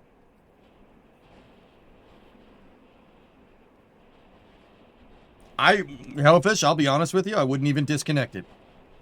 I would disconnect, I would keep it connected all the way through what you're doing now and then send it right back out to the pad and then change it when you're out there. The shuttle did not have a vehicle stabilization system because it was bolted to the pad. Does the capsule remain powered up during this? No. It might be on like standby mode or something, Jim. I don't think so. Why not repair the valve on the launch pad? Friend Cam, you see this thing that I was just telling you about? They don't have one of those.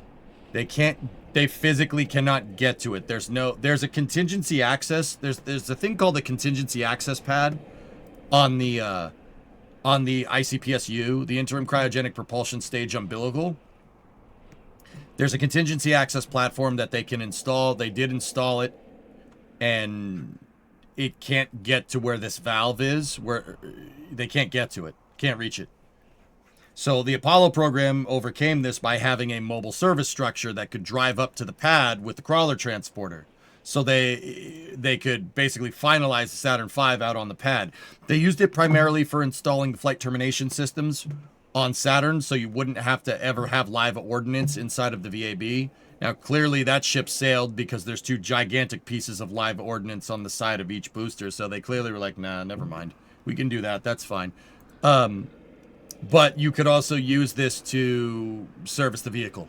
Do final checkouts. If anything went wrong, you could just drive this thing right back up there, service the vehicle right out on the pad.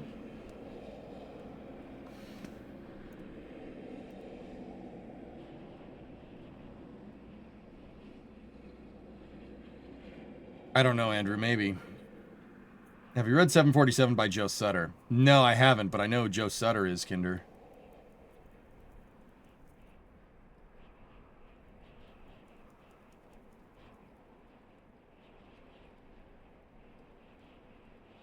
Oh, there you go, Bio. That's good. Hey, Meat Snacks, what's going on? Drummer, I can see it.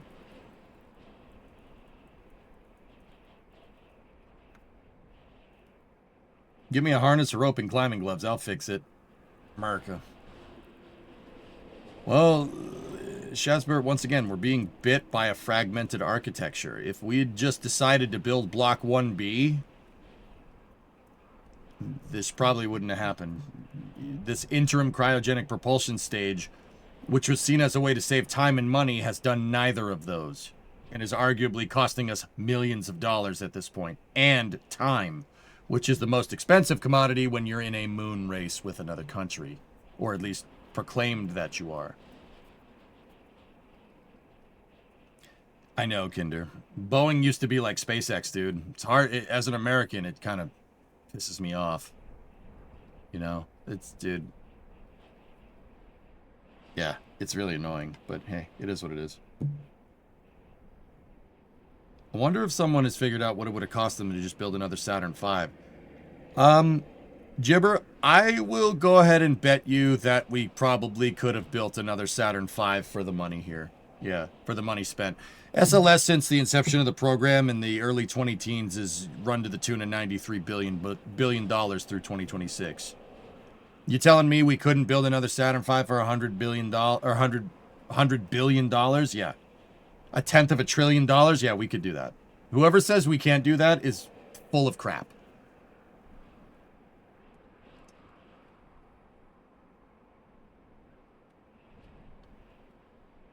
If you could put someone in charge of Artemis building and planning, who would you want to do it? Jared Isaacman, actually.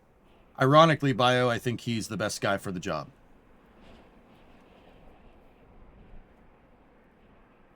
Stopgaps never work in spaceflight, Aqualix. They never have, they never will. Anybody that says otherwise is coping. For what it's worth, they probably didn't expect to spend $100 billion. Zach, there is not a snowball's chance in hell that nobody could have seen the writing on the wall when this program was incepted. I'm sorry, there isn't. Arcavan is 43-month resub. Oh, Super Dave Osborne, Saskatchewan seal skin bindings. Oh, those will work. Those will work real well, bud. Oh yeah. Can't. Dollar bills do not stand up to heating reentry. I'd probably make a better ablator than Orion's heat shield, Bio. Yeah, I said it. Now what?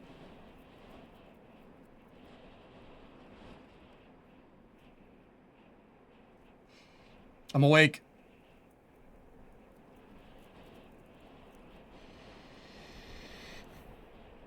Flashbang through the door. Sprint to the finish. So you're the new FNG, huh? Kinda name is Chad anyway. Had a Muppet like you get past selection. I see NASA is really trying to figure out what an exposure rate is. Yep, and blinding us all in the process. Really appreciate that, guys. The writing was on the wall for SLS as soon as the Senate signed the paperwork. Pretty much.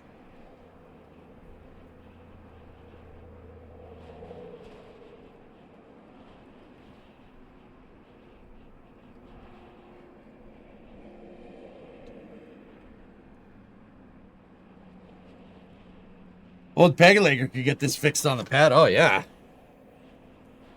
You don't need to worry about having to lose your leg, bud, if you already did. What are you gonna do? Lose it again?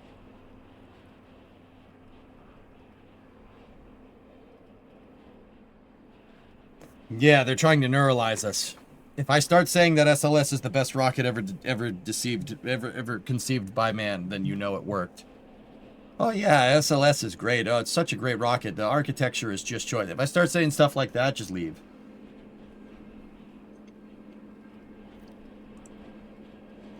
They tried to use one of those, T-Man. They couldn't get at the valve otherwise, dude. You guys got to understand that that valve, they think that valve is a valve that's right next to the umbilical carrier plate. It's most likely GSE side. Most likely. On the carrier plate. Can't move that. Can't get at that. That's hard. That's tough to get at the exact plate.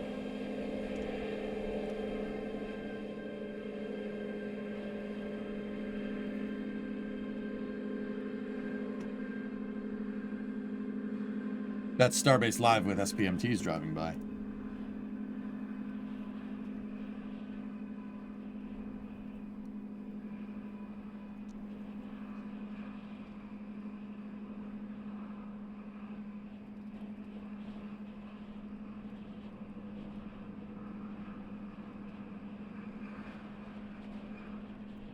They're spraying water down in front of the CT Arctic Pepper to make sure it doesn't kick up too much dust. You guys got to remember, this thing crushes rocks.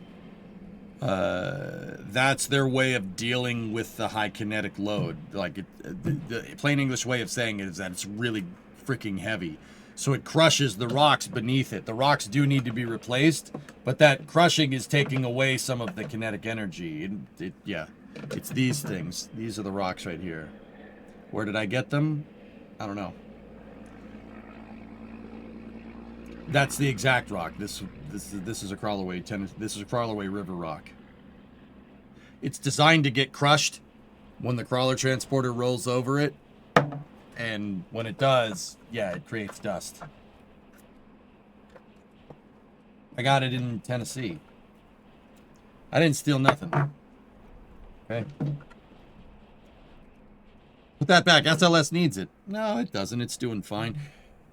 So this is one that really didn't get. It chipped, right? You can see that one got chipped a little bit.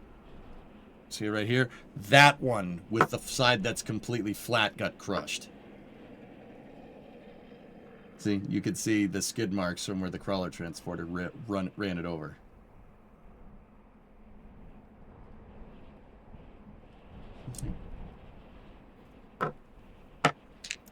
Why do I have these? Well, you're not supposed to take them. These are rocks that have already been crushed. So they were going to get rid of them anyway. This was given to me by NASA. Don't worry about it. They're already crushed. They need to be replaced every once in a while. I don't know why NASA doesn't take the crushed ones that need to be replaced and sell them. They should do that, but they don't. Yeah, like I said, these have already been crushed. That's why I have them. That's the only reason I have them.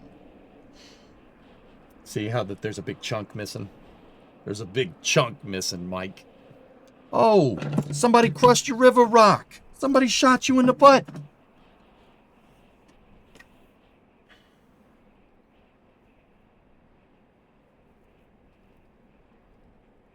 Have I been to the gift shop? I have not been to KSC. Oh. 2019 was the last time I went to KSC. Oh, no, 2024. I was at KSC VC for the, yeah, after we went to the Rolex 24.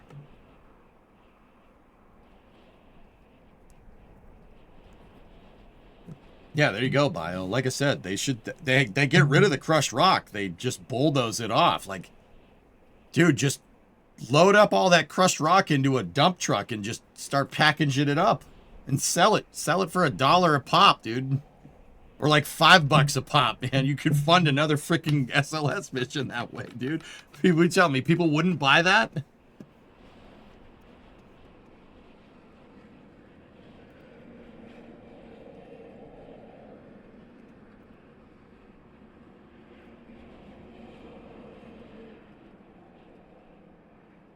I don't know, Fluffy. Why rollback? Helium valves in the second stage aren't cooperating.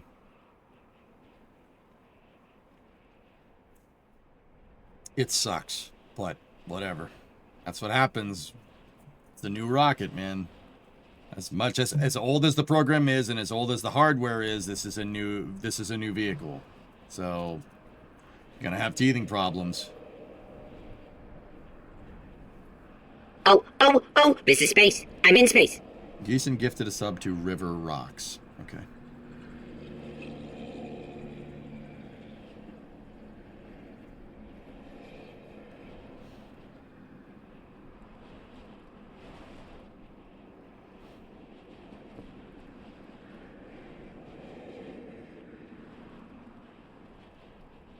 I don't see much action over in YouTube chat, but yeah. Do you need an Advil after unpacking all those tools? No, I need an Advil after moving the, like... What did we calculate, guys? So, Reindeer, my driveway is about... It's about 100 meters long, right? And about 3 meter wide. Like, the driveway that goes from the road to my house back to the shop. Actually, it's probably longer than that. That was a pretty conservative estimate. So...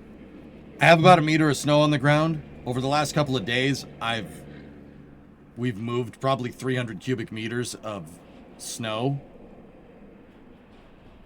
And I think our rough calculation was that wet inundated snow is about 100 kilograms per cubic meter. So, yeah, we've moved a lot of snow. This is space. I'm in space. What is it, like 30 tons of snow over the last couple of days? That's what I need. That's what I need a freaking Advil for, man.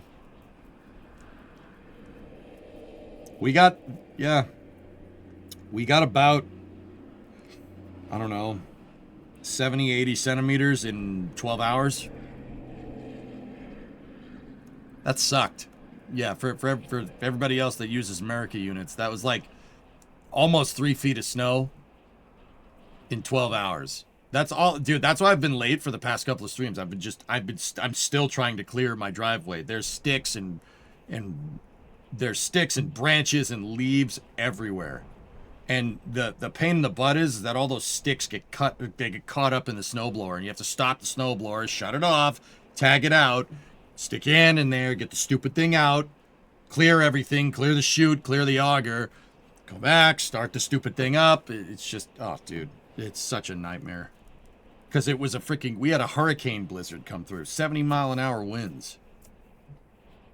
It's over 100-kilometer-an-hour winds for the metric people.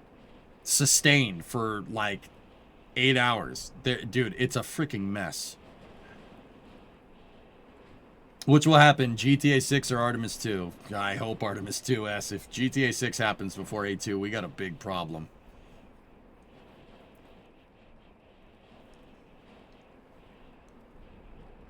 Impressed with the lack of freedom units. Not complaining. We'll call it Tuesday still. Maybe Wednesday. I know both systems. I can use either one. Deboned, if you will. Biggest drift that I've seen? Kristen, I could not leave my house until, like, yesterday. I haven't gone anywhere. I haven't even driven around. Like, they just got to plowing the roads today. The storm was Sunday night into Monday morning. Like, we haven't gone anywhere. I stocked up on gas, food, everything. Propane. I got tons of fuel. So I haven't really gone anywhere. Not that you could, but yeah. You should move to Florida at 71 here. Don't remind me. Don't remind me.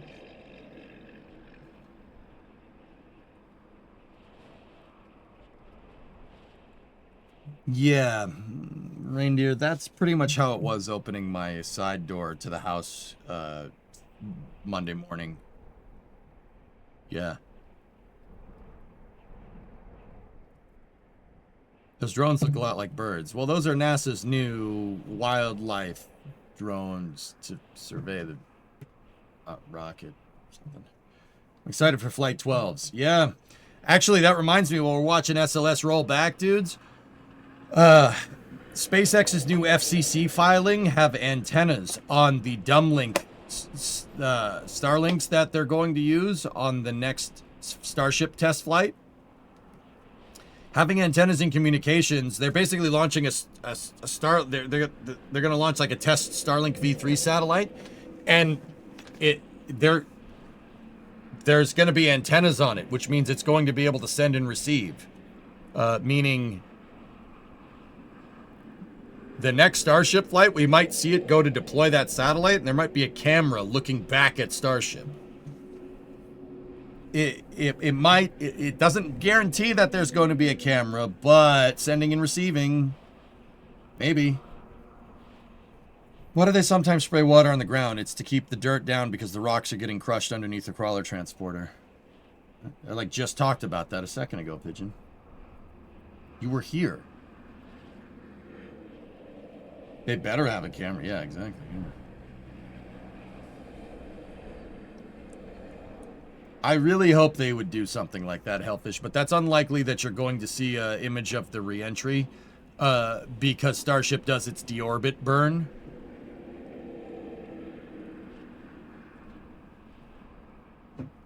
Why are they spraying water again? It's to keep your mom away.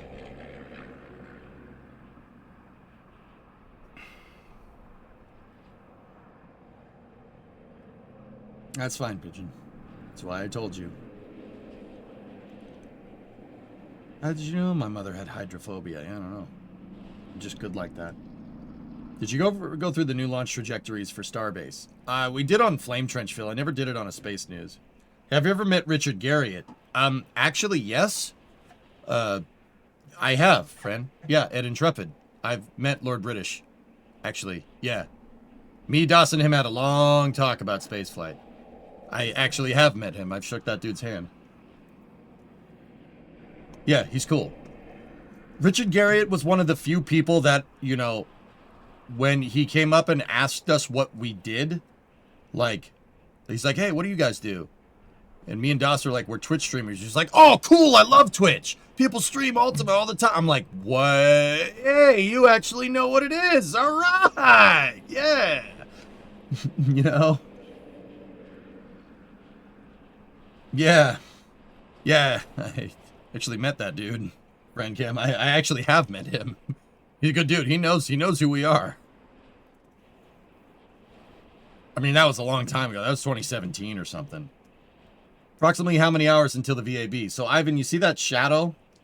See the shadow on the vehicle? That's the VAB. So, not very long. Nice. You should interview him on stream. I have. That's what we did. That stream's somewhere around. I don't know where. It may have gotten lost in the VODpocalypse. But, yeah. He's from your city, cool dude? Yeah.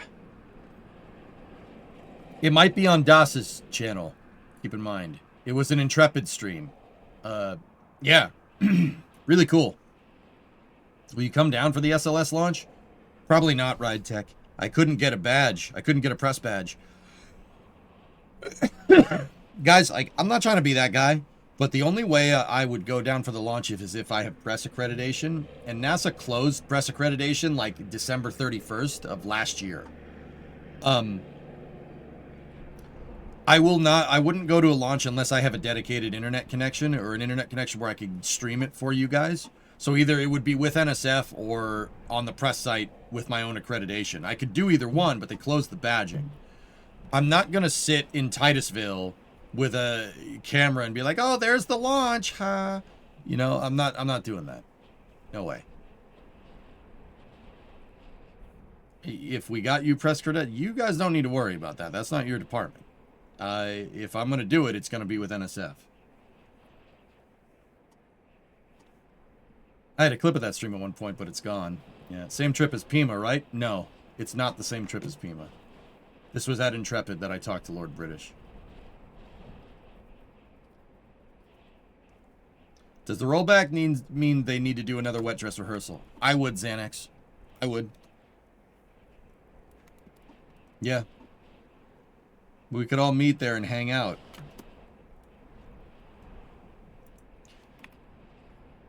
We'll see.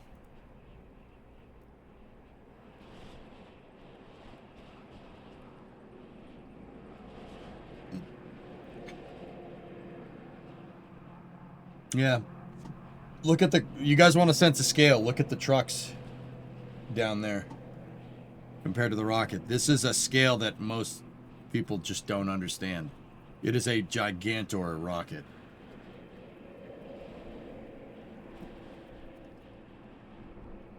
If you had press status, could you write off the flight as a business expense? Yes. Of course. March to the coast, have to get together, have a few laughs. Yeah, Serge, I write everything off, dude. I wrote off the gasoline that we used to get the snowblowers running in the generator. I wrote that all off. It's not... It's business expenses, dude. I write off a portion of my power bill. I write off a percentage of my mortgage because I work from home, and I can prove it. I can prove that I work from home on paper. So I write off a bit of the mortgage, power bill, internet. That all gets written off.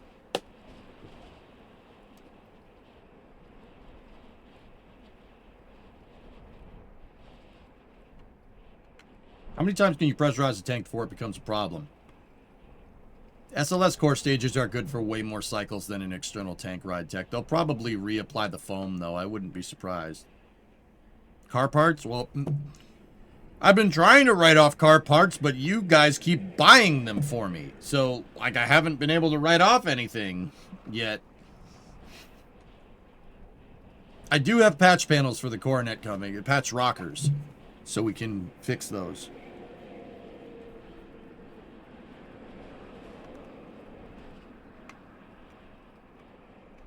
Were you going to write off some tools? I was.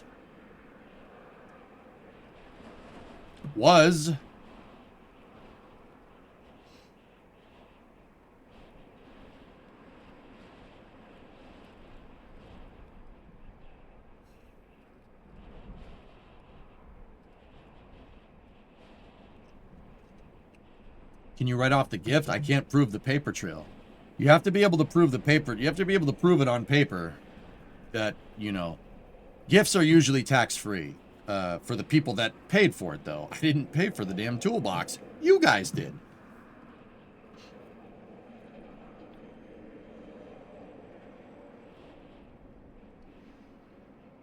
Discovery, go at throttle up.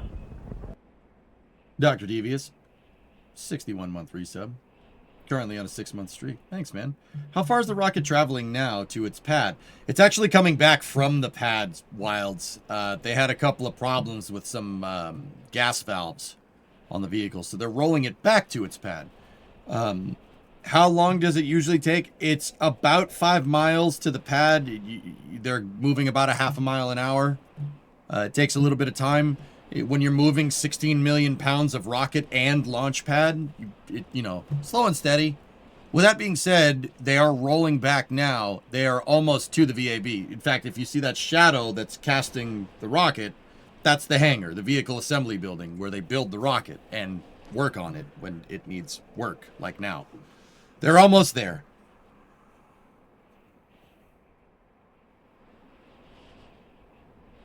Does the SRB have a safety to prevent ignition from launch? The igniters are inerted. They're in an inert state, Cannon, yes.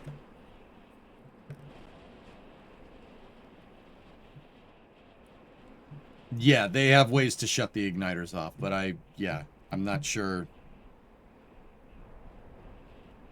Let's just say I'm not sure how they do that, and we'll call it a day. Is SLS able to be fixed on the pad? To an extent, yes, but the VAB service gantries are really what they need. It's on the second stage, Ivan. Yeah. What about thermal curtain failure? Well, you certainly don't want that.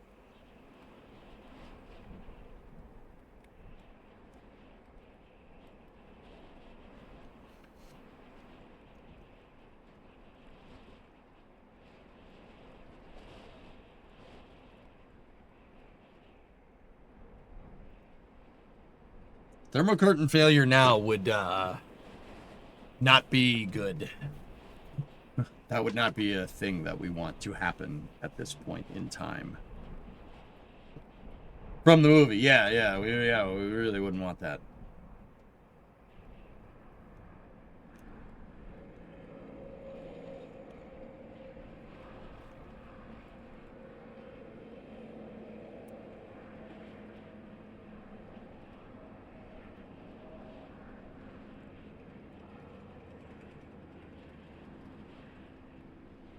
You don't own space. NASA does. Hey, Chris, what's going on? YouTube, yeah, YouTube chat is just no good, man. No messages are going through. Yeah, Beryl, she going. She going, man. How much of the Kennedy Space Center is reclaimed land? Not a lot. Not a lot. Actually, none of it is. It's the Merritt Island Wildlife Refuge.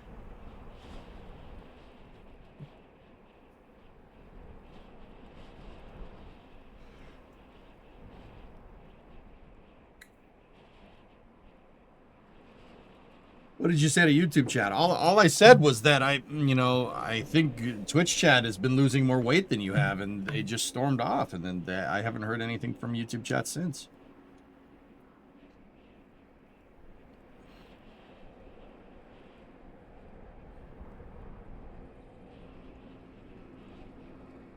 Any idea why this fix will delay launch by another month? The moon's got to be in the right place, and the recovery conditions have to be correct, Lunprod. It's more the recovery conditions than anything.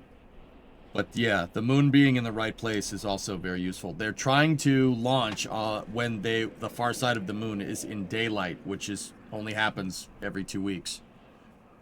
So that kind of impedes your launch window. It's not that these fixes are going to take a month. They'll probably have these fixes done in the next 2 weeks. It's just right now with the way the moon's moving around the planet, exposure again. With the way that the moon is moving around the planet, it's the first 2 weeks of every month give you the best launch windows.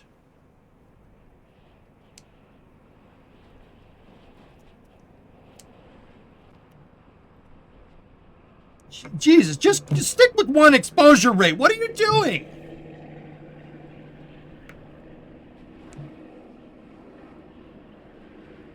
Stop it! Stop touching the camera. You made it worse. It looks terrible. It looks like 1997.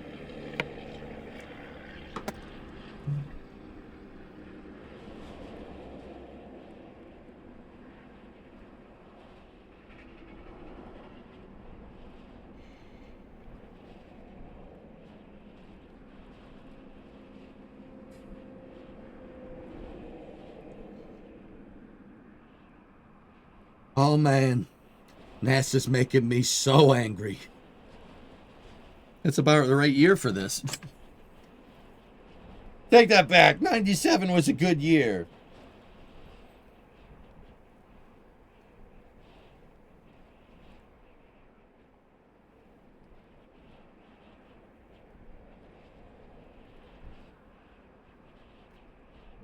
Oh, there you go. The exposure rate's good, but the quality looks like you're shooting with a potato for your lens.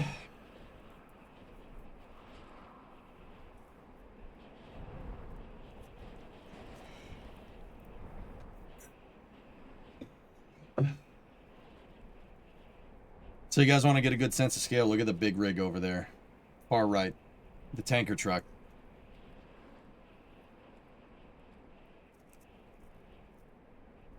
This is flashbang through the door. Sprint to the finish.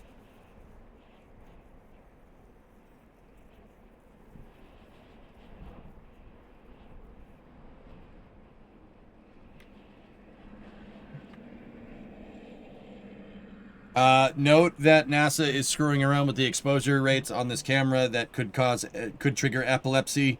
Please, just viewer discretion is advised.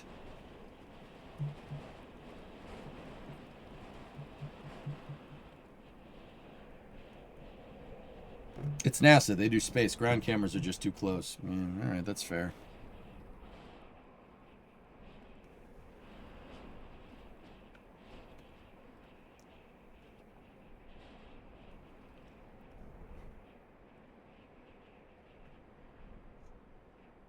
Honestly, I was fine with the exposure rate that they had because they cranked the exposure and now it looks like Dookie. Hey, a Cybertruck! Oh boy, a Cybertruck. Oh boy, a fudgicle.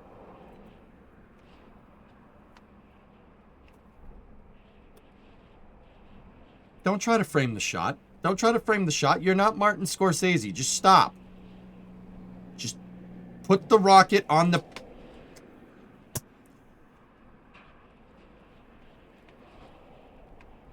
It's rolling back because of a bad helium valve, Surfer. There's a bad helium valve in the second stage. It might be umbilical side. It might be on the stage itself. They couldn't initiate flow in the second stage for passivation. So, yeah, they got a little bit of a problem.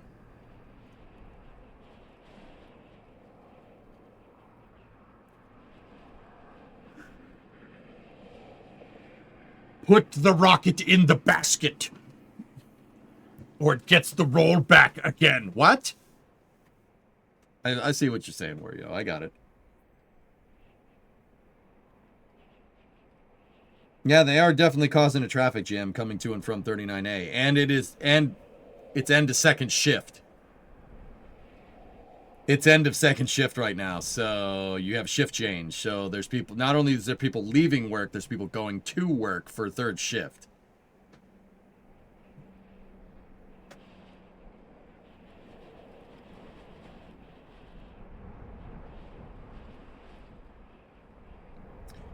Can you believe that? This moon rocket is causing a traffic jam.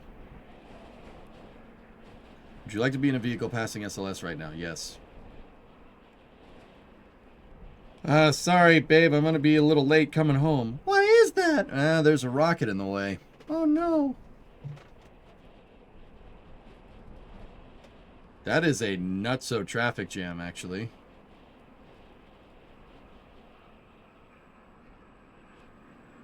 There's a roadblock right here. Police got a block right there to make sure that it's a badge checkpoint because they don't want anybody that's not authorized to be near that thing. Oh no! Please help my son. He's very sick. No. I get the call. I pick up phone. Wife is killed. No.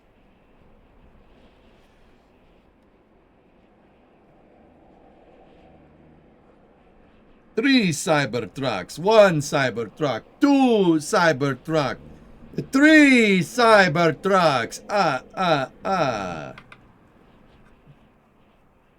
Does NASA have on-site Department of Transportation? No. Are we invisible? I see you, DeLucy.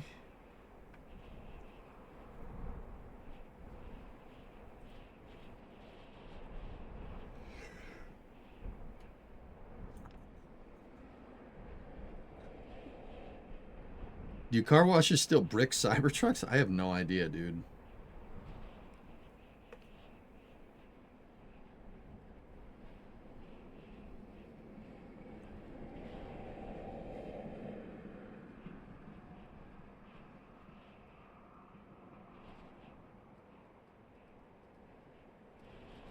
Yeah, the lass is moving. Is weeble wobbling back and forth, Linprod, I see it. If you look at the very top of the rocket right there, you can see it's actually moving. It's just a little bit of a bumpy ride, that's all. It's fine, it can take it. Big Orange is strong.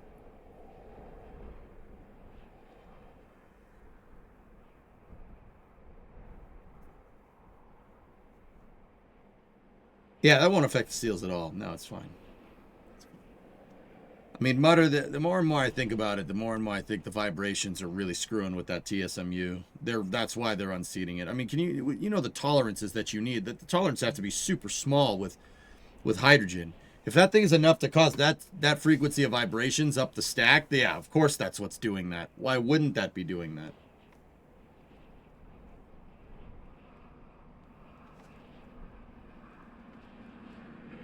There's 39B. There's the pad. The pad that it was at was over here. The crawlerway goes down there, and then it turns north. And then it goes to 39B. That's its launch pad over there.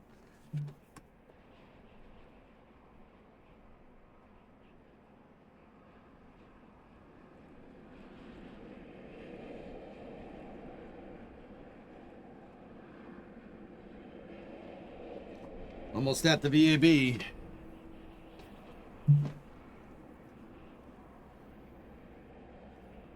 But it's got to survive vibrations from launching into space. Well, Ripduck, the part that is having problems sealing is ground side. It's not vehicle side. So, if the part that has the leaking problems is launching into space, something has gone very wrong.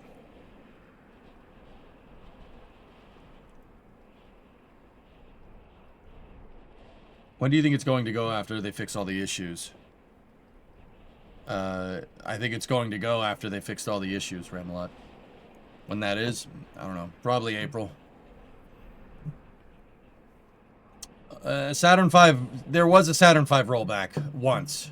Belfed. I forget which mission. I know it's happened. I know it's happened at least once. The rollback that it would have happened with was when they were doing fitment checks with Saturn V out at the pad. SA500D is what it was called. They had like a dud. They had like a whole Saturn V with no engines on it, and I know they used it for fit, and it would have rolled back. Now, whether SA500D is a real Saturn V first stage or not, I don't know. It looks real enough to me.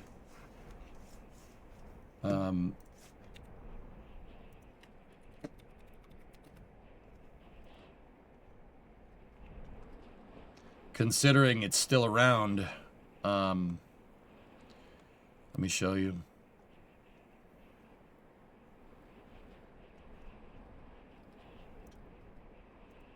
I don't know if you guys have ever seen this picture. That's SA500D. That's the Saturn V test article. And this is one of the better pictures that I've ever seen to convey the scale of a Saturn V. So von Braun, that's Werner von Braun. He was the chief designer of that vehicle. Von Braun was not a short dude. He was tall. He was 6'2". So that's like 190 centimeter. He was not a small dude. And he looks like a child comparatively to that vehicle. Any Saturn V's rolled back due to hurricanes? I don't know. Yeah. Von Braun was not a small dude. And this picture makes look like a small child. It's a monster. What a freaking beast that thing was. We should build more. You know, we should build more. We should build more. Were they fluffy? We should build more of those.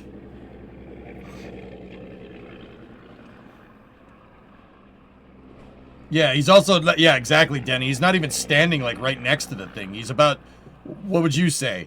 Like, 5 or 6 meters in front of the thing?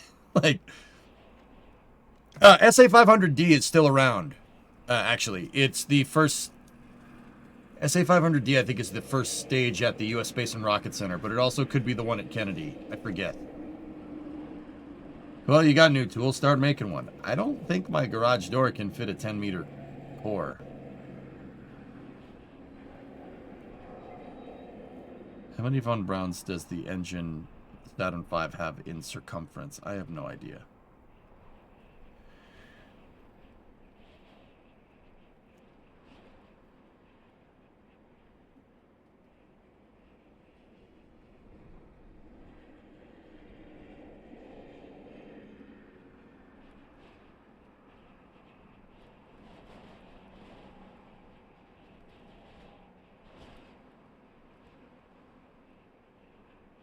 Birds. So she's almost into the VAB here. Not almost. I don't know. It's probably about a quarter mile away. Or about 400 meters away from the VAB.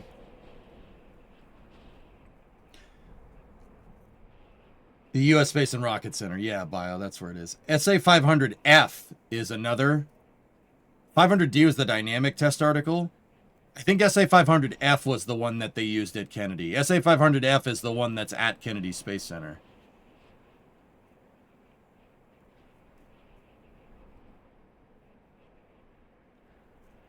Pull the garage door up and get to it. This is America. Maybe we'll start a little bit smaller.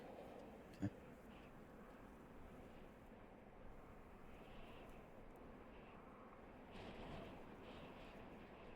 Probably 2 to 3 more hours until she's inside? No.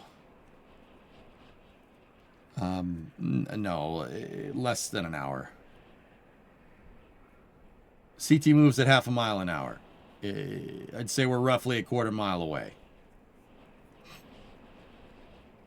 You know, she's on my lawn, so do the math.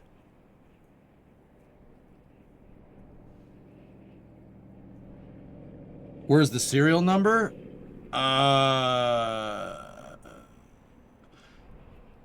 The serial numbers that are painted on article are not right. They painted SA500F is not a real Saturn V stage. They just kitted it to make it look like a real Saturn V stage. Same with SA500D.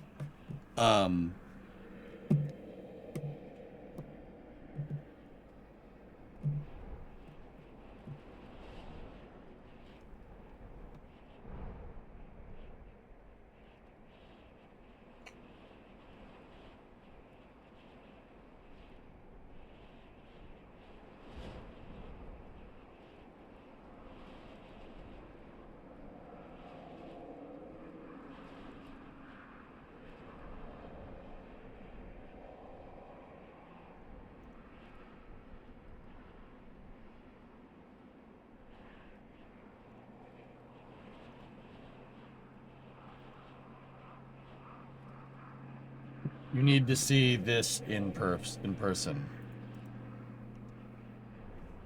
Yeah, that's the Davidson Center for Space Exploration. That's the U.S. Space and Rocket Center. Yeah, that's a really awesome spaceflight museum, dude. That's the one in Huntsville. There's a lot of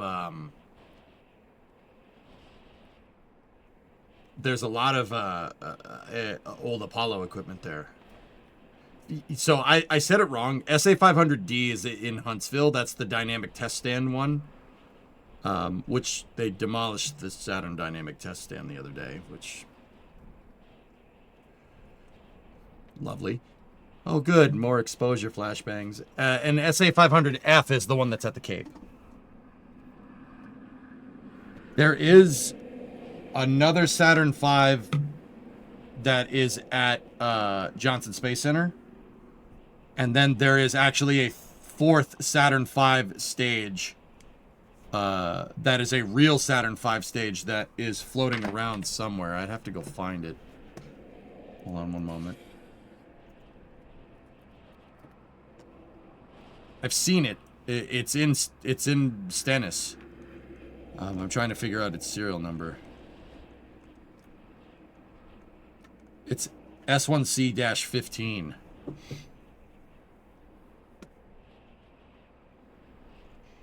Yeah, see, 14 and 15 were for Apollo 18 and Apollo 19.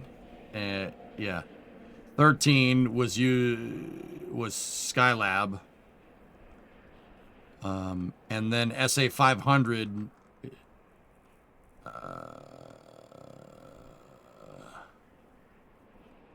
yeah, that's SA500F right there. S1T or whatever it's called. Yeah, see? That's the one at Kennedy. And then D was the one that was on the dynamic test stand that they built at Huntsville.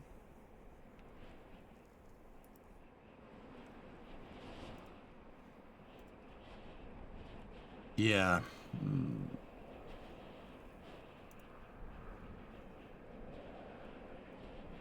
They used the dynamic test stand in Huntsville for testing. They used it to test how the vehicle went together, and it's a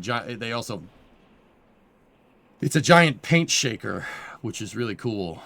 They used it for vibration testing for the vehicle.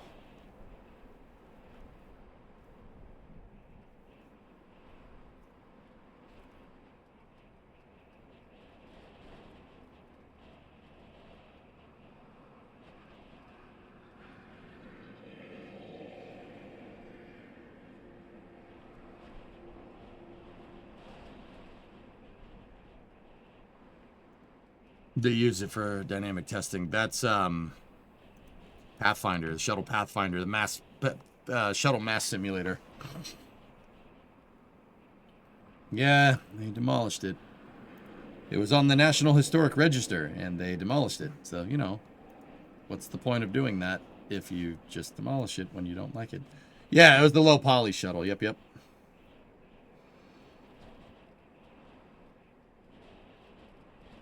We should start seeing the Launch Control Center come into view over here on the left.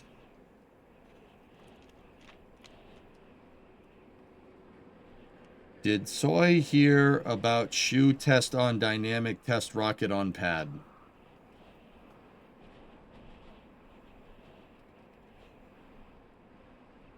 What?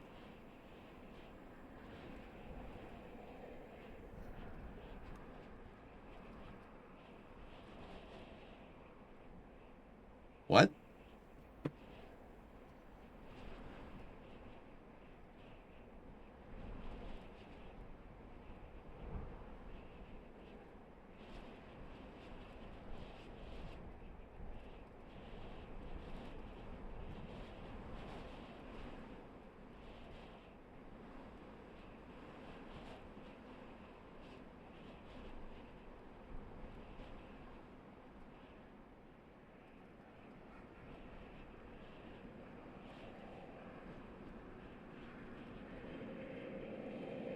Yeah, I tried, Element. I don't really understand.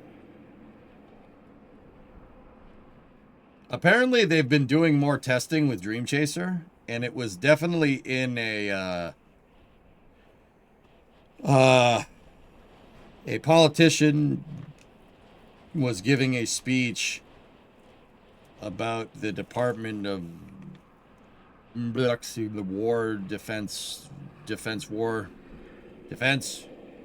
and Dream talking about like the rebuilding the arsenal of freedom or whatever, and Dream Chaser was in the background. Tenacity was.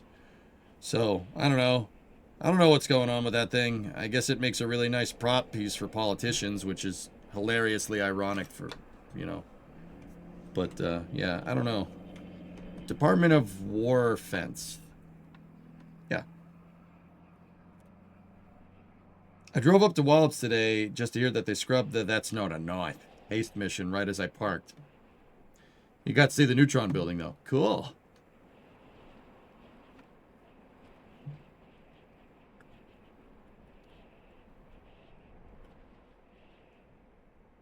Oh, and Mater. Nice. All right. You got to see Mater.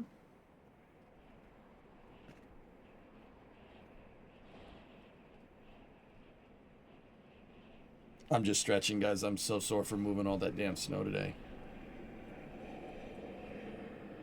So SLS is rolling back to the pad, dudes. It's rolling back because they had some problems with some helium pneumatic systems on the second stage. And unfortunately, they couldn't fix it on the pad, so they got to roll it back to the hangar so where they have the service gantries to be able to fix it.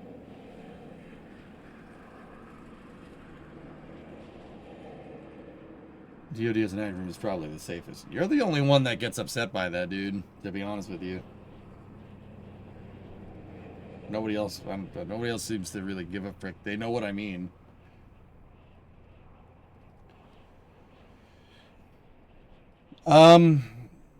It stopped for a second, Fluffy. They might be switching drivers.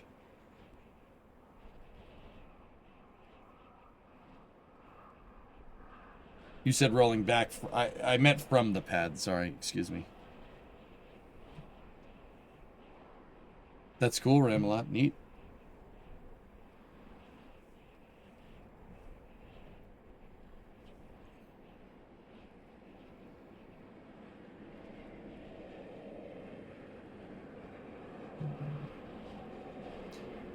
Yeah, but you guys saying that you should say this or you should say this is putting me in a very, very, very crappy spot. If I say it one way, somebody gets pissed off. If I say it another way, somebody else gets pissed off. I don't say it to lend credence to either way of saying Department of Defense or Department of War. I do it because there's no other way to address the issue without somebody getting annoyed. And I just don't feel like dealing with any of that. Yeah, you know, it's not that I advocate one way or the other, Hokie. I don't really care. You could call it the Department of Hand Bananaing for all I care. It doesn't really bother me. But yeah, I don't really know how else I'm going to be able to convey it without this conversation happening, so.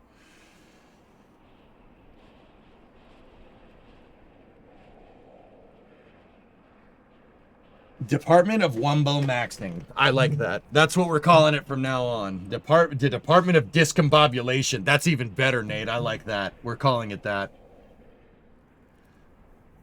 Just remember that, dudes.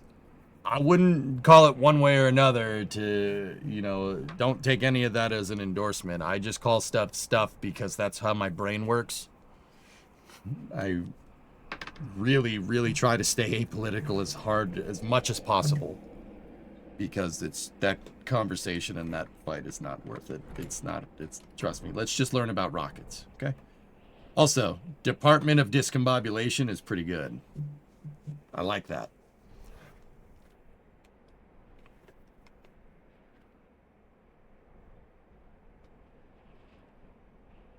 I like Department of Discombobulation. We're calling it that from now on. Thank you, Nate. We're calling it that from now on. But yeah, the Secretary of the Department of Discombobulation did a speech the other day, and Dream Chaser, the Tenacity, was in the background. And then Sierra Space has been posting pictures of them towing it up and down the SLF, saying that they're testing it, but it just looks like they're towing it up and down the SLF. I don't know what you could be testing. What are you testing? That the wheels work? Thanks. Thanks for that. I would hope that the wheels worked on an assembled spacecraft. No, they did it again the other day, Hokie. Either that or it was B-roll footage from before.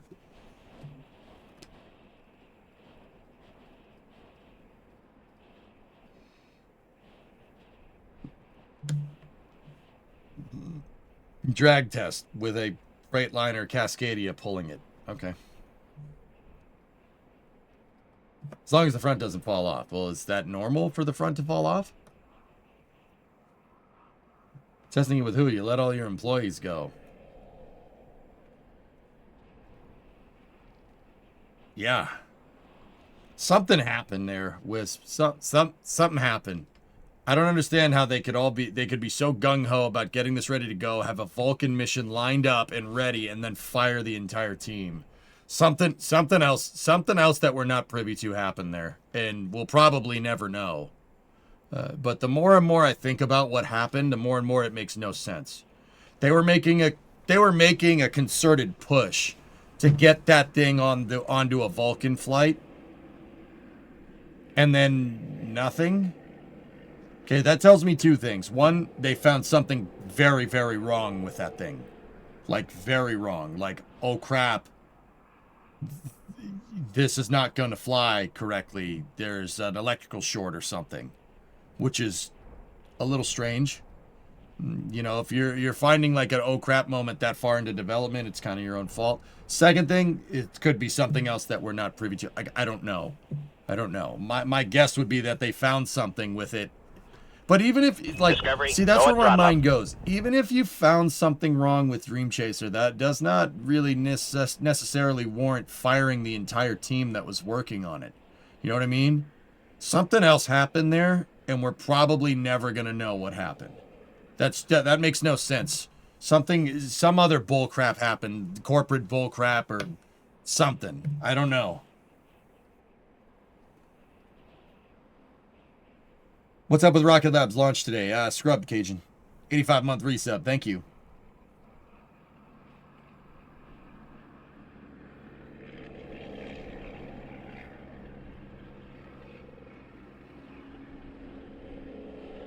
Money. Yeah, but Fluffy, if they were running out of cash, they would have been like, oh, we're in administration. We got rid of it for financial reasons. We got rid of it because it's not profitable, etc., etc. Like, you would announce that, right? Just straight up firing the entire Dream Chaser team, not saying anything about it, and just going complete radio silence. Something else happened, dude. Something else happened, like corporate espionage or something. Something weird happened there that like I don't even know. I'm just throwing stuff out in the aether. Like I'm guessing completely. But it doesn't make any sense. It doesn't make sense why you would just can the entire team. What department is NASA under anyway? NASA serves under the executive.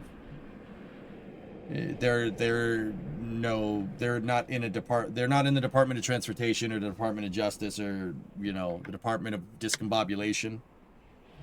I'm guessing the money went elsewhere. Yeah, but see, Fluffy, that's the other thing that just doesn't make sense to me. They had a $1.2 billion cash infusion in Series D funding for Dream Chaser in like 2022. It was maybe not 1.2 billion. Maybe I'm getting it confused with Stoke. It was something. It was an absurd number. It was over $1 billion, and that's on top of like the 500, maybe like the 300 to 500 million that they've gotten from NASA over the years to develop this thing. Through different gates of commercial orbital transport services, commercial crew, and then CRS-2 after that. I think the total was like over $1 billion. Like what? Like I said, dude, if they found out that they were embezzling the money, right? They'd be like, no, screw you. But then you'd have the Department of Justice going after them for embezzlement. And that didn't happen, right? They just fired their entire staff working on it. Something, dude, like I said, something strange with Dream Chase. Something weird happened there. Something that's not kind of the garden variety like engineering problems that you have to overcome. Something that's weird, dude. Like,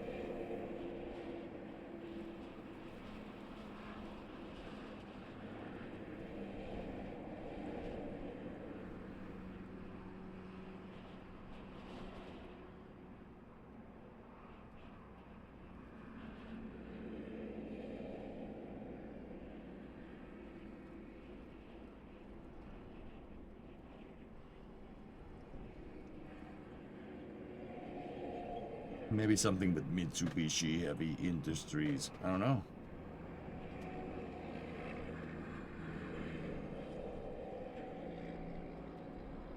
Massive incompetence. It's possible. Would you fire your whole team for that, Fluffy? Incompetence usually like one person takes the fall for that, dude, right? Like, it feels familiar. Like whoever killed Dream Chaser is still thumbing the scales. I mean, Venture Star. Yeah, but Aqualix, it's not like that, dude. Like, Dream Chaser, according to Sierra Space, Dream Chaser is still going. Like I said, they posted promo footage about it the other day. They're like, oh yeah, we're doing more testing with Freightliner Cascadia for our, you know, first spacecraft to land on a runway since the space shuttle. Seriously. Look.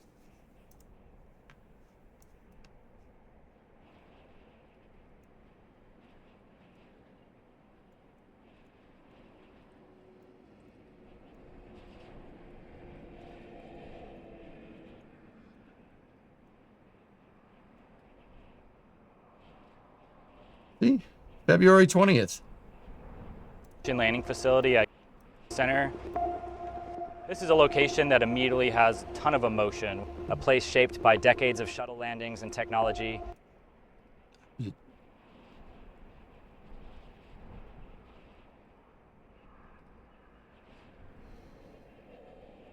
Like, the program didn't get canned. Space Center. I'm just so confused what's happening here.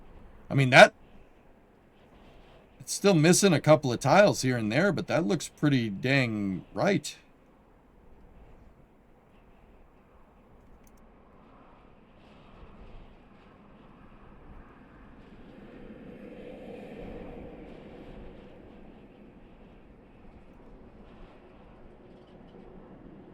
Yeah, just I don't get it. Something we're not privy to happened here. It's so weird. Team can safely recover it after landing. The first test is live sky to connect to the TDRS satellite to show that we can send commands. Yeah, see, I can't play the music or else it's gonna screw the VOD, but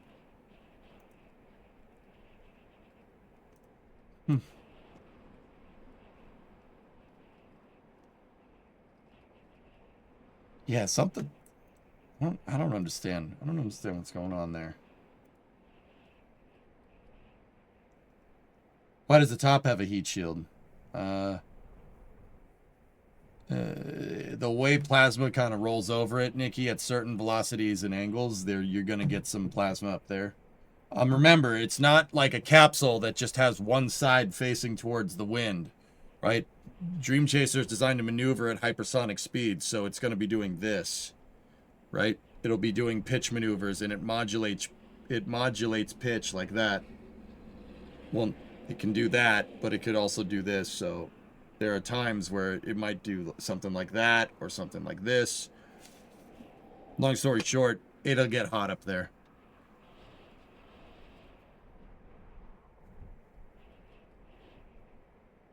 There's the Launch Control Center in frame, and we are moving again.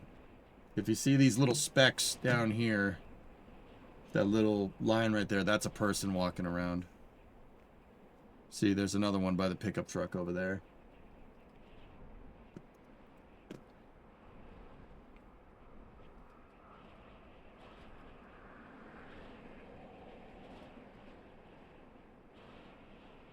No, Tedster, you can't. What's up, man?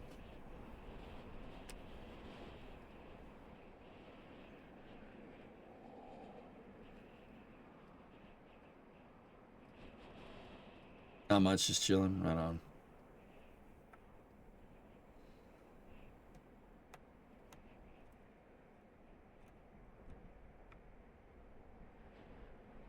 Their website says 1.5 billion in 2023.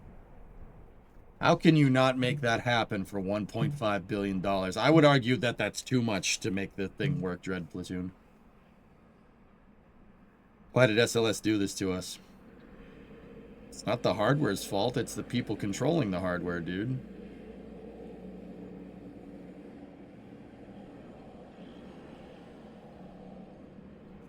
Something like that, Pigeon, yeah.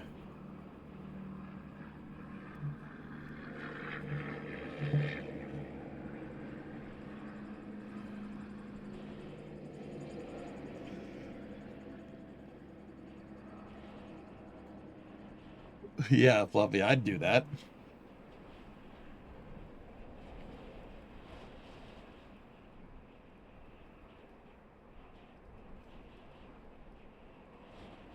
This is EJ's fault for not wanting to go on Super Bowl Sunday.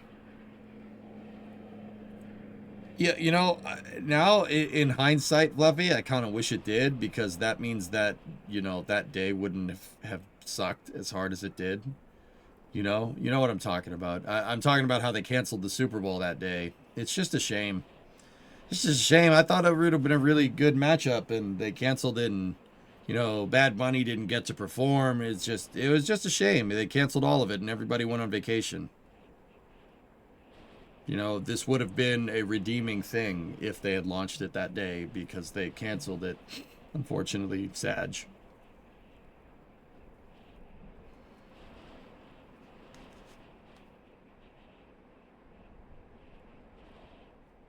No, they canceled the whole Super Bowl, guys. You didn't hear about that? That's a shame.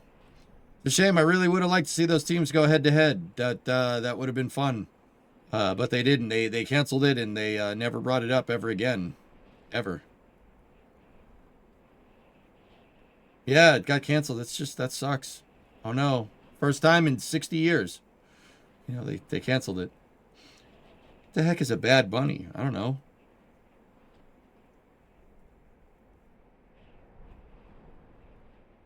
I'd like to start a band and name it Good Bunny.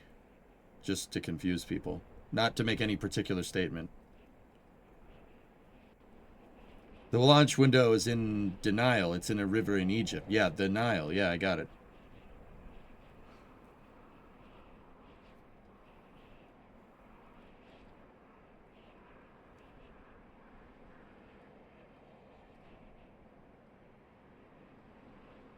Yeah, it would. Yeah. You know, there was a part in the Super Bowl halftime show where, you know, there was like a 1970 F-250 camper special, Ford pickup.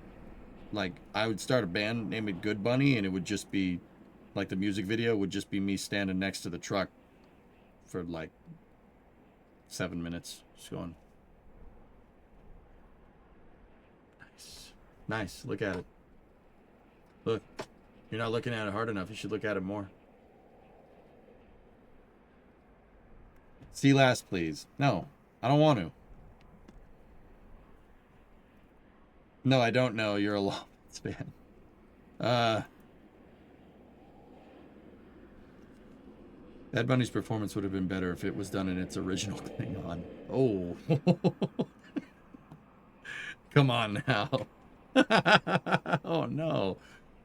Nah. Yeah. I remember, Ordon, somebody asked me after that halftime, like the day after the Super Bowl, they're like, did you enjoy the halftime show? I'm like, I don't know. It was there. I watched it. It was cool, I guess. If you like Latin hip hop, like, it was pretty cool. And they're like, did you like it though? I'm like, do I look like the kind of person that listens to Latin hip hop? Look at me. Look at me. Do I look like I listen to that? Not that it's bad music. Music is subjective, man. That's the thing. You can't say there's good music, bad music. I mean, I do from time to time, but I'm mostly kidding, right? That being said, that's not that. I don't think I listen to that type of music, man. It's good music. I'm not hating by any means. It's just not the music that I listen to. I'm more of an opera guy. Yes, Le Bohème. It's an opera. It's an opera.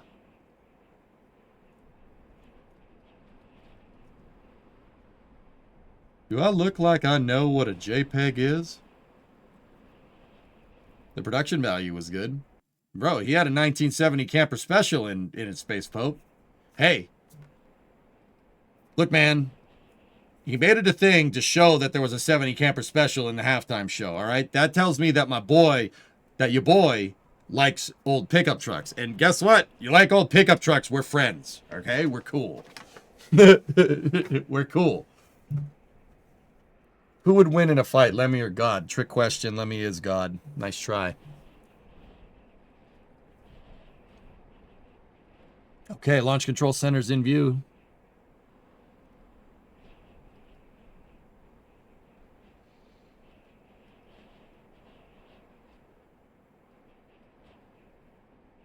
Yeah, there you go, Trevor. You know, like I said, I'm not hating by any means. That's just not really the music that I like.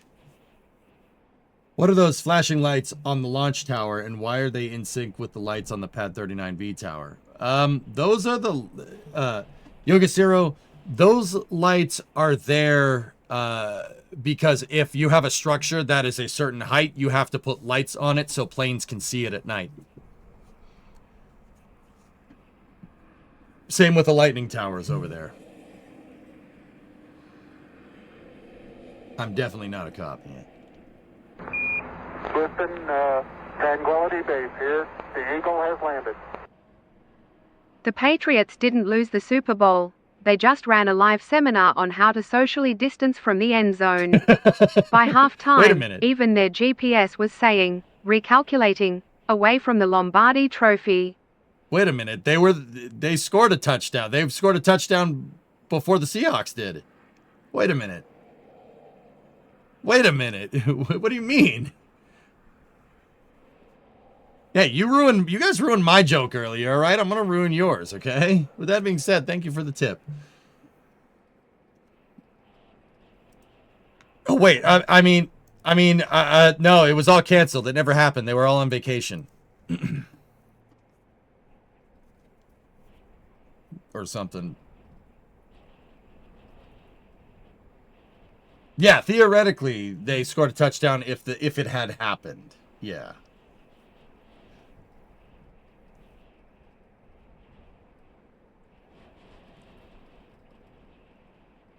Safest place to be during a tornado warning is the Dallas Cowboys Stadium because there's no touchdowns there. Nothing touches down there. Oh, okay. Yeah. I mean, that tracks.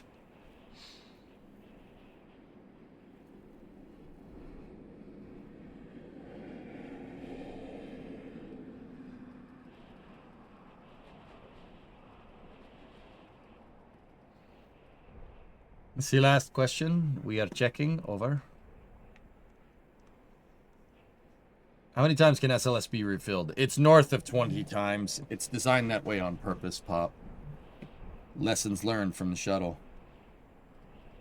So like I said, you want to see scale. Look at all the people standing by the fence right there.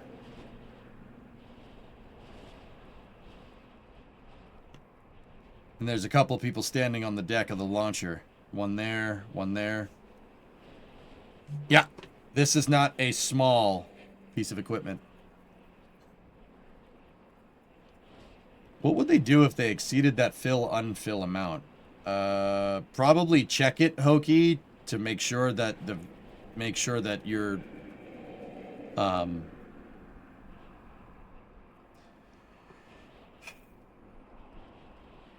well, you'd have to go back to your analysis there. What was your original analysis that denoted 20 tankings, right? You'd have to go back and check that again and kind of extrapolate where 21 or 22 tankings is going to get you in terms of fatigue over the life cycle of the vehicle, right? Is that right? I think that sounds right. I would go back, like if we got to that point and it didn't go, I would get to that, I would go check. I would go look at, I would be revisiting that analysis. And go on a case-by-case basis. You basically have to inspect the entire damn vehicle. You're correct. Source, I'm an engineer. That's what I would do.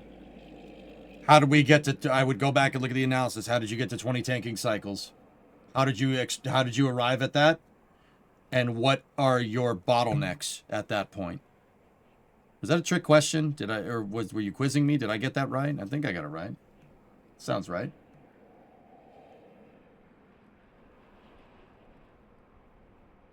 SLS must be huge. Pigeon, it's as tall as a 30-story building, dude.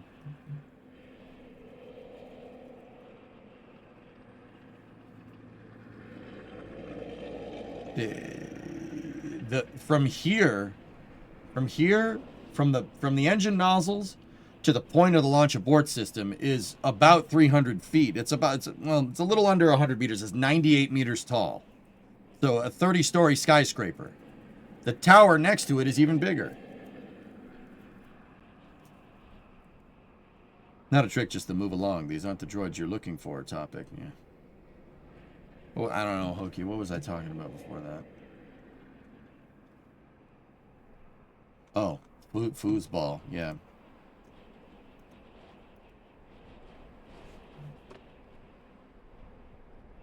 Well, I got it right.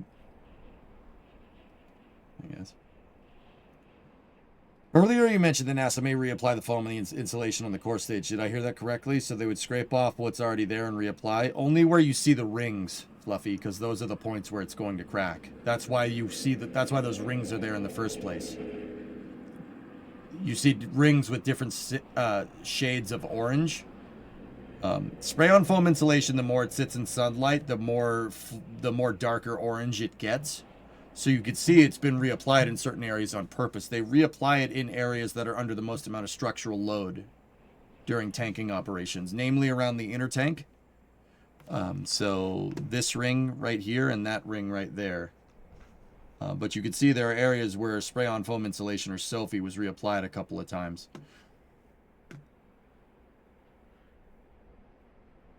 So that is how I have this. That's how I have this foam, Fluffy. Because I know the guy that scrapes the foam off. This was foam that was around the inner tank. So it was this ring right here. On Artemis 1. This was on the rocket during all the wet dress rehearsals. That's where that came from. It was from Artemis 1.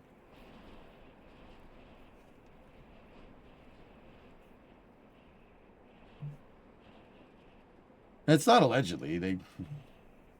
Like I said, guys, I get given this stuff, and people wouldn't give it to me if it was not okay to give it to me. You know what I mean?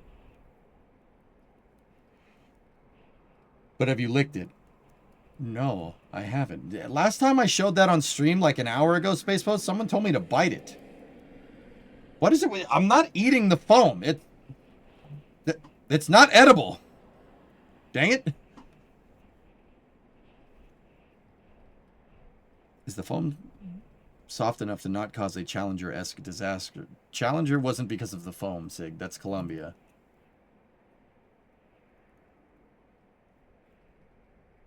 What is this, the War Thunder forums? No. No. Why not? It's tasty. It's not tasty.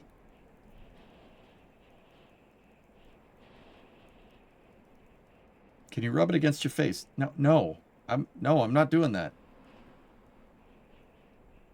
Yeah, once I get to know SLS, they just have all the parts that, yeah, to construct a rocket. Yeah, exactly. How do you know? Because I know a guy who tried foam once. Yeah. No, I mean, you just acquire things. How you got them isn't your concern. Yeah, that's right. That's right. So this building right here is the Launch Control Center. That's where the firing rooms are. There's 4 of them for Complex 39. I do believe they're only using 1 right now because you only have 39B. You have 1 pad. 20, Bill, is the upper limits for this thing. This thing's only been tanked twice.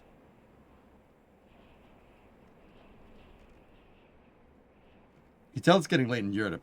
Chat's getting weird. Yeah.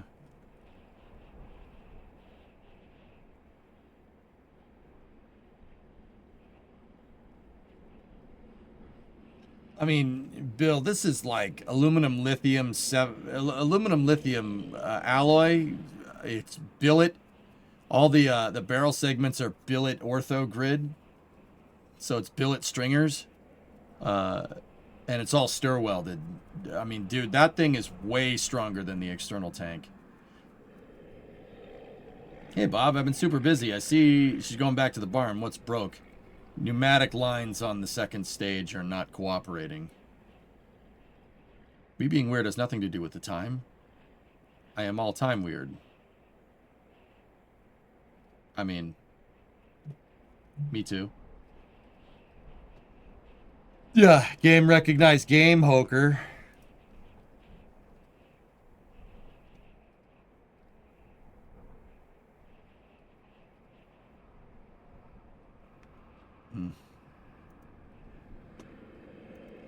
Freeze, Hoker. Yeah, that's right. I'm talking about you. I'm confused. Yes, I am. So, guys, if you really want to point to a specific thing, right there is what's causing the trouble. This umbilical right here, that's kind of like, it looks like a T on its side. That's called the ICPSU, the interim cryogenic propulsion stage umbilical. It carries the has-gas vent lines, fuel and oxidizer fueling lines, and LVSA pressure termination lines. Pressure termination. That keeps positive pressure, gas purging line. That's what that is. And then, electronics and everything else. Right here is most likely where you're having problems. So you have your hydrogen and oxygen fill lines right there on the second hose. It's actually 2. They're right next to each other. And then you have a pneumatic line for helium, for pressurizing the helium tanks on board. They could not flow helium into the vehicle. They said it might be GSE or ground servicing equipment side, but it also is, it could be on the ICPS itself. So it's something in this area right here.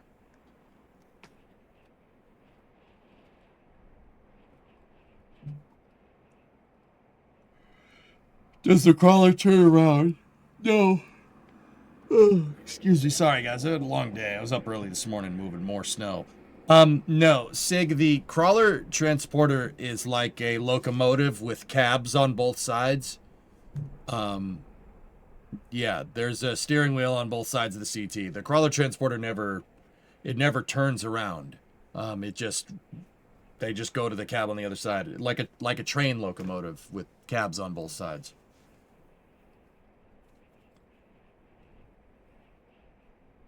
Not the ICUP. No. That's supposed to leak, Pontiff.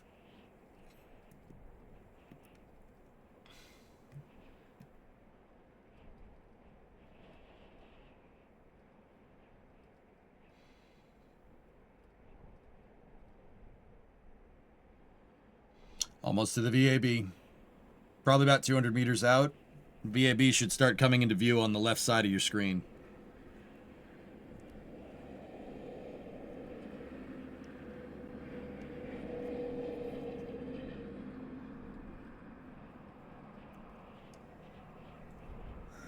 See? Told you. That's the hangar. A 525-foot tall structure.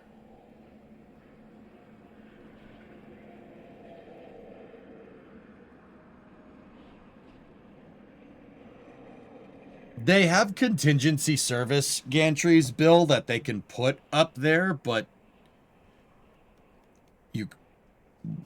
they couldn't. They tried using them, and they couldn't get at whatever was causing this problem. They did send up some people in a man basket. They did do it, and they, yeah.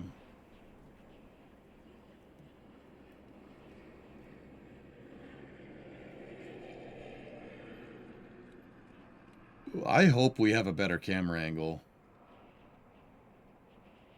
That's the vehicle assembly building on the left. It is a gigantic building, Pigeon. It's 525 feet tall, so that is like 150, 160 meters tall. It's big. That thing goes inside of it. They should be swinging the crew arm here back into position.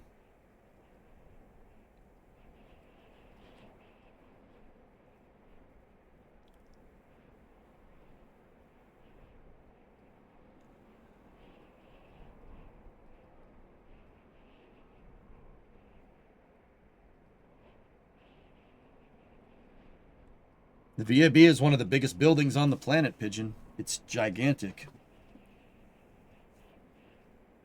Better camera angle? Nah, the best I could do is an exposure flashbang. Hey, Josh, what's up, man? Long time no see.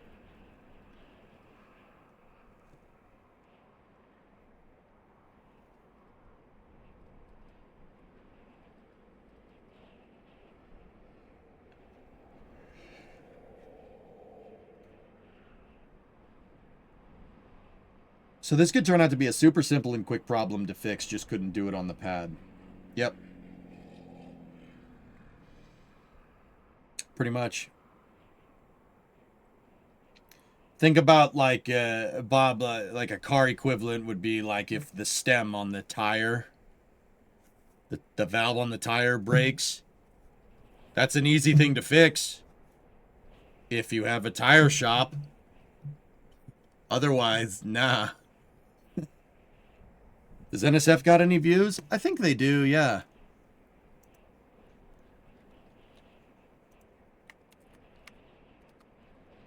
I think my buddies have a rollback stream going.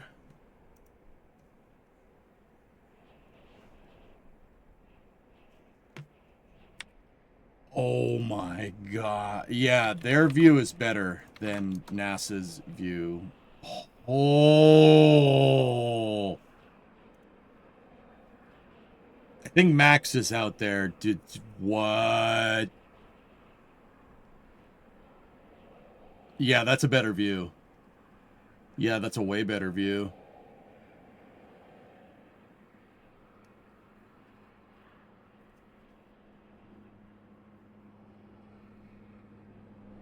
How did they let them out there? Oh my goodness. Anybody talking? First, I think expected. Yeah, we expected Sawyer's maybe out a day or so after. It was, I think, 3 or 4.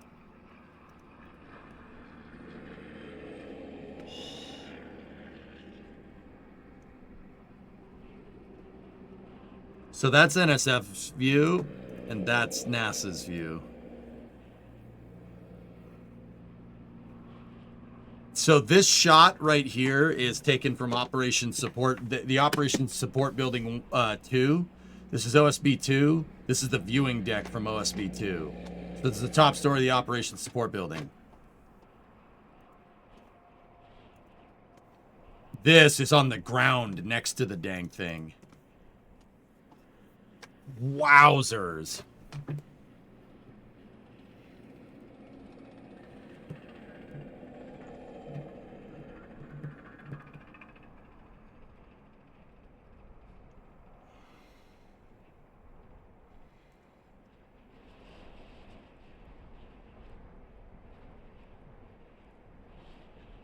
I love that building, dude. I really...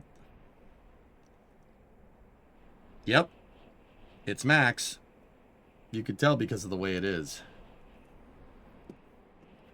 Your head's in the way, Max. Move!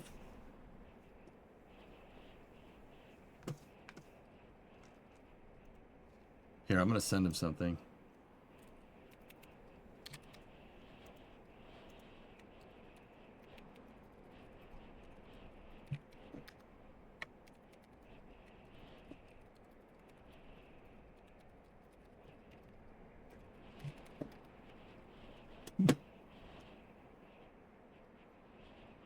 Dude, look at this shot. Oh my goodness, they got the CAA shot ready to go. Oh, freaking beautiful, dude. 4-bay building that was designed to be 6 bays. Fluffy, I'll say it once, I'll say it again, dude. This...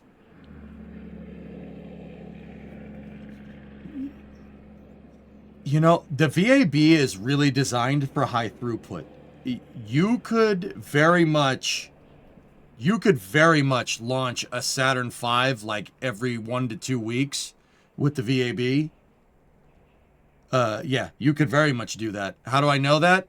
They launched space shuttles. In 1985, they launched what was it? 9 times, 9 shuttle missions, which tells me the VAB with 2 high bays, because they only retooled 2 high bays, 2 of these gigantic hangar areas. Only these 2.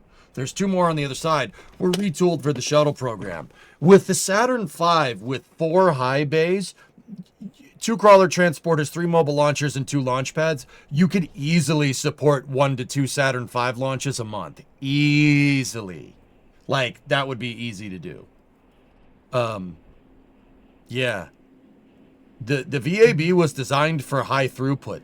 Dude, even if you were reusing your stage, if you were reusing stages, like if the Saturn V first stage like boosted back and landed, or they had a flyback S1C or something, or it landed out in the ocean and they had to fish the dang thing out, like even that, that would be fine. Or like if the Saturn V did like a drone ship landing or whatever, yeah, you could very easily support a launch every 2 weeks with 4 high bays and 3 MLs. No problem. Like, no problem at all.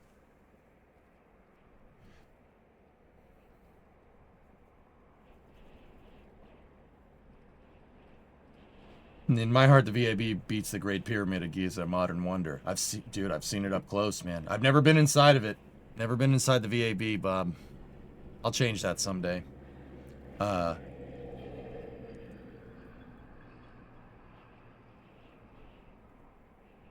I didn't want to watch the whole NSF stream, dudes, because I wasn't on this one, but...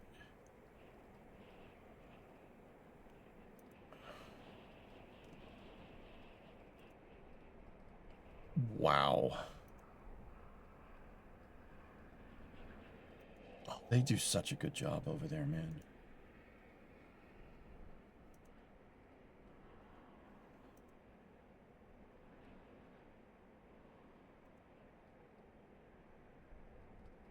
I'm so happy to be a part of that team, man. These guys are great.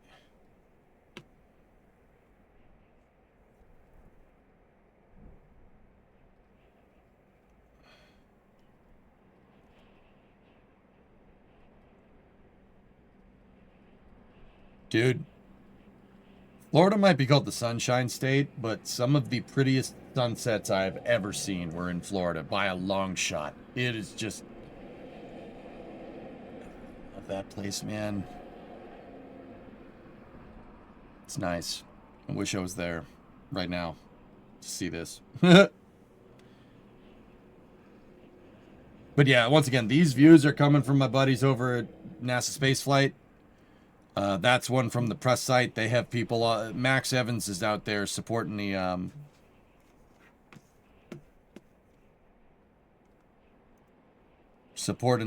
coverage here.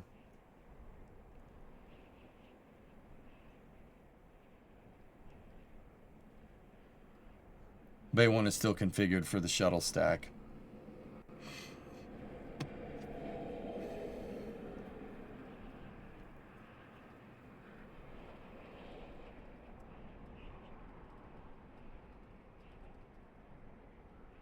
Look at that damn thing roll. Yeah, look at the exposures. Dude, that's, yeah. This camera angle does a Florida sunset justice. It is beautiful. Like, once again, I'm not trying to be like, well, Florida's the best ever. Like, I just miss the sunsets, man. You don't get sunsets like that in Massachusetts. Sorry, you just don't. Like, look at the gradient of colors there. It's beautiful. The rocket ain't bad either. The rocket ain't bad either. Is there too many mountains? Trees. There's lots of trees, Sig. There's trees and a lot of hills. Like where you're from. Same idea. Florida is superbly flat, dude. There you can see the entire sky. It's unbelievable. See last again? Question? Sorry, I was looking at the sky. I read Starlink's re-entry is polluting the upper atmosphere. Is that true? Pop, I don't know. I have no idea. It's probably doing something, right?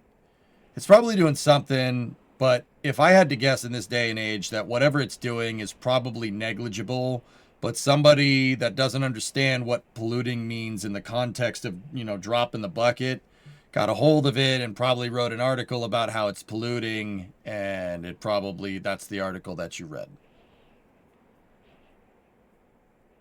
If I had to guess. No great sunsets, just thunder snow. There are some nice sunsets around here, but the sun doesn't set into the ocean because we're on the East Coast. But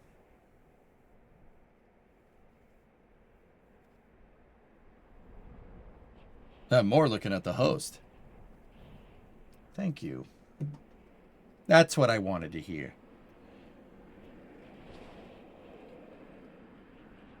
Just going back to it, I just want to see the VAB get used.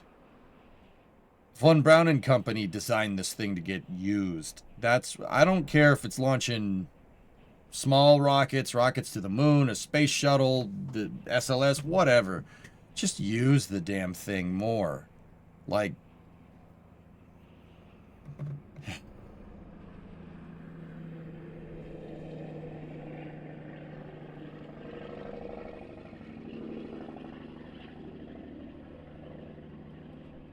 and you hear that Detroit? That was a two-stroke Detroit. You hear that on Starbase Live? Holy crap.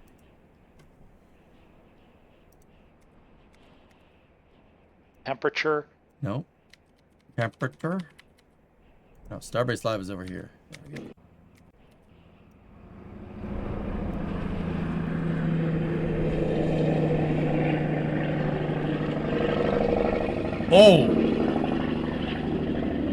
Oh, that's some two-stroke Detroit action right there. That sound is unmistakable.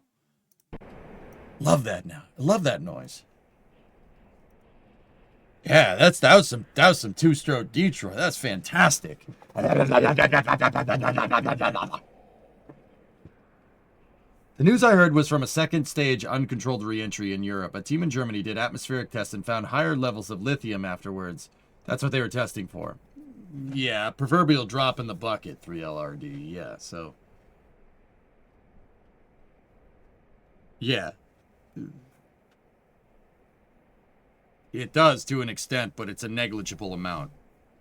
Like if you peed in the ocean, that would be the same extent of pollution. Should just launch it right from there. It's a good way to not have a VAB. That's some old school stuff, dude. That was loyal Detroit. Detroit two-stroke, man. Unmistakable sound. The ship transport stand is staged outside of Mega Bay 2. Yeah, baby. Peed in the lake. What about that? Oh, that's better. That's okay, Slackster. I agree with you. Just stayed in the news I heard. Yeah, 3LRD. Yeah, they're... Yeah. Are they showing Ares 1X? That thing looked. And there may or may not have been issues with being able to separate the stages cleanly from that solid rocket. How do I bring the chat back? On Ares 1X? But that was the original plan, and then Ares 5, which was going to be the heavy lifter. That was going to be, I guess, most similar to the SLS that we have now, using that orange core stage and being able to do the heavy lifting, bring up landers, bring up payloads. So it could be used, of course, for crew missions to the moon, but it was also meant to be used for payload launches for NASA. This was, again, pre-Falcon Heavy, pre-Starship, 39B. pre-New Glenn, pre-all of that. So that was going to be the go-to heavy lifter. Alas, the Constellation program was canceled and reshaped into the current Artemis program that we have today. Gross. Wait, were you going to skip? You're not skipping past the terrible separation, are you? Oh, of course, Jay's going to ignore the part of the launch that didn't go well. Right. I see how it is with this Ares 1 hype. There we go. If we're going to be fair, Jay, we got to show it all. So just like Shuttle, it had the point where it would separate away. But yeah, things were a little less than clean. Not bad, not pad, but platform. Was that the one that was scrapped? Yeah, I think so, Trevor. Have to acknowledge that. And all of 39B got destroyed after that too. What? Yeah, oh, that's yeah, right. It's also crazy to think that the SRB that you see on the left side of your screen is the same design that is currently being used on the right side of the screen. Mm-hmm. That boggled my mind when you first mentioned that, Philip. Yeah, and I mean, I don't know how much of this is the Ares 1X is perspective too, but I mean the thing is the vehicle has no when it burned out, it no longer had any attitude control, and I mean what was shaped like a spacecraft in upper stage was of course just just a metal box, gigantic doorstop. So that wasn't the design of the test. It was just basically the scope of the test was and really I think one of the questions is they then had issues recovering that it was a 4-segment solid rocket motor with a dummy 5th segment, and so but then they had issues recovering that. The recovery system, I think one of the chutes of the 3 tore immediately, and then the other one failed after a period of time, and so then on one chute it hit the water much harder than it was designed to deal with. Yeah, it bent the casing. That may have been the biggest issue, even if it wasn't necessarily the ugliest, because I don't think we saw that live. Yeah, so that was interesting to see that spin out there, and Ares 1 is the best rocket ever. Ares 1 would have been primed to launch a lot from the VAB. It would have been really easy to do that with Ares 1. Didn't that launch happen after Constellation was canceled anyway? No, that was 2009. So Ares 1X was supposed to be iterative. That was the whole idea. It was supposed to be iterative. That was just a dynamics test. They launched it with a 4-segment booster, with the anticipation that the 5-segment would be just around the corner. And the 5-segment boosters that they learned how to use with Ares, that would have learned to understand and use with Ares 1X, would have been employed for Ares 5. That was the whole idea. It's smart. It's a smart idea. That idea you still see that idea get thrown around with systems architecture for spaceflight nowadays. Look at Arianespace, with the Vega C and the Ariane 6. The Ariane 6 launching in a 6.2 or 6.4 configuration has, 2 or 4 SRBs attached to the sides. Those SRBs are the P120C engines that are the first stage for Vega C. It's a good idea. It's a really good idea, actually. Yeah. That was going to do that to help. Ares 1 was going to basically provide propulsion research for Ares 5, right? And the idea is that Ares 1 would shoulder some of the development costs for Ares 5, because when you went to design Ares 5, which had 2 5-segment boosters, by the time you got around doing that, you would have had a lot of flight data on how 5 segments work. With the Ares 1X, Ares 1Y, first crew rotation, etc., etc. That was the whole idea.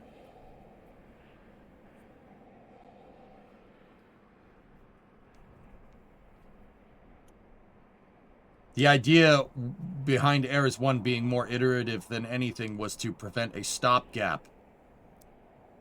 There's the crew access arm rotating around here. Yep, CAA moving.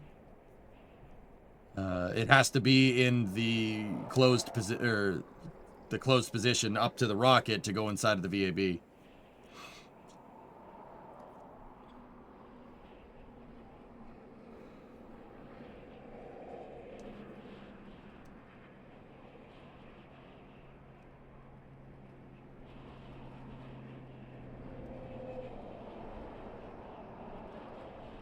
The crawler transporter is providing electrical to the mobile launcher make, yes. The CT is just a gigantic power plant on tracks. It's a diesel power plant. That's all. The tracks are electric too. 240 AC if I had to guess. Well, maybe not AC. It's 240, I know that, but I don't know. Other than that, I don't know. There's probably a rectifier somewhere in that design that oh, come on back now. Hey Ari, what's going on? The YouTube chat is really screwed up right now, dude. I can't really see what you guys are saying. I did see that message though. USB-C. Oh yeah. I just don't understand what SpaceX is doing. NASA demonstrated many times when you start your new program like Starship, you stop using the old one like Falcon 9, you can't have a working one and the other one. Yeah, I know, right?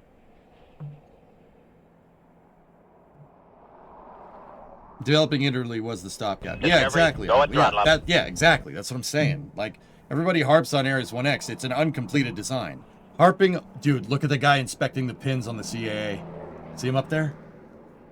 Harping on Ares 1X for being a bad design is like harping on Starship Mark 1 and saying, no, it's terrible. You're just hating. Hey, Ruinous, 9-month resub.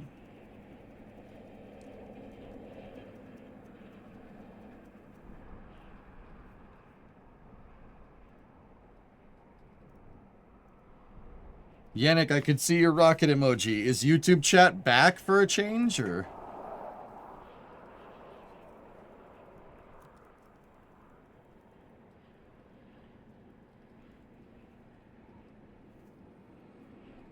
It's almost there, Shmam, yep.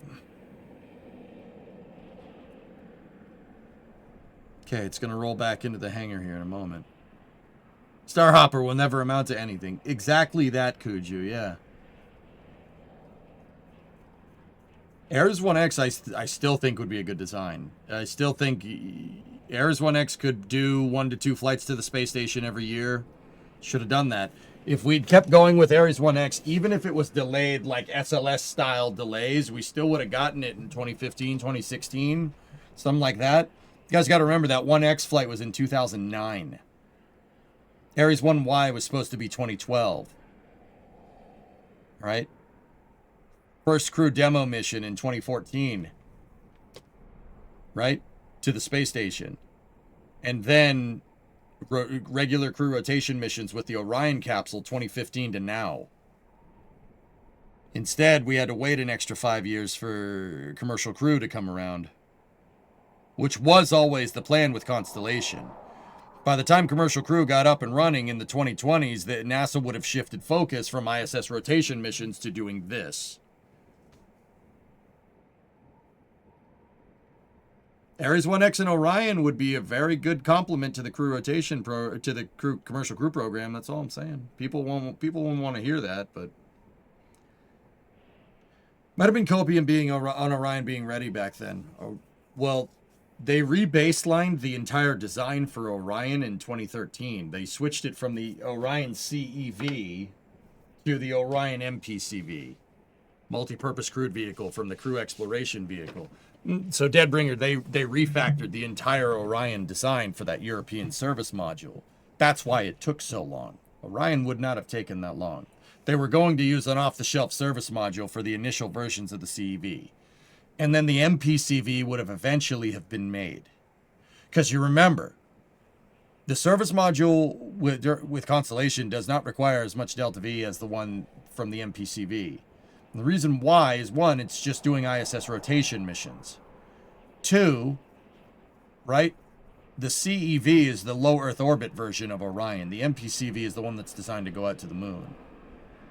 So think Orion CEV, the crew exploration vehicle, or no, MPCV and CEV was the one that's supposed to go further. One of them was designed, one of the variants of Orion was designed for low Earth orbit. The other one is designed for long range. Long range one is the one that we ended up building. We scrapped the low Earth orbit one, and we basically said, screw it, build the long range one. And NASA said, why are we building the long range one when we can't even build the short range one? And they said, doesn't matter, just build it. Like how you built no Ares 1X. They said, just build a new super heavy launch vehicle with shuttle parts.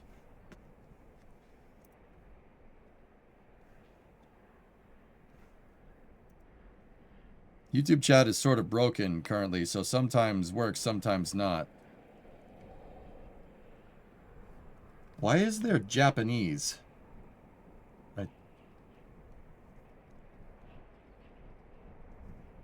What the heck?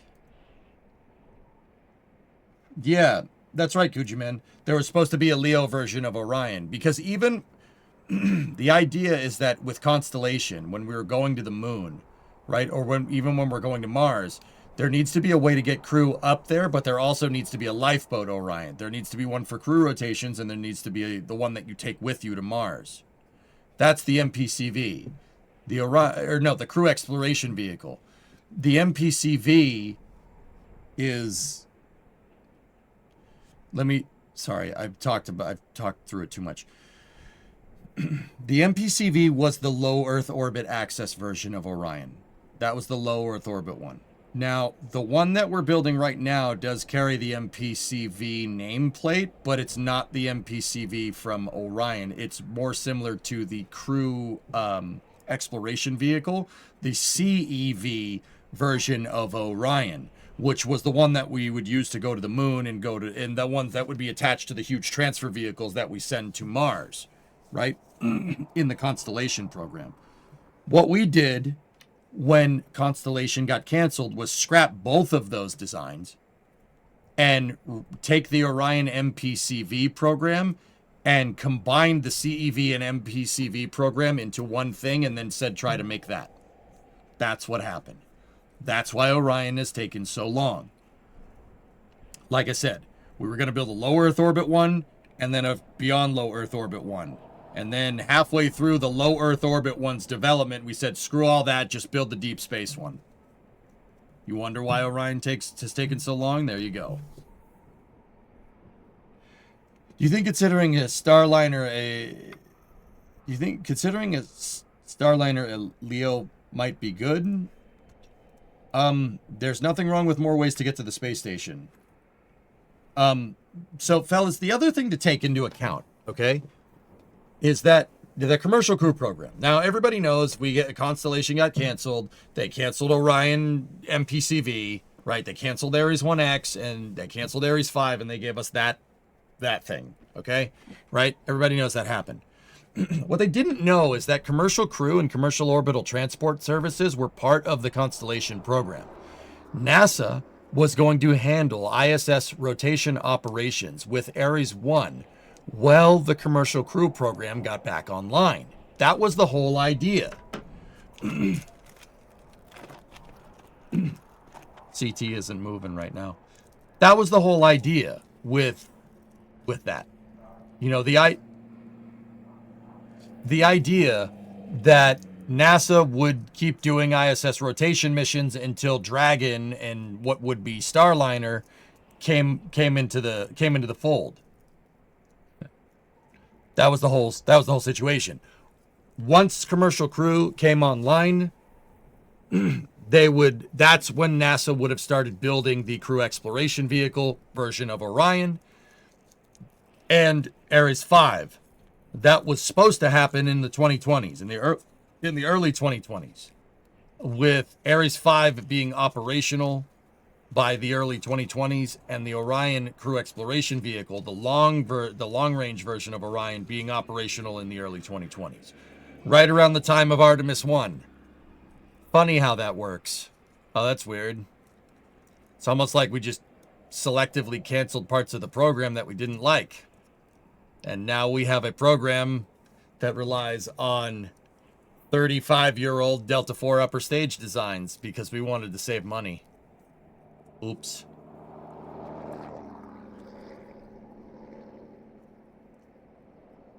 Fun fact, that's Ares 1's mobile launcher. Yeah. We ooh, light went out. We Constellation program got canceled so fast that Ares 1 mobile launcher, they just took it and redesigned it. Didn't even end up saving money. That's correct. So, yeah, well, here's the thing, dude. Look, I'm not trying to be a stick in the mud. I'm happy that Artemis exists. I'm cool with it.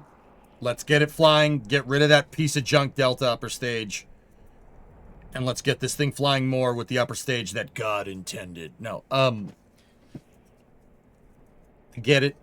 It's here. It's right there. Like, all right, we're on the 5-yard line. Let's put it in the end zone. Let's get this thing working, right?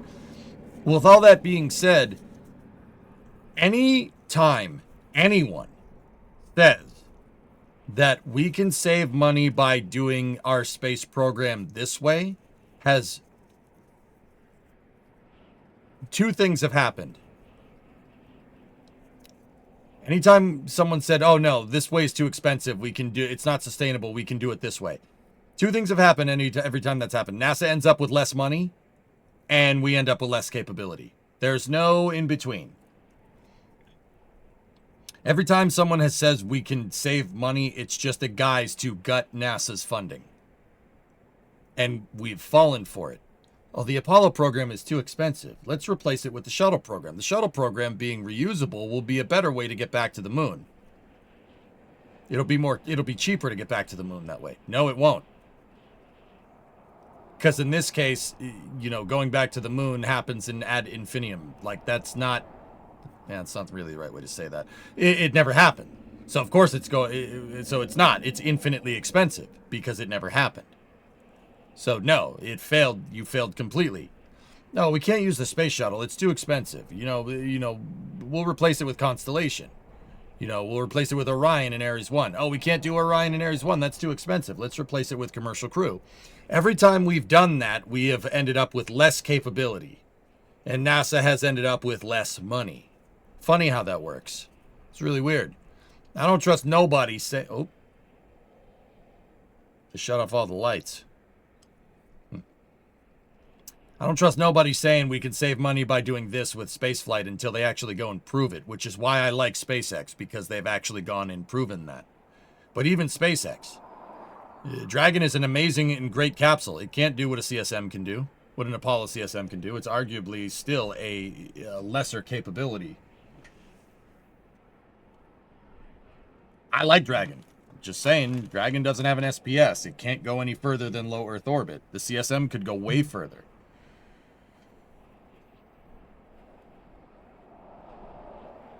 Yeah, I know, Lunprod. It's dumb. It's snake oil. Anytime somebody says NASA can save money by doing this, slap them. Slap them. It's never true. It's snake oil. Every single time. Never fails. Hey, what's going on? Oh, it looks like they turned the crawler transporter back on.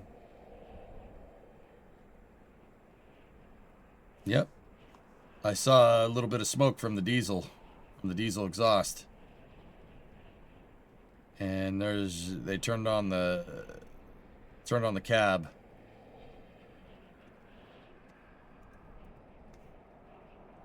Dragon can't even do what the shuttle could do either. There you go.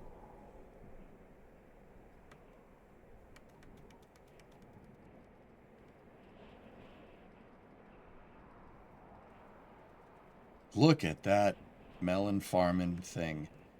That's so cool, dude. We should do this more. Don't you guys want to see more CTs moving? Don't you guys want to see more rockets rolling out of the VAB? I get it, Starship, the catch towers and everything. I love that, dude. But I also want this too. I'm greedy. I want more. Yep, CT is moving. Rev up those fryers.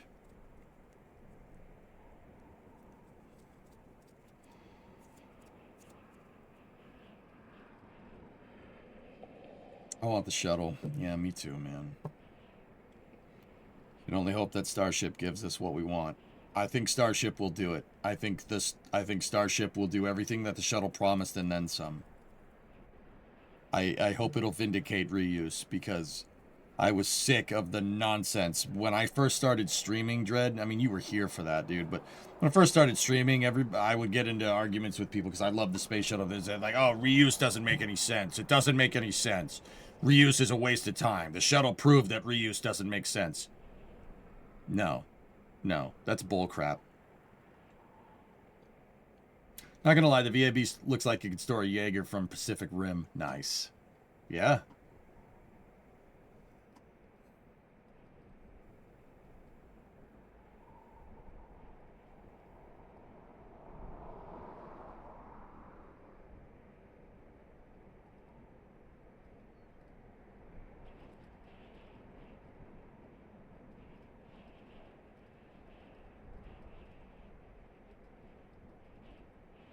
Dude, I'd love to ride on that thing during a rollout. Is there anyone out there that could facilitate this? I don't even need to be there for the launch. I just want to be there. I just want to stand on the deck of that thing rolling out. What the actual frick, man?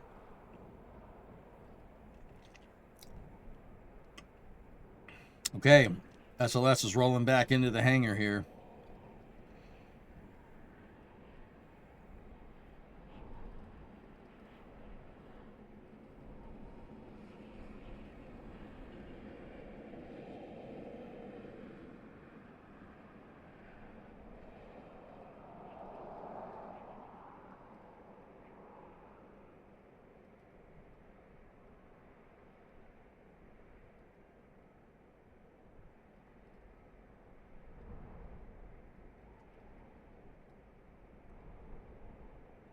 Need to rent a crawler as a party bus for you and 1,000 of your closest friends. Yeah, right.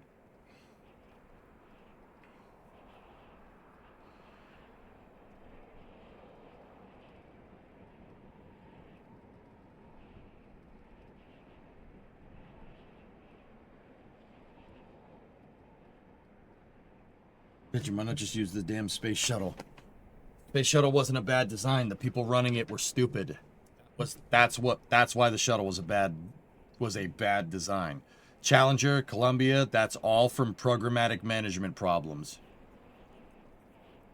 Every single one of them from programmatic management problems. I don't give a frick what anybody says. We could sit here and you could say, oh, the Diacol boosters were no good for they were not designed to launch in the cold, and NASA launched them in the cold. There you go. That's it. The two-segment design wasn't the worst. I would argue that booster casing life would not have lasted nearly as long with the two O-ring design, but it was working and it was fine as long as you didn't launch it in the cold. Every rocket has temperature constraints. Aircraft have temperature constraints for launching.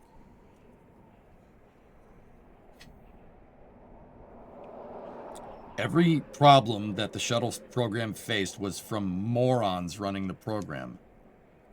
And I've read enough of the accident investigation reports for Challenger and Columbia. And by read enough, I mean I've read both of them multiple times. The programmatic decisions regarding those programs were some of the stupidest decisions that people have made at NASA in a long time. Challenger would have made it if they didn't violate their wind shear constraints too. That's correct. If you ignore the rules and just make up your own rules as you go, people die. And then they, like that's what gets me about it. Feynman and everybody else had the balls to call it a design flaw. It's not a design flaw. Design flaw excuses the idiotic behavior of management.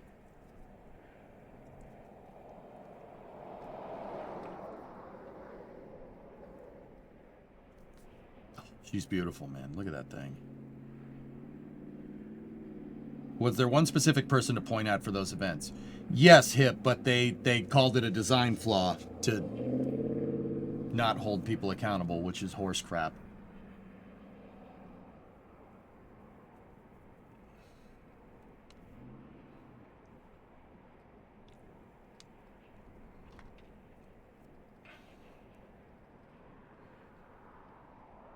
Oh, light's coming back on. I mean, Hip, if you really want my honest opinion, the person that gave the okay to launch that day, knowing there was 2 launch constraint violations for temperature and upper level winds, and said launch anyway, that person should be in jail for involuntary manslaughter. I'm dead serious about that, and I don't take that like I don't invoke Challenger lightly.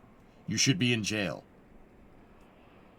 It was very, you know, there's always unknown unknowns with this stuff, guys. You never know what's going to happen. You know, failure's not an option once that thing leaves the pad, etc., right? But there's always unknown unknowns. You know, you could have learned something new about the vehicle that you didn't know, right? It happens. Like Ship 36 with SpaceX. That's a great example, right? You're going to learn something. And sometimes you learn by it exploding. You don't want to learn by it exploding when people are on board. With that all being said, right? Obviously, you don't want to learn when there's people on board. With that all being said, Challenger was easy.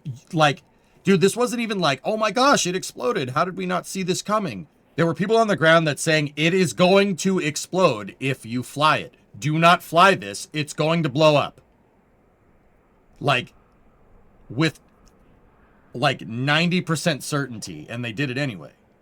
Guess what, dude? If you knew the risks, if you knew that there were 2 launch constraint violations, and all your engineers are telling you that it's going to explode, and you still launch it anyway, guess what? That's involuntary manslaughter, in my opinion. Actually, not in my opinion. It's a textbook definition of it. That person who made that decision should be in jail.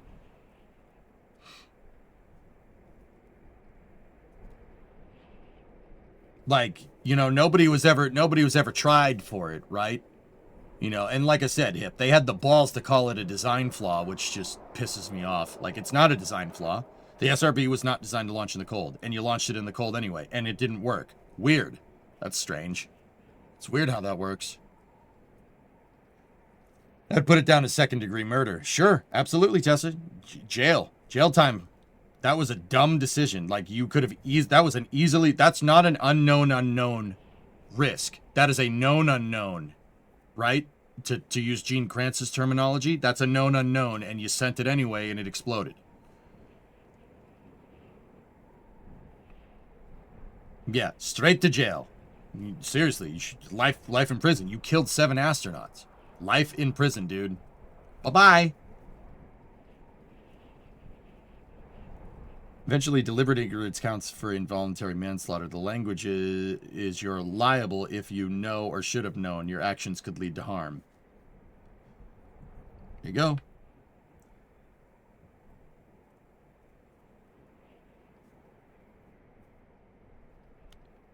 You know, but that, you know, even prosecuting the people that made that decision, that opens up a crappy precedent that if you accidentally kill somebody that you could, in the space program, you can go to jail. You could make the argument that you don't want to put that kind of unfair pressure on the people that are actually launching stuff.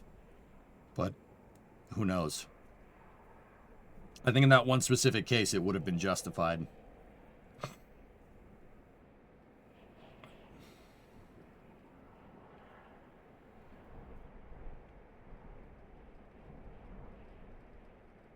Ford F-150s have a design flaw. They don't drive underwater.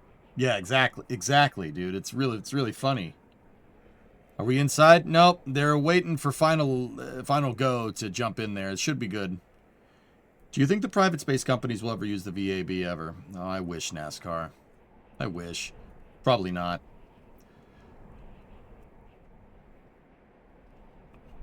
Sorry, I know you asked that a second ago, but I wanted to finish my thought.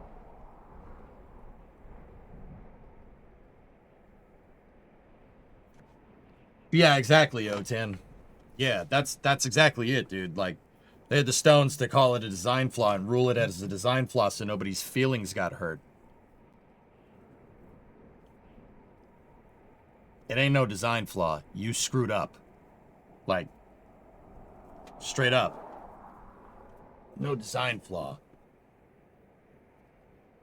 Yeah, SpaceX is building the Gigabay. That's arguably just as big.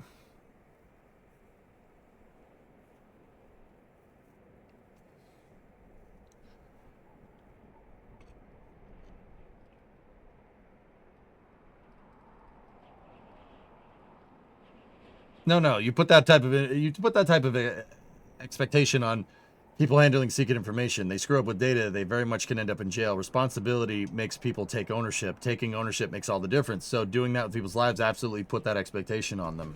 Yeah, Poison, I said one could make the argument. I don't agree with that. You're putting people's lives on the line. Your decisions better not risk their well-being. Which, once again, Poison, if you watch Jared Isaacman's press briefing about a Type A mishap with Starliner the other day, he's pissed. Rightly so. I would be... steam would be coming out of EJ's ears if I had figured out... If I'd known what had happened, I would have been really mad. Like, no. I would have called up Bowen and be like, yo, I'm pulling this contract. What's Commercial Crew Starliner? Give me my $4.2 billion back, dick. You guys don't deserve this opportunity. Get out of here. I think Rook was way too tempered for that. You have no idea how close, well, you guys do. You have no idea how close that came to killing Butch and Sonny. It was very close. Like, you lost control of a vehicle next to the ISS with 7 souls on board. The ISS and 2 more aboard Starliner. Yeah, you don't want it. I'd go and wipe my tail with the Starliner contract. I'd be like, yo, I paid you guys $4.2 billion and you give me this piece of crap? I want my money back now.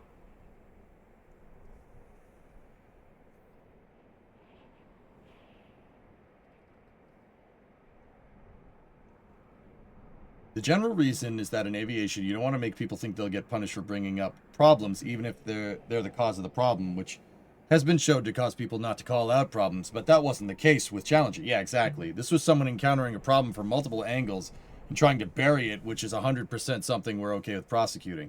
And I would argue, Aqualex, that not doing that reinforced the opposite of the opposite of a healthy aerospace culture, or space program culture, and directly led to Columbia.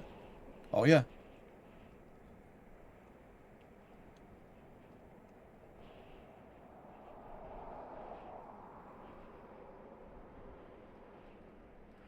Check the NASA stream. What do we got? Oh, hello. Oh, internal view. So those last views were from NASA spaceflight, but this is the view we want here. This is inside of the VAB, looking into High Bay 3. Do you think what happened to Challenger even affected what happened with Starliner? NASCAR, yes, that's the point that I'm getting at. Dude, I don't have a better way of saying this, so forgive me for being very candid here. When you're doing this stuff, what you see on the screen here, there is, once again, please, if you're watching with kids, I'm usually family friendly during the day. Just cover the kids' ears for probably like the next 30 seconds, if you could, or just mute the stream. I'll give you a double thumbs up when I'm done. NASCAR, I don't have a better way of saying this. If you don't take this shit seriously, you can get the fuck out. Like, fucking leave. All right? If you don't, the second you go lax about stuff, and the second you don't tighten down a bolt all the way, or I'll do it tomorrow, or any shit like that, someone's going to get killed. It is not a question of if, but a question of when. You absolutely cannot screw around with this. Every nut and bolt needs to be perfect. There's no other way. There's no quicker way. There's no, faster way. You don't tighten down a bolt. You drop the thing on the ground and then put it in the spacecraft and you don't tell anybody about it. It usually will end up with the spacecraft being blown up or you're going to get somebody killed. There is no skirting that. You can't fuck with physics. You can't skirt the laws of physics. Like, that is the truth. I can't say this any clearer. The second you start getting lazy The second you start oh, it's just the routine. No, you have to be hungry all the freaking time to get this right. You have to be hungry. You have to be hungry to tighten down every single bolt. Make sure every single bolt is perfect, perfectly torqued, perfectly documented. Make sure that every single piece is absolutely immaculate. That is the only way this works. There's no shortcuts. There's no short path. There's no quick and easy instant gratification in spaceflight. If you are not hungry for it all the time like that, you will fail. That's it. So did the behavior of Challenger lead to something like Starliner? Yes. The reason why is because people don't take it seriously. There's programmatic management positions and too much upper middle management in NASA and at Starliner, in the Starliner program, that there's so much upper management that you have to go through like 20 different bosses. I have 8 different bosses, Bob. There's that kind of nonsense. And you could be dang sure that people are just there to rake retirement money or just wait until their pension clears or something. They don't care. It's just another job. And you know what, dude? At one time I was like, okay, I get it. It's a job. Like you gotta make money. I understand. No, if you're not hungry for it, you can leave. It's that simple. You can't screw this up. Like, this has to be perfect. If you can't perform your job perfectly, you need to leave. Like, I can't say this enough. I see that's what Rook says when he's talking about restoring operational excellence and, NASA's capabilities that have atrophied and we're bringing it back in-house. He's going to say it nicely. I'm not saying it nicely. If anybody here doesn't, anybody running these programs, if you don't take it seriously, if you don't understand the engineering, the systems engineering that you're dealing with, you don't understand the stakeholder expectations, you don't understand the gravity of what's going on here, don't. Go away. Go find another job. Go work at a Bitcoin company or something, dude. Go be a finance bro. You can't do that here. You just can't, especially when people are involved. Someone will get killed if you don't do your homework. Like, I have no better way of saying that. I have no more candid way of driving the point home. Everything has to be perfect. If it's not perfect, you're going to know. Sorry to change the topics, but what is the real reason for the roll markers on SLS? Where are the roll markers, Ari? I don't know. Like when the doors fall off of main gear struts and go through the wing. Yeah, Drew. Yeah, exactly. I'd like to think that the engineers working on the program here have some pride. The engineers and the technicians always do, one man. It's not them that's perpetrating this behavior. It's the middle management. It's making the engineers do stuff that is not... Okay, I'll give you... Oh, this is space. I'm in space. Roseanne Devasto, gifted a sub. Thank you. I'll give you guys an example. All right, look.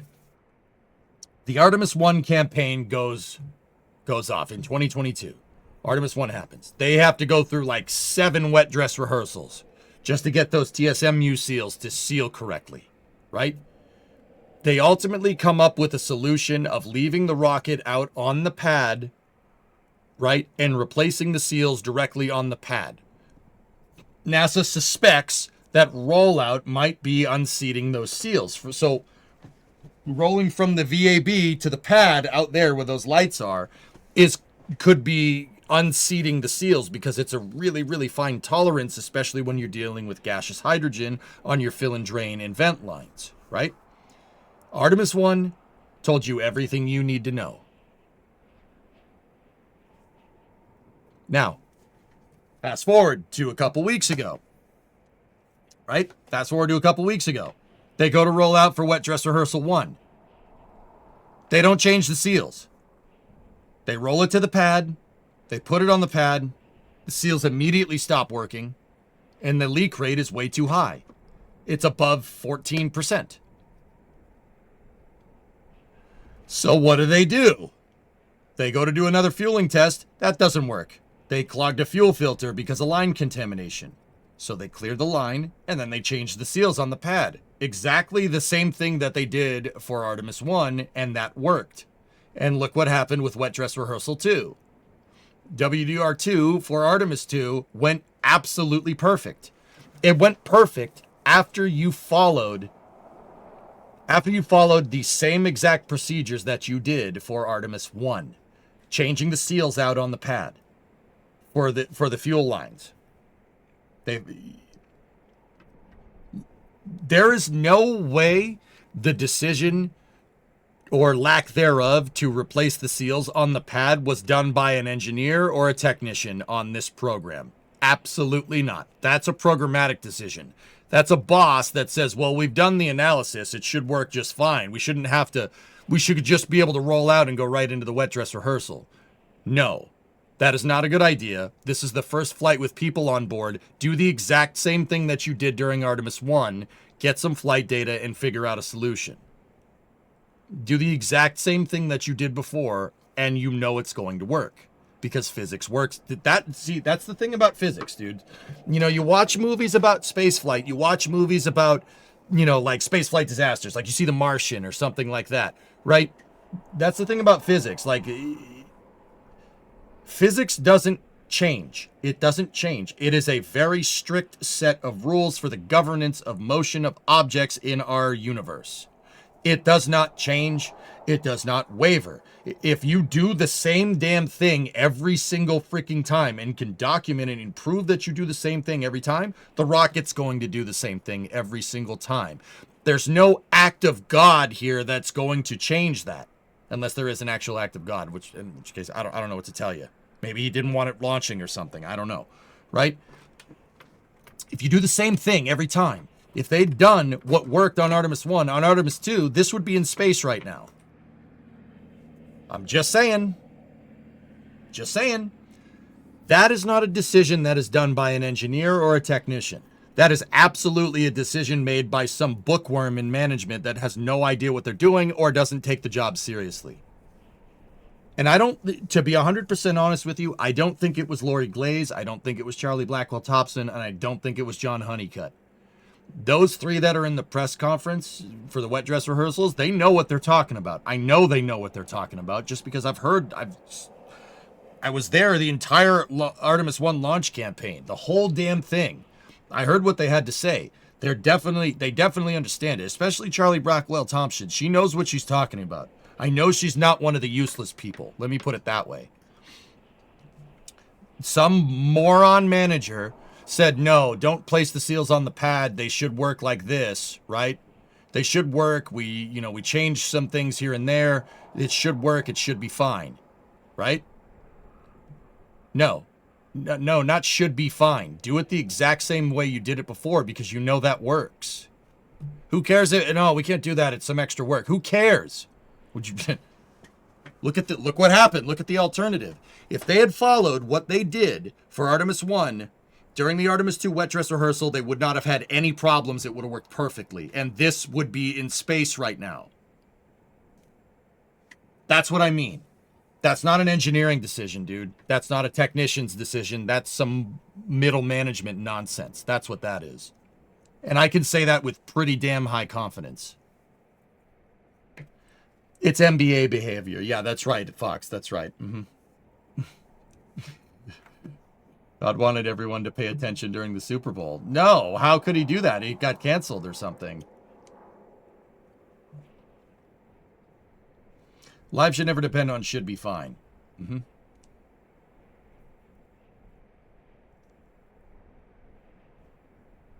I agree, Hellfish. Yeah, accountability is key. And that's what Rook says he wants to fix. And that's why when he says that, I'm really happy about it because it fixes nonsense like this. Instead of watching this thing roll back into the hangar, wasting everyone's time, right? We could be exploring the moon right now. Arguably. We could be exploring the moon. Actually, we'd be getting ready to explore the moon instead of starting the launch campaign over again.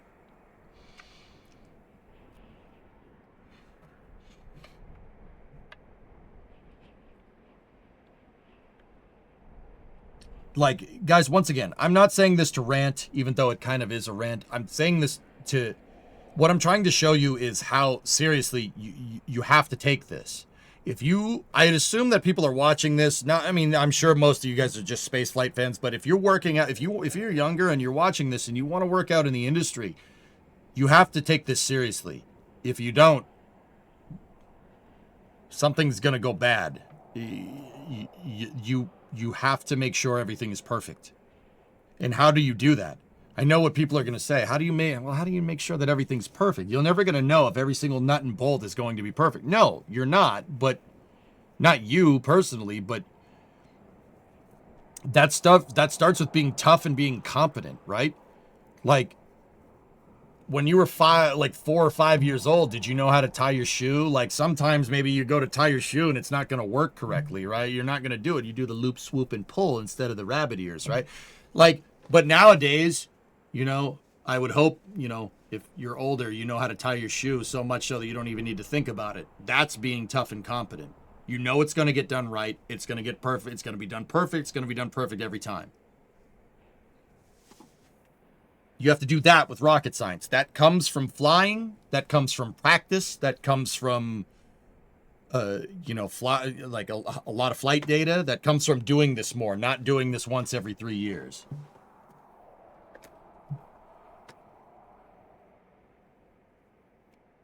That's why I'm bringing this up, dude. So if you want to work in this, you have to know. There's a difference between like being kind of confident and knowing for sure that it's going to work. Because once again, that is the key to this. Physics will not fail you if you understand the construct that you're working in. Physics won't fail you. That's the one thing that, like, I used to think that, like, oh, physics is this hard, rigid law, and you're never going to know if it's going to be exactly right? You're never going to know. Yes, you will, because if you know the physics, you'll know how it's going to work. Physics won't fail you. Those laws aren't a containment mechanism. Those laws are a datum that you can use to be absolutely sure that your thing's going to work correctly. Like a compass, for instance. All right? If a compass doesn't work, something has gone very wrong, right? A compass is one of those examples. You know that that's going to work. Unless you're like near a transformer or something, and then it might not work. But you get the idea. Physics don't change.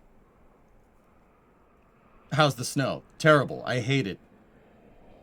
I'm really, really sick of snow. I moved. Article, I've had no time to work on the car. No time to come to the garage. It's making me late for the frigging stream. I'm waking up at 7:30 every day. Getting out into my yard by 8 and cleaning until 1 to 2 in the afternoon. There's so much freaking snow. The snowblowers, I can't do it quickly. You have to sit there and hold the snowblower, let it go, hold it and let it go. The snow drifts are higher than the snowblower's intake, where the auger is. So I have to sit there and jack the thing up, you know, get it at the snowbank and let it down onto the snowbanks. It takes forever to clear anything because there's so much. I've been doing that for the last 3 days, dude. The heavy stuff makes it so difficult to move.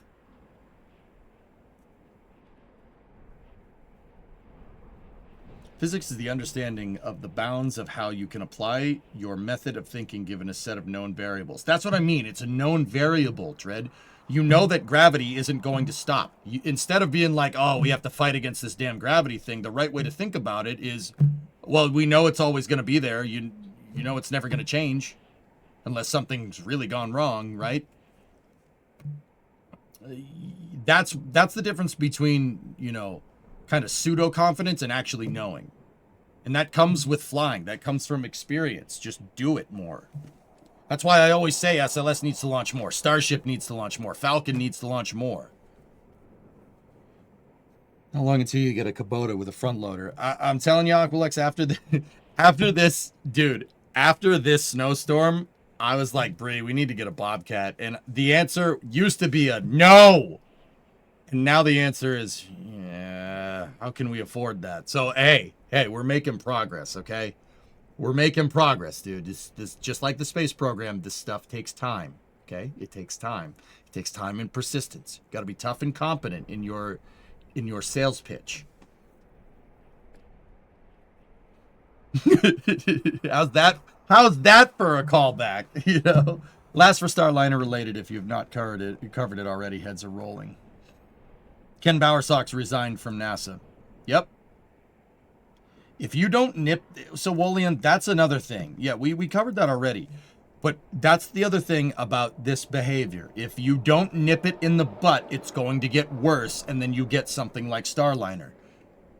You know, people are going to ask, how the heck can you have something like Starliner happen in the wake of something like Challenger and Columbia? How can that even happen? Well, that's how. That's how. People not taking it seriously. You don't take it seriously, that stuff happens. How much does a Bobcat cost? I don't know. I'll buy a broken one and fix it on stream and write off all the parts. That's probably a better way to... That's been my modus operandi, and that hasn't failed me with snowblowers or generators. Guys, my 2 snowblowers that I have and the generator, I got those for free.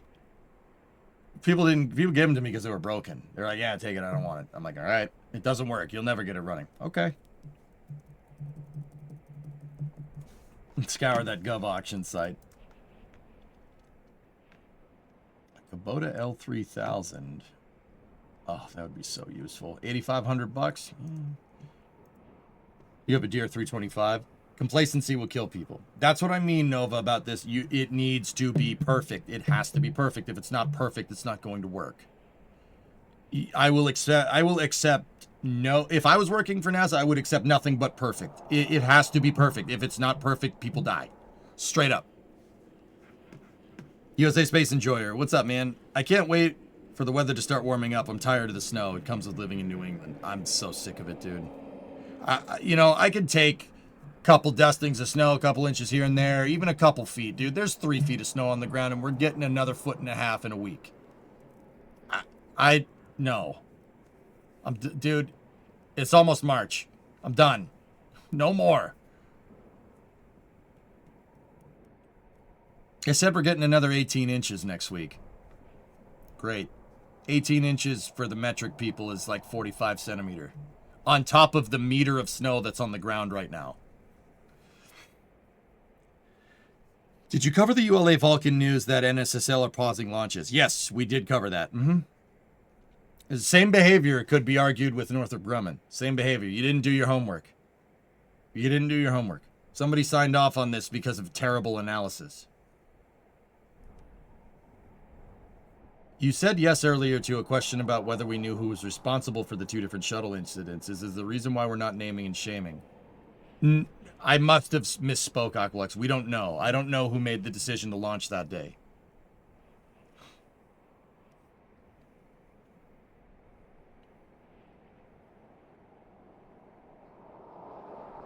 You want to send some of that snow to west to Utah? Our canyons are still hurting big time. If you want it, you can come and take it. Here you go. What's this? John Deere 4310. 1,200 bucks. Needs clutch and clutch housing. Won't stay in gear. Needs new battery and fuel filter to crank. Loader and hydraulics work great. Where is this? It's in Alabama. Okay. Okay, it's in Alabama.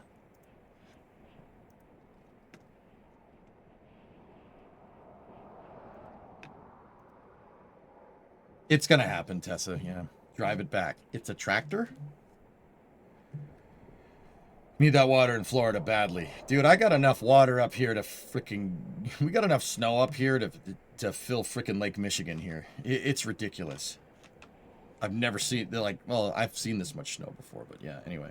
They should be starting to roll in. Discovery, Let me go at see if throttle up. NSF has some shots of the CT moving. No, they're showing the same shot. Okay. Hey, Victory, 95-month resub. Also going to need a trailer, which I don't have. I think the changeover, i.e. retirees in the last decade, left a missing link in the future vehicle development. Roseanne, that's 100% my biggest gripe with the Artemis program, and with, well, not the Artemis program, with canceling Constellation. We lost so much institutional knowledge canceling the shuttle and Constellation at the same time. NASA lost so much that, yeah, they still truly haven't recovered. The only way you're going to recover is to just start all over again.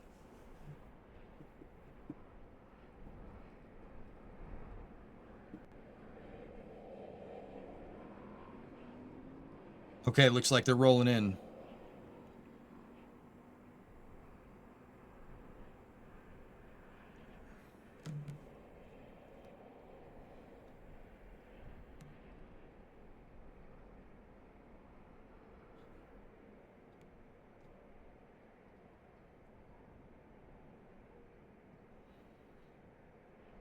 You know what always gets me about this picture? That office chair is always sitting right there. It was sitting right there during rollout.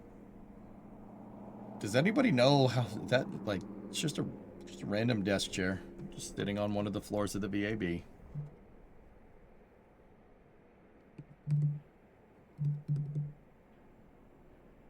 Smoker's lounge. I wouldn't be smoking next to those SRBs, dude.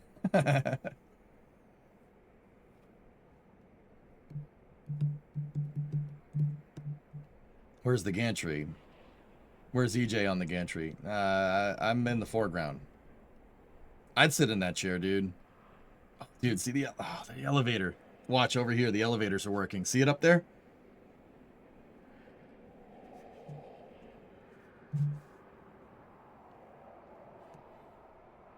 That's the timeout chair. Dude, if somebody wants to time me out on, like, the 25th story of the VAB in the transfer aisle, I'm cool with that. That's fine with me.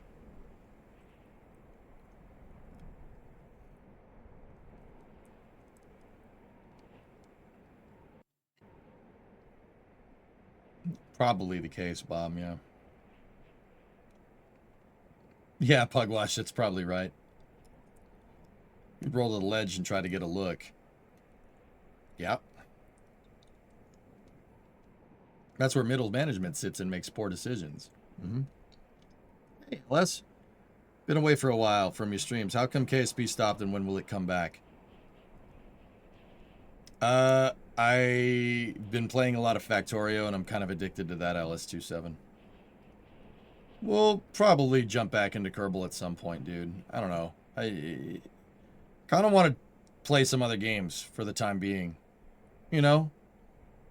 Not that I don't like space. I still love space and I love KSP as much as anything, but dude, I played KSP for like 10 years straight. I mained it 10 years straight on this stream. You know, I missed out on a lot of good games. Let's play some other stuff for a little while. And then maybe by the time we're done, maybe it's not even KSP that comes around. Maybe Kitten Space Agency is ready to go by then.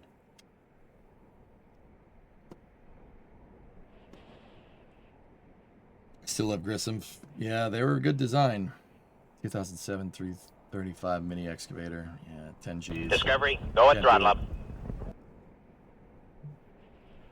I would not, I mean, Pigeon, it probably would be fine, but remember what I just said about probably would be fine. Ever played Stationeers? Yeah, of course. I had a community project where we built like a 40-story bunker in Stationeers. I think the multiplayer server's still up. And they just added a bunch of new stuff to Stationeers too. Hey, Rarest. Chat should be back. All right, cool. How many floors are there? 52 stories, Stefa. Inside of the VAB. It's a 52-story building. What is Stationeers? I don't know, Mason. There's a lot of electrical engineering in it. You probably would like it. Okay, SLS is rolling back into the hangar. Once you've nailed Factorio, there's a multitude of mods that you can add that really do make the game a new game. Yeah, maybe. I don't know. I miss Winter Car. I wanted to play Winter Car today, but the whole plan was to play it after Space News, but I thought SLS was rolling a lot earlier in the morning. I wanted to see it all the way to the end of roll. And we're almost there. For the uninitiated, a story is about how many feet and or meters. One story is about 10 feet or about 3 meters. Deadbringer. This is, so you want to understand meters with this. This is a 52-story building, so 52 times 3. So what is that, 156 meters tall, the VAB? It's gigantic, dude. The VAB is... I can tell you how big it is, and I can tell you that it holds rockets, and I can tell you how many stories it is. You'll never understand the scale of it until you see it. Go down to KSCVC if you ever get a chance to, Deadbringer. Look at this thing up close. It is bananas how big this building is. Like, words cannot describe it.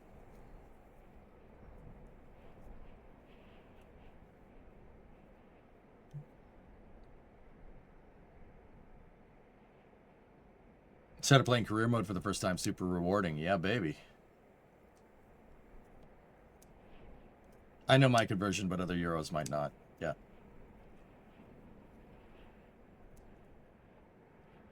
Question, what is in the other high bays? So high bay 1 is abandoned in place right now. It's still in space shuttle launch configuration, hydrogen.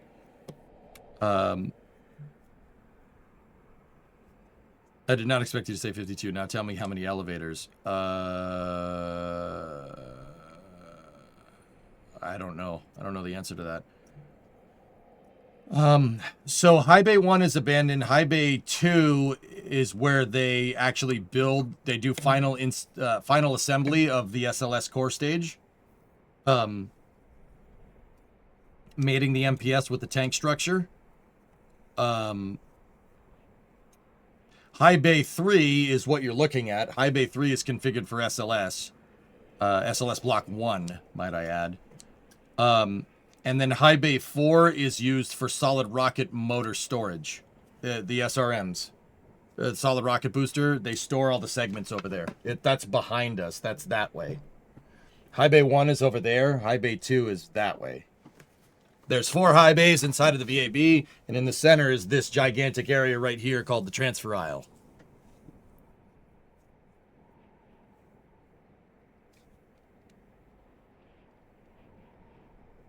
Retired shuttle configuration, so you're saying there's a chance. You could.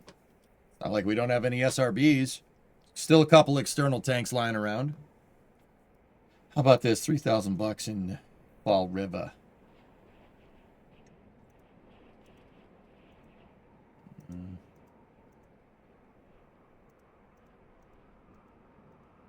That's kind of cool. Alkalex, the other thing is, like, maybe we just go...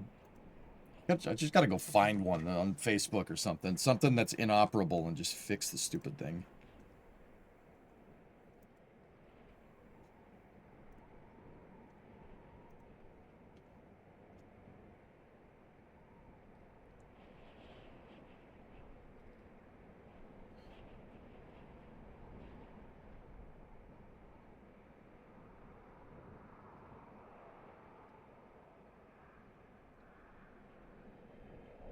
You have to take a special elevator to get to the top. NSF has behind the scenes of Max going to the roof and taking pictures of a launch. Yep. Yeah, DH, I remember that video. Plow is cheaper. Mater, we ain't gonna plow with two-wheel drive, homie.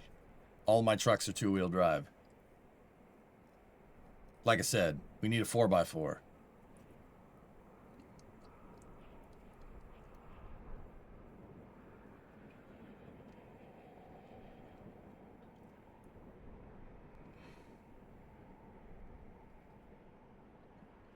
We're not plowing with a Fusion, Zeros. Your WRX is all-wheel drive. I don't think that a plow would work really well on the WRX, Midge. I mean, if you want to try it, go ahead. Battlefield 6 question. Why don't high calibers seem to matter in Battlefield games? Game balance, mostly.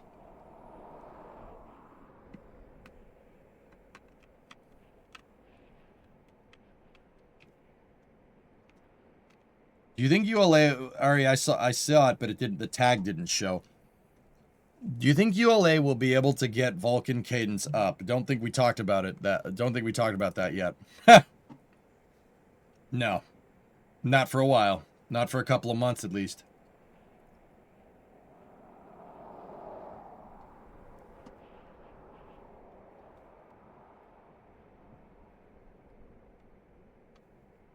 Want to buy a Peugeot, Midge? You want to buy a French car? What's wrong with you? Buy a Ford. What you got to worry about? It snowing? Go buy a Ford Falcon.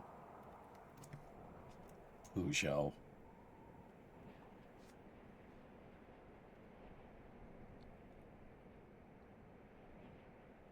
Don't buy a French car.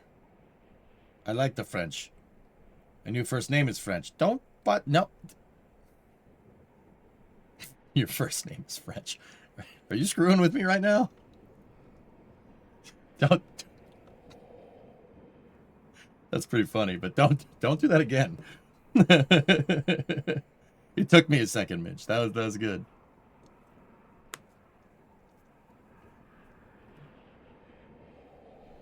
I saw a video of a Ford getting towed from the snow by a Dodge this week. As long as it wasn't a Chevy.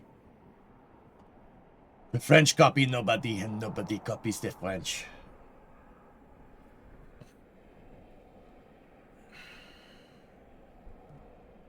Rocket's almost in. Dude, look at the guy walking around on that service gantry down there.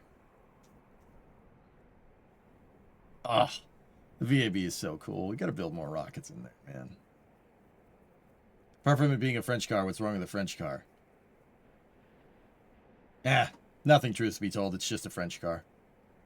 I mean, French cars, I've heard things that the Peugeot's quality is not very great.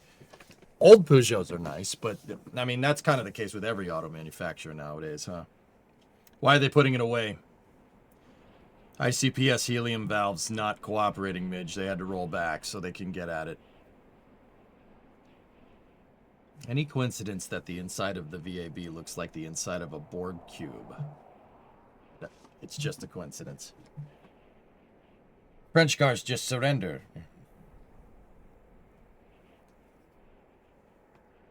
Yeah, it's pretty awesome. All right, it's pretty awesome. Peugeot, more like Pugat. Yeah, right.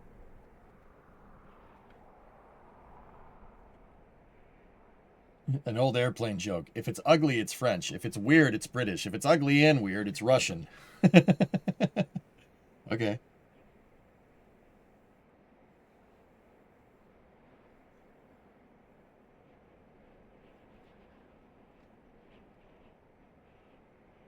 I love the industrial aesthetic vibe of this. Yeah, dude. Hopefully the Gigabays can capture a little bit of the VAB's aura bite.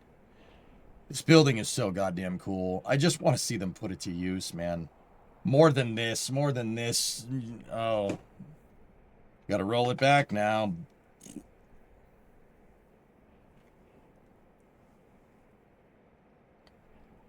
What kind of landers is SpaceX sending to the moon? They're making a lander variant of Starship called Starship HLS. That's Hotel Lima Sierra. And that is the lander version. It's big. Yeah.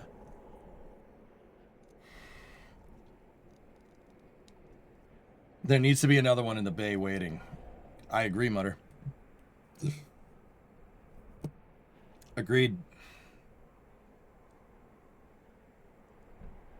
Were there plans for a West Coast VAB considering that they expected the shuttle to launch from there? No. The Air Force completely refactored and retooled the shuttle's entire launch pad and integration design.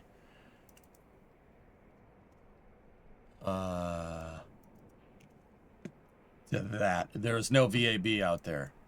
So this is Slick 6 out at Vandenberg All Systems. This shuttle pad was going to, instead of having a mobile launcher and a crawler transporter, this had two mobile service structures. So you had the SAB right here, which is still around, not for long. They're going to demolish it soon. That's the shuttle assembly building. And then you had the mobile service tower. So the MST can move all the way to here, right? And if you notice, the back of the shuttle assembly building has that like plate right there. That buttons up, that pushes up to the top of this, right? So the two buildings can come together. And the idea is that you roll the shuttle segments up a road that's behind the SAB right here. You can roll the booster segments in, right? There's a gantry crane on top of the SAB. You could just see it right there.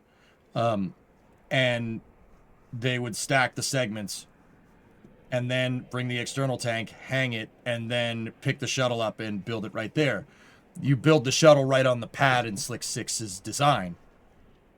For payload integration, if you wanted to horizontally integrate a payload, there's a building right there that's not in this picture because it's not built yet, which would have worked somewhat synonymous in function to the shuttle orbiter processing facilities at KSC.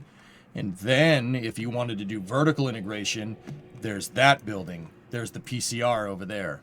That's your payload changeout room. It moves. The PCR is attached to an integration building where they build whatever satellites the Department of Defense was trying to launch, probably keyhole satellites if I had to guess, right? This is built into the side of a hill, so there's an elevator down to the shop floor that's there that they could lift the satellite up and put it into the payload changeout room, and the payload changeout room could lift itself up, and it was on tracks, and it could move to the shuttle stack so they could install the payload. And more importantly, they could do it without anybody seeing it happening, because the payload changeout room could go inside of the shuttle assembly building. I have more pictures if you want to see. Here's another shot from another angle. Yeah, they had a completely different setup. Do you know what would be cool if they put in 24/7 cameras in the Gigabay? I agree. So there's a shot of the SAB. There's the thing that they would drag the SRB segments up and the external tank up there, and then they'd stage them on this slab right here. That's the satellite building room. Fun fact, somebody still uses that for building satellites. They just don't use Slick 6. I think L3 Harris owns that. I don't, or leases it. I have no idea. I don't remember. There's another shot. You could see that this build, the SAB backs up. The mobile service tower moves forward, and the shuttle assembly building backs up, and it closes the stack. So that in the payload changeout room, right? See, this is the building right here, and the PCR is right there. That whole thing can move, so they could integrate without, they could put payloads in without anybody seeing, because spy satellite. There's a shot of the shuttle launcher plate. There's a shot of Enterprise on the pad.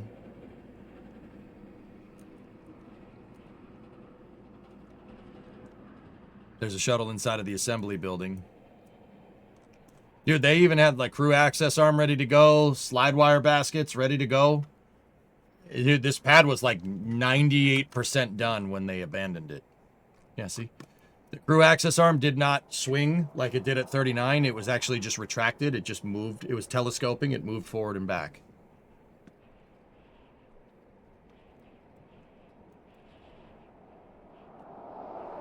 There's a shot of the mobile launcher, or the launcher structure that's not mobile. There's a shot of the service tower. There's a shot of the mate-demate device the Air Force had at Vandenberg. There's the crew access tower when it's fully forward. Slide wire baskets. That's the this structure over here, that red structure behind the crew access arm, is your HASGAS umbilical. There's a shot of the stack fully stacked in with the MST.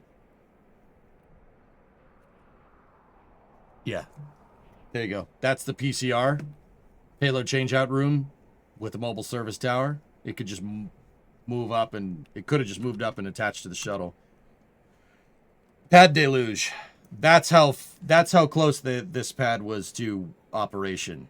Pad deluge test. So like 98% done. That wasn't an Astrovan. It was a Windstar, baby. Honestly, citing the shuttle as something that for aerodynamic efficiency is not the own you think it is, Ford.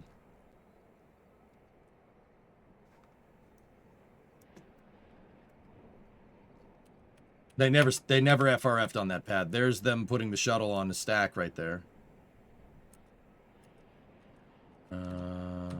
There's more pictures. This is just my full shuttle folder, so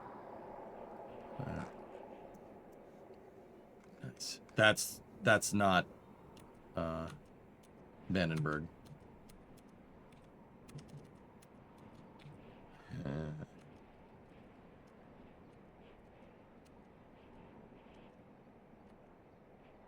External tank storage. That's what they used High Bay 4 for a long time. They used it to store ETs. They mounted them up on the walls of the VAB like books. Ah, there's a better one. Yeah, see, the PCR can move through the SAB to the shuttle. It's actually a great design. Really, really, really good design. If you really want my honest opinion, I think it's fantastic. Have you ever had a nightmare where you show something ITAR on stream? No. I don't. Pigsy. Never had that nightmare. I don't keep anything on this computer that I'm not willing to show you. That's a good rule of thumb.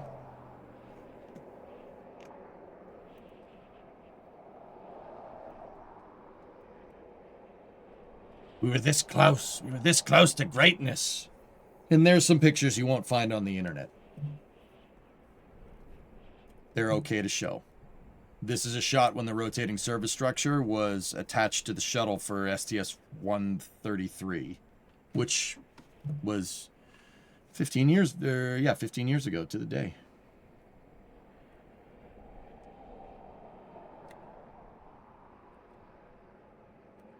It's on the internet now. Yeah, you're not wrong. I have a bunch of good pictures of that thing.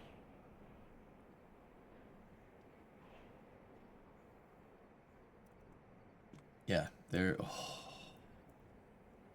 that would have been cool, man. That would have been cool. Actually, the first shuttle mission for Vandenberg, STS-62A, was already on the books. The crew was already training for it when the Air Force pulled out of the program.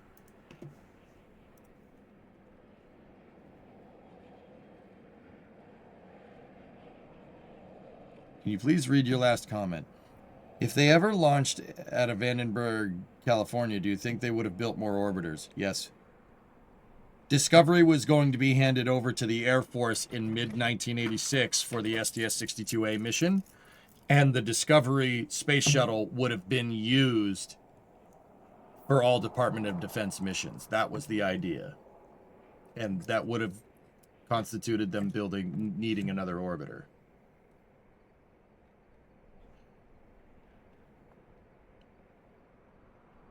All Air Force crew, all systems on the STS-62A mission. Bob Crippen was supposed to, the pilot from STS-1 was supposed to command that mission. They were going to do what's called a polar once around orbit. So they would have launched due south out of Vandenberg, right? The shuttle gone into space, separated the external tank, right? Over Antarctica, they would have deployed a spy satellite or whatever, right? Closed up the payload bay, gone through re-entry, and came back and landed at Vandenberg. One orbit, 90-minute mission. That was STS-62A. It's called a polar once around. It is. If that sounds absolutely insane, yes, it is.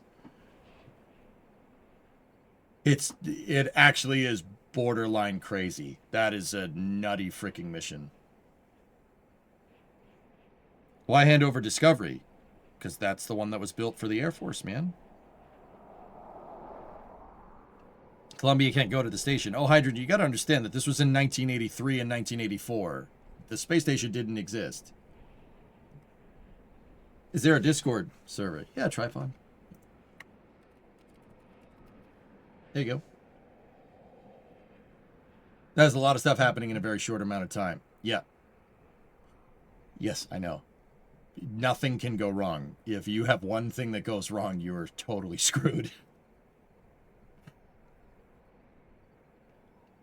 No problem, Tripod. Welcome to the Discord.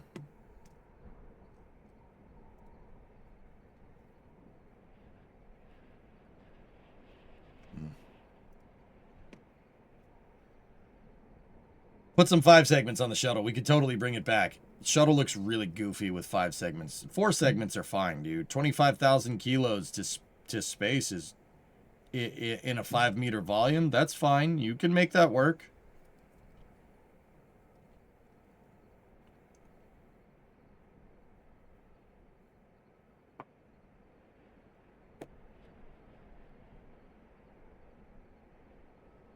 Can't tell if they're moving.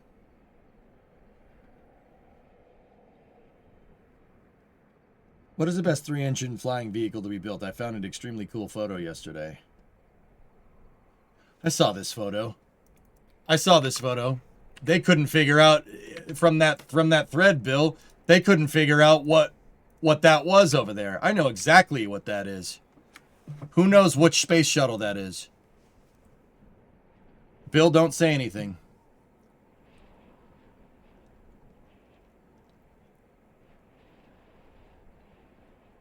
What would the alternative landing sites be on a flight like that? Alternative landing sites? Enterprise? It's not Enterprise. It's not Columbia. It's not Enterprise. It's Challenger. Tape, you got it right. That's Challenger. That's Challenger undergoing structural testing qualification. Lockheed did the dynamic testing for the shuttle program. Not a lot of people know that. That's why there's a TriStar next to it.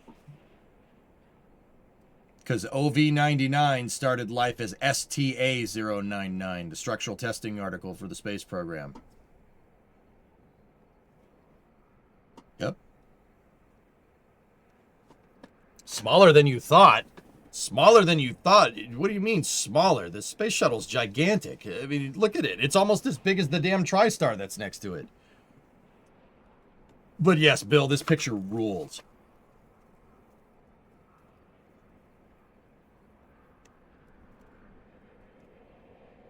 NSF just did an AI masterclass ad spot, and I think I died a little inside.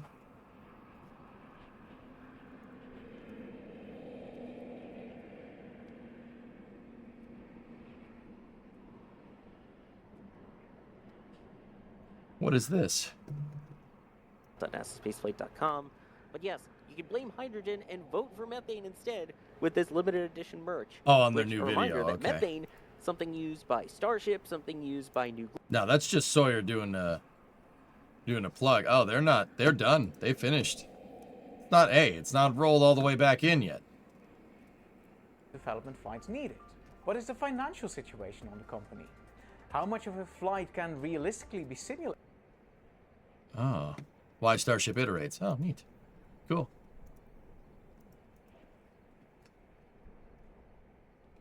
Figured Pan Am was the one that debuted the 747, which would be modified for the shuttle transporter. Yeah.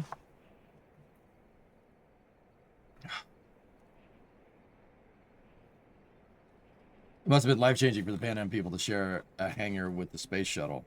I think that would be cool. Yeah, here, check this out. If we go to OV-99, Space Shuttle Challenger, if you look at the wiki, they should show Challenger in that same structural testing cell. See? That's actually a color picture. I don't know where this picture came from, Bill, but yeah, that's pretty cool. The internet hadn't seen this picture up until this. I've never seen this picture before until it was posted. I think it was on Reddit the other day. There it is in the same test cell.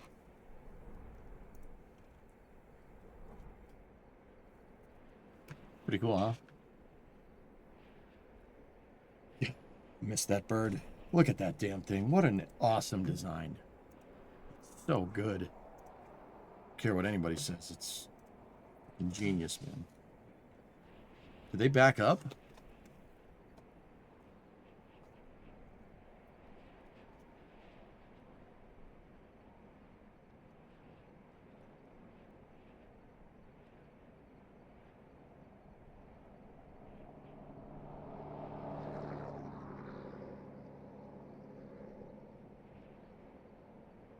Someone commented that this is the testing setup that broke some thrust structure parts, which resulted in changes that Enterprise never got. Yep. You can't seek. They disabled scrubbing through it. I'm trying. Was Challenger the last space shuttle? No, Endeavour was. The order of orbiters in which they flew are Enterprise, Columbia, Challenger, Discovery, Atlantis, Endeavour.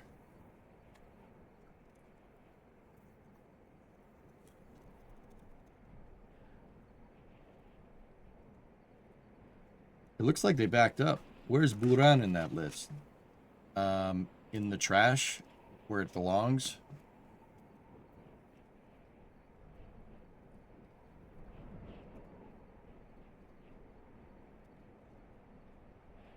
What? Why are you looking at me? Enterprise flew in 1977. The approach and landing tests. 5 approach and landing tests, ALT 1 through 5, were tested in mid-1977. Hey, I just said fly. I didn't say how far.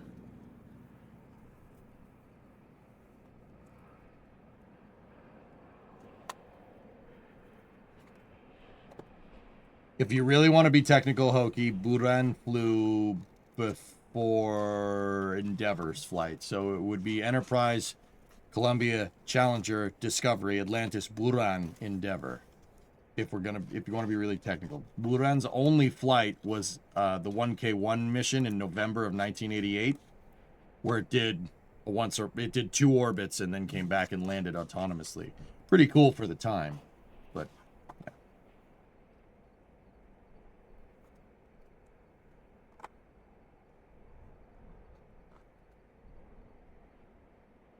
Buran had one thing going for it: no pilots needed. I would, Deadbringer, the interesting thing is that you could have done that with the space shuttle. I've read about contingencies where you could hotwire the shuttle to be remote control, and like autonomously land. Most of the shuttle's flight regime was automated anyway. Most of it. They could have done it. They just never bothered. The idea was that, they wanted it to be more like an airplane. So autonomous landing makes no sense if you want it to fly like an airplane. An airplane's never going to autonomously land. Now, nowadays, yes, maybe. In 1981, no. Or 1972, that's when the vehicle was designed. No.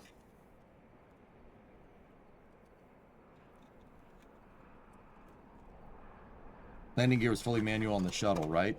Yeah, I think so. I don't remember. Did Buran jet engines work? They used it for atmospheric flight testing with the OKGLI orbiter surge. That flew in 85, I want to say. I think.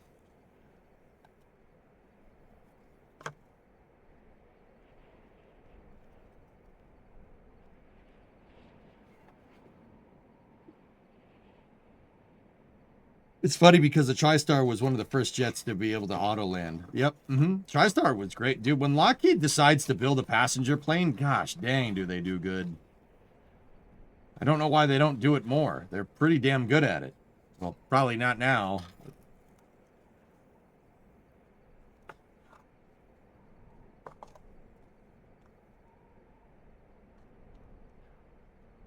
Buran is about the same size as the space shuttle, Blitz. It's pretty much the same size for all intents and purposes. Yeah, it's pretty much the same.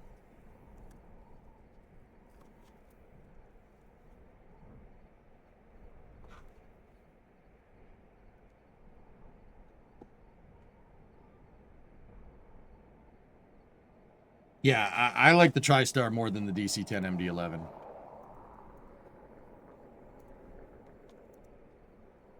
Anyway. Guys, all right, SLS is back in the hangar, dudes. I'll give you more updates as we see how this all kind of comes together. That was 6 hours of straight talking. What day is it? It's Wednesday? I think we'll do my winter car tomorrow, and we'll just do a big block of winter car and then maybe Factorio for after hours, okay? Yeah. I'm sorry, I'm not able to do the long endurance streaming that I usually do. It's the snow, dudes.